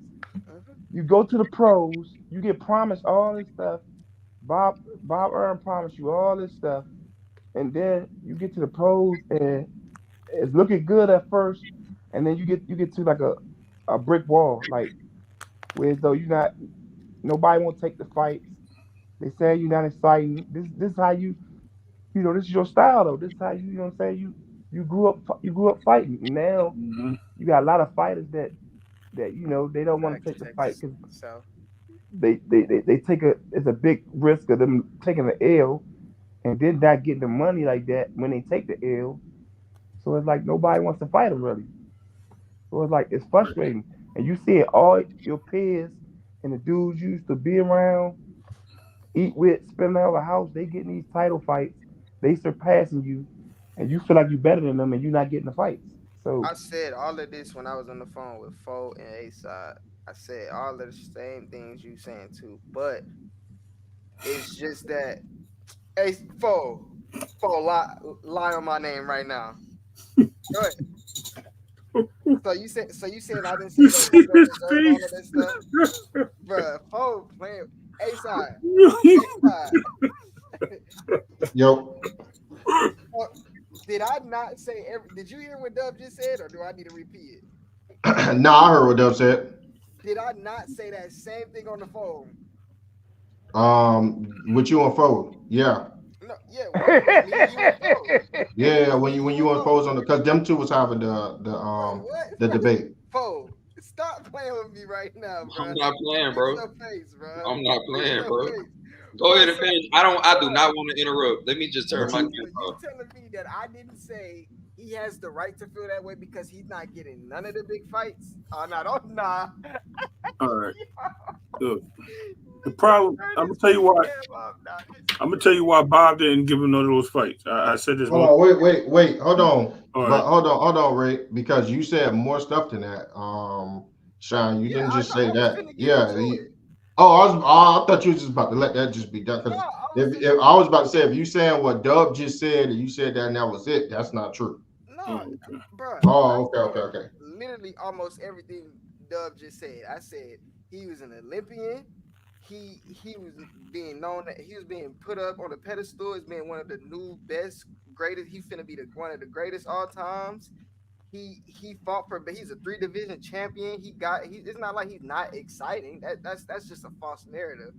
I said all of this stuff too. Like I don't know what foe is on, but anyway, all I'm saying is I get the frustration, but you also got to keep in mind, bro. Like if you're this big name, you're this big talent, and then you go out there and you fight with what looks like no dog on a Thursday night where they depending on you to open up Thursday night boxing, and then you go out there and just expect everything to be handed to you. It's like, no, you're literally causing these things. You lost your belts on the scale. What you haven't been disciplined. Is what what do you mean? Like you're not the perfect guy. You're not the perfect fighter too. Like you're a great talent, but just because your name is Shakur don't mean you gonna get your stuff handed. Like you made some mistakes. It's okay. Just show the world who you are. This is what I hate touching base on when it comes to Top Rank. Bob manipulates fighters by holding fights off so he can manipulate these fighters to sign contracts. He knows what Shakur wants. Shakur likes belts. He knows exactly that Shakur likes belts. He's not really in it for the Braves. He's in it for the titles. So because he thinks that brings a better legacy to the sport. So what he did was, I'm pretty sure he was going to dangle Loma at the time. And then once he figured out that he can move the Navarrete fight into that place for that WBO, he was like, all right, this is what I'm going to do. I'm going to promise him either this fight or I'm going to promise him the Loma fight after Navarrete and Loma fights. And the winner of that fight gets Shakur. He probably did that so he can unify. And then we'll get you the Tank fight soon after that. I already know Bob made it really simple, and Shakur resigned with him. That's why he did what he did, because he's been promised stuff, and he's constantly been promised stuff.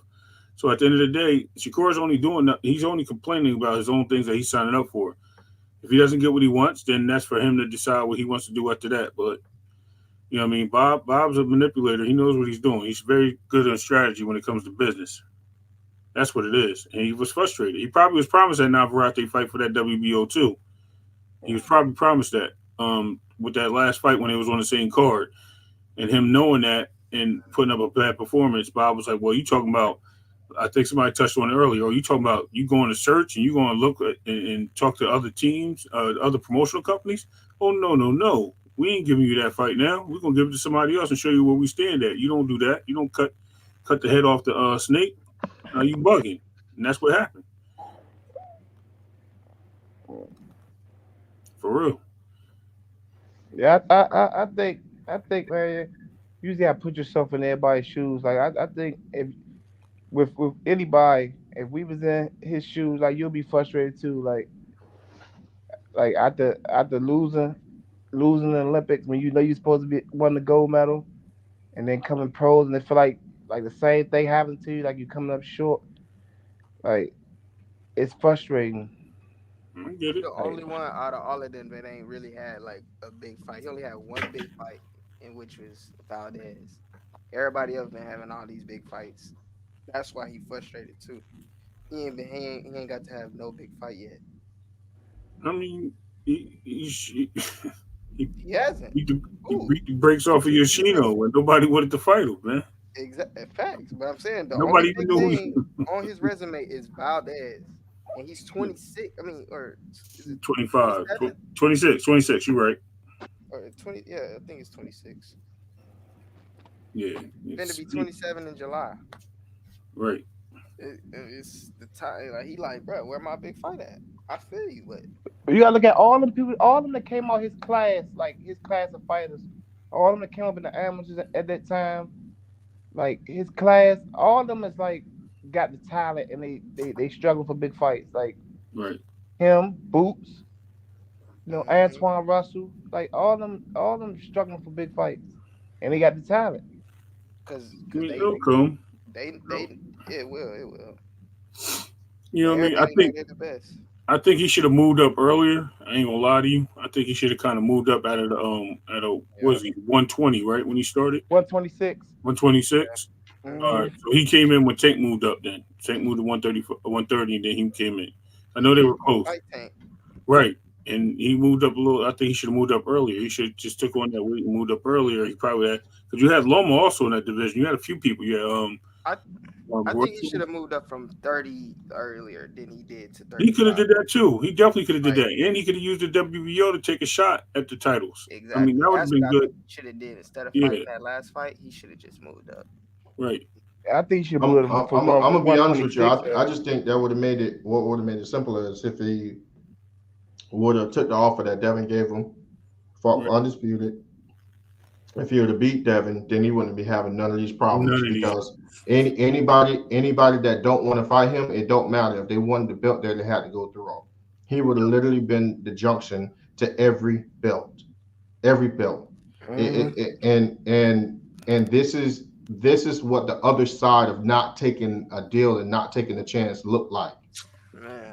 You know, I don't. He put it out there. You're right. He put it out there. Right. Exactly. So He should have So- took that. what'd you say? I said he should have took that. I can't believe he didn't take that. That's like after when Rachel had came up here and told us everything. I'm like, if he the fighter, then he should know this stuff. One of my favorite quotes. I think it's from Jermall. I want to say it's from Jermall. It was said. One person asked, what happens if I try and I fail, Jermall? And then he responded by saying, well, wait till you get the bill for not trying. That is what Shakur Stevenson is in right now. If he would have took that deal, failed, or could have got less money and all that other stuff, it still would have been in a better position that he would have been in now with all four of those belts. If he had won those four belts, even the money would have been short, whatever the case may have been, he would have been in a much better position with a lot of leverage, right? People arguably would have been pushing him, which is the fighter that moved up, won all the belts, have the lineal championships, and they would have said, you know what, you and Tank need to fight because both of you guys are the best, right? Fights would have came to him. Now he's on the other side of that speech. Wait till you get the bill for not trying. He didn't take the fight, and this is the bill. This is what it looked like. He would have got a Loma fight that he wanted too. Yeah. He would have more leverage. He would have more leverage with Top Rank, and he would actually fought Loma even with him having a belt after beating Devin. Even if he took that fight and lost, he still would have had opportunity for more title shots. He would have it better because the way Top Rank moved, they want those belts, and they would be like, look, it was close enough where he got it, or whatever the case may be. We want to keep him in the top 10 because they would have showed that he had promised to be a champion. He did it in other divisions, and why can't he just keep going and pushing? Man, that's what boxing is about. That's what fighting is about. When they get in these rings, to win or lose, and guess what? No matter who the winner was in that, there was an opportunity for one of them to walk out the champion, and the loser still save face because they were both champions. You know what I mean? So at the end of the day, they still would have been in the same spot. I just think that Top Rank ain't gonna start appreciating Shakur until they get Loma retired. That's just how I feel about it. I don't think he's the Shakur's problem is social media. That too. And I think that's a big difference because it's a slap in the face to your company that you represent, where you have Loma who don't say nothing.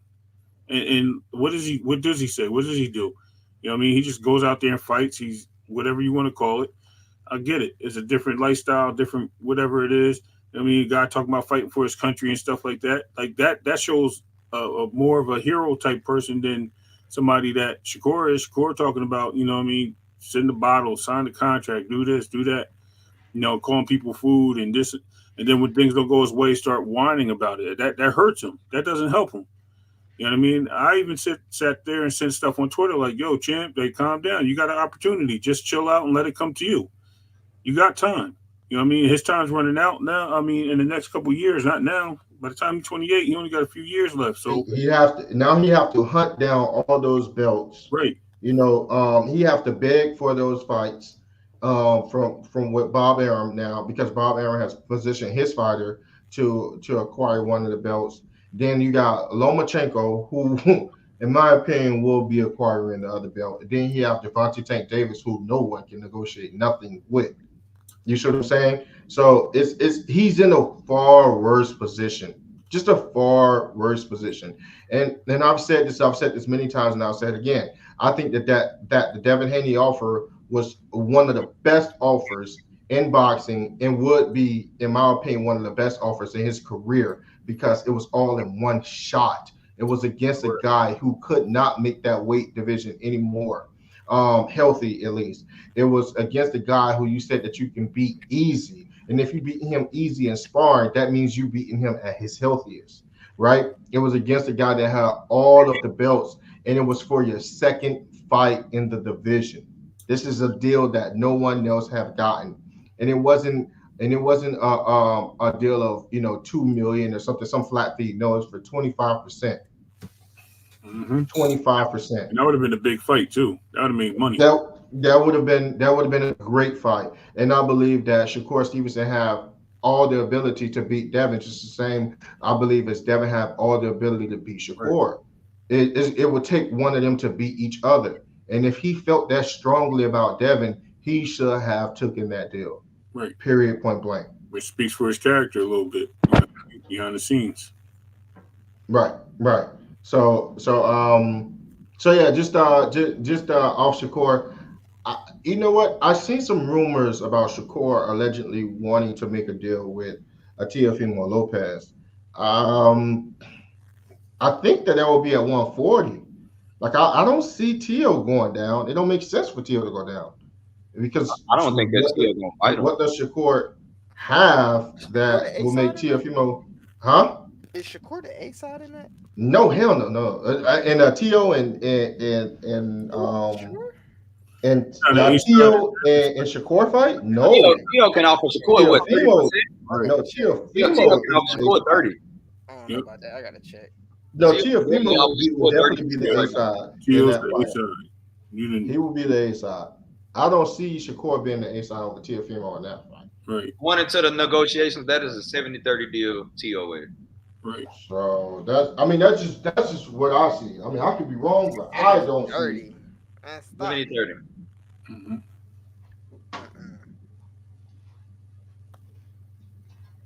Right. Now that's just how I see that fight. Teo is definitely be the A side. So I'm saying, would that mean that Shakur will be moving up? If he is moving up, like, certainly, you see that? Like, do he need his belt at 135? Will he be campaigning at 140 and 130? Like, I would want to know, how would that fight play out? If he comes out of retirement, will he be officially a 140 pounder? But anyways, what do you guys think about that fight? I think with Teo, that'll be interesting. I think they both fight the same. If Teo comes like he did with Jermaine, that's a loss for Teo. Absolutely. There's no way, because Shakur sits for those fights. That's his style. They both actually fight like in a similar way. Like Teo kind of sits in a spot and lets people come to him, where Shakur is like he fights off the back foot and he counters well. So you can see Teo being the aggressor in that fight and just getting dogged out. So I don't even think that fight happens because of the styles and way that will come close. Because it won't be Jermaine Ortiz like sitting there and slipping them off the ropes. It'll be a Shakur sitting there with the counters all day. It's crazy. I think both of them have the ability to come on the front foot, because I've seen Shakur, go after people. I've seen him go on the front foot. The Jamel Herring fight being one, the Yoshino fight being another one. So I can see either one of them coming forward, but I think both of them they fight better to me, in my opinion, going backwards. Mm-hmm. So I would love to see. I would love to see who out of them two will be the aggressor and who will be the individual that will be the counter puncher. That'll be very interesting to me. Right. Y'all can hear me? What'd you say, Sean? Teo don't sell like Shakur, so I don't know about That's that. not, yeah, but that wouldn't be the case. Yeah, but I don't see Teo as being a B-side to Shakur. I just can't see how that would be just. I just don't see it. That's why I mean, when we look just at 'cause money, he's undisputed it's and he got belts. see we look at different. We got to look at it this way. There's things called the cash cow is different as an A side than somebody that's the A side in a match. The cash cow is somebody like Tank Canelo, Earl Spence. They're cash cows. When you're talking about a typical A side, like for instance, let me give you a good fight. So Ryan Garcia right now is the A side to Devin Haney. Devin Haney was the A side to Regis Prograde. No, Devin Haney's the A side to Devin Ryan. the A side. I know he is. I know he is. We're not. We're talking about the situations now, right? Who's coordinating? And fellas, these are the last words. Last words. Oh yeah. All right. So Last words, and then yeah. Absolutely. Yeah. So with that being said, these guys are the champion. Like if Shakur went up and fought Matias, he'd probably be the A side in that situation. But him fighting somebody like Teal's going to be the guy that held multiple titles just like him. He's coming up to his division. He's coming after his belt. That would be for Shakur to surrender his leverages to Teal in order to get that fight. That's the way you would have to look at that in that scenario. But at the end of the day, thank you for having me. Appreciate it. I would like to say thanks again. Salute to you, Blue, A Side, Shine, and 4K. Thank you again. Always great to be on the panel. You guys keep it rocking. You know what I mean? I'm glad to be a part of a great science out here. Oh, you too, Dub. See you jump back on. Yeah, for real. Great being a part of all that. You know what I mean? You guys keep it boxing, and that's what's important for this game right now. Because without boxing, we don't have fans. For real. Salute. Appreciate you, great brother.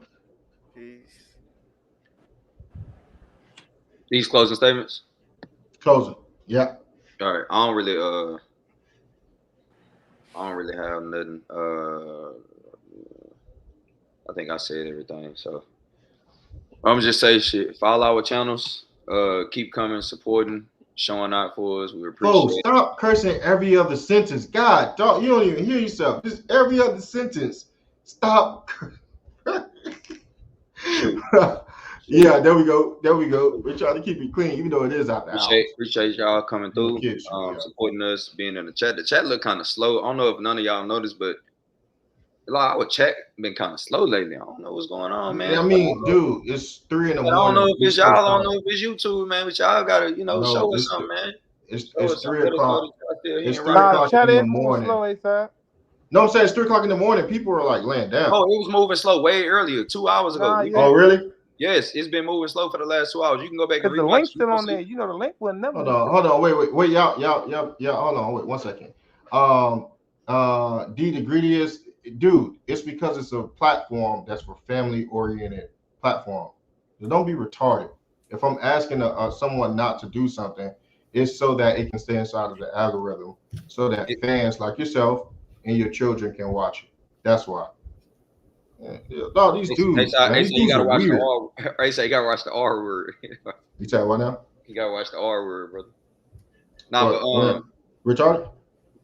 Yeah, you can't. You gotta keep that. All right. Yeah, see, they even get on me. So hey, everybody not crying. It's just that we try to keep the show clean. Yeah, I ain't spending. The chat was moving so slow that I didn't have to be in the chat tonight while I was up. And I love being in the chat, but there was. I thought it was just because it was sleepy.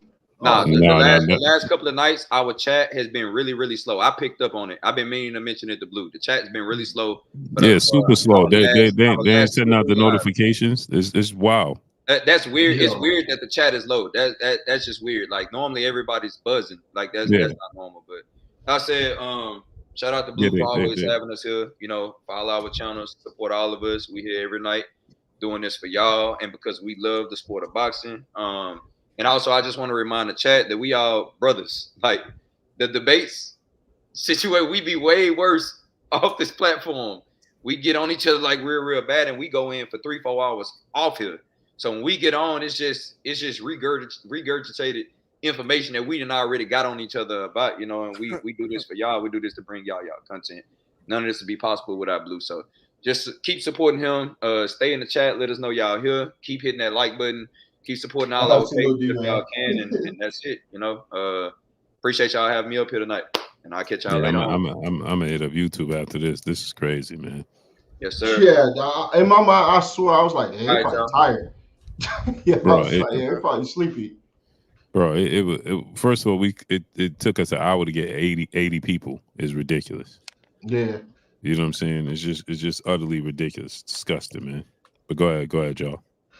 All right. So my closing is as far as me saying, because I see somebody in the chat acting funny saying what is Shakur sold versus Tio when I say I think Shakur is the A side because hasn't, correct me if I'm wrong, but hasn't every Tio fight been in the small room? All of his biggest fights been in the small room. I mean, I could be wrong, but let me know. So that's why that's why I'm saying selling. Just because you fighting on free TV don't mean you're not selling tickets. Hello, but yeah. So that's really only reason why I was saying that I think Shakur would be the A side because I know Shakur has Against fought at the Tio? big arenas.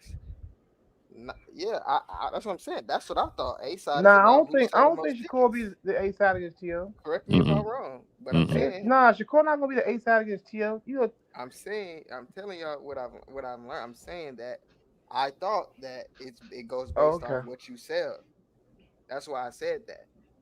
I'm not saying that I'm just completely right. But dude in the chat was saying, what is he sold? I'm saying he sold big arenas. That's why I was going off. I thought it's whoever sell the most tickets. But you know what I'm saying? I don't mind learning about that. But that's all it goes by all that popularity. Like yeah. But yeah, Tio's just bigger than him now. Yeah. Tio just beat Josh Teller. Like he beat Lomachenko. Richie Coleman.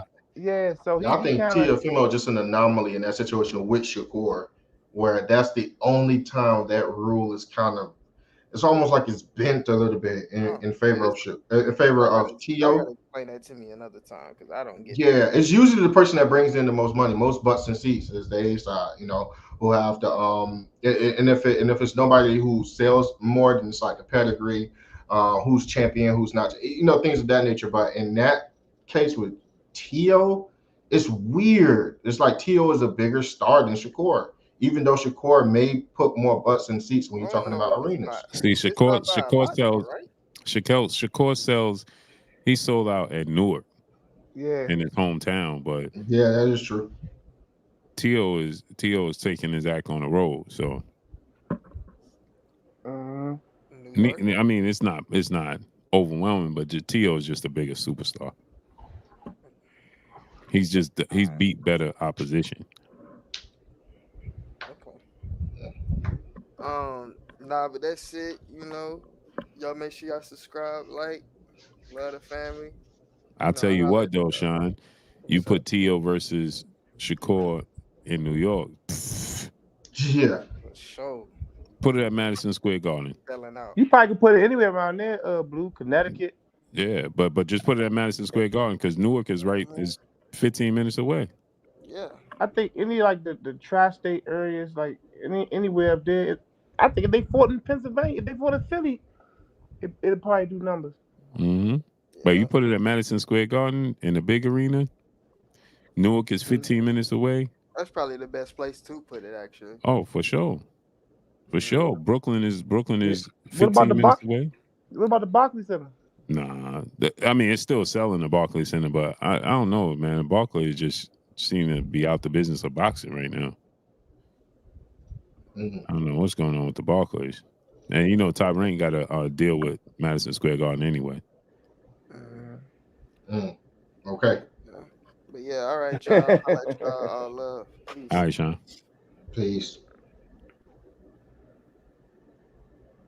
Yeah, I got up here kind of late. Whatever. That's my fault. As soon as I woke up, I seen your text, ASAP.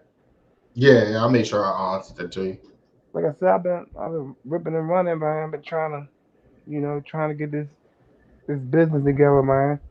So, being though, I don't have my social degree, I gotta, get it with one of my family members. So she don't really know too much about the business. So I had to do all like the groundwork and stuff, man. Cause I got certifications, but I just don't have that degree. So I be tired, man. So I was out. My son didn't even go to boxing today. Yeah, that's wild. He been going to boxing all week. He missed Now he missed yesterday, but yeah, he been going every day. He been going every day since then. Since I first signed him up, which was You told Blue who he training with? Who you got him training with? yeah. And I ain't seen Blue take. I even train. Gray be training him some days, and some days Gray cousin trainer. Yo, it's Oh, not that's gonna be what's a up. problem. Yeah, he gonna be a problem. Mm-hmm. Look who he's getting trained by. Mm-hmm. You know what I mean? But yeah, it was good, man. Coming in, touching bases, whatever. It's always a blessing, man. When I can come up here and debate, man, and build with y'all. So, that's always a blessing, man. So For sure. go ahead, man. Go ahead, get up off here, man. Send my blessings, man, and thank y'all brothers again, man, for at least being there. Period. And I send my love, man. Hey man, love you too, dog. Love you too, Dub. Uh-oh. Yeah, bro. Let's get on out of here. All right, Blue, you can Crowder, take what's us up, out. family? I mean, I think everybody that hit the like button is in here. Is in here. Let's go. Y'all already know what it is. It's your boy Blue Blood Sports TV. Hate, like, comment, and subscribe. You haven't subscribed, hit the subscribe button, hit the like button, hit the bell icon, and get all the new notifications. Follow me on Instagram at Blue Blood Sports TV, all one word. Y'all already know what it is. Shout out to the entire LDBC. Shout out to Black Media Row. Make sure you like and share the videos. That's all we got for y'all. Peace. Peace.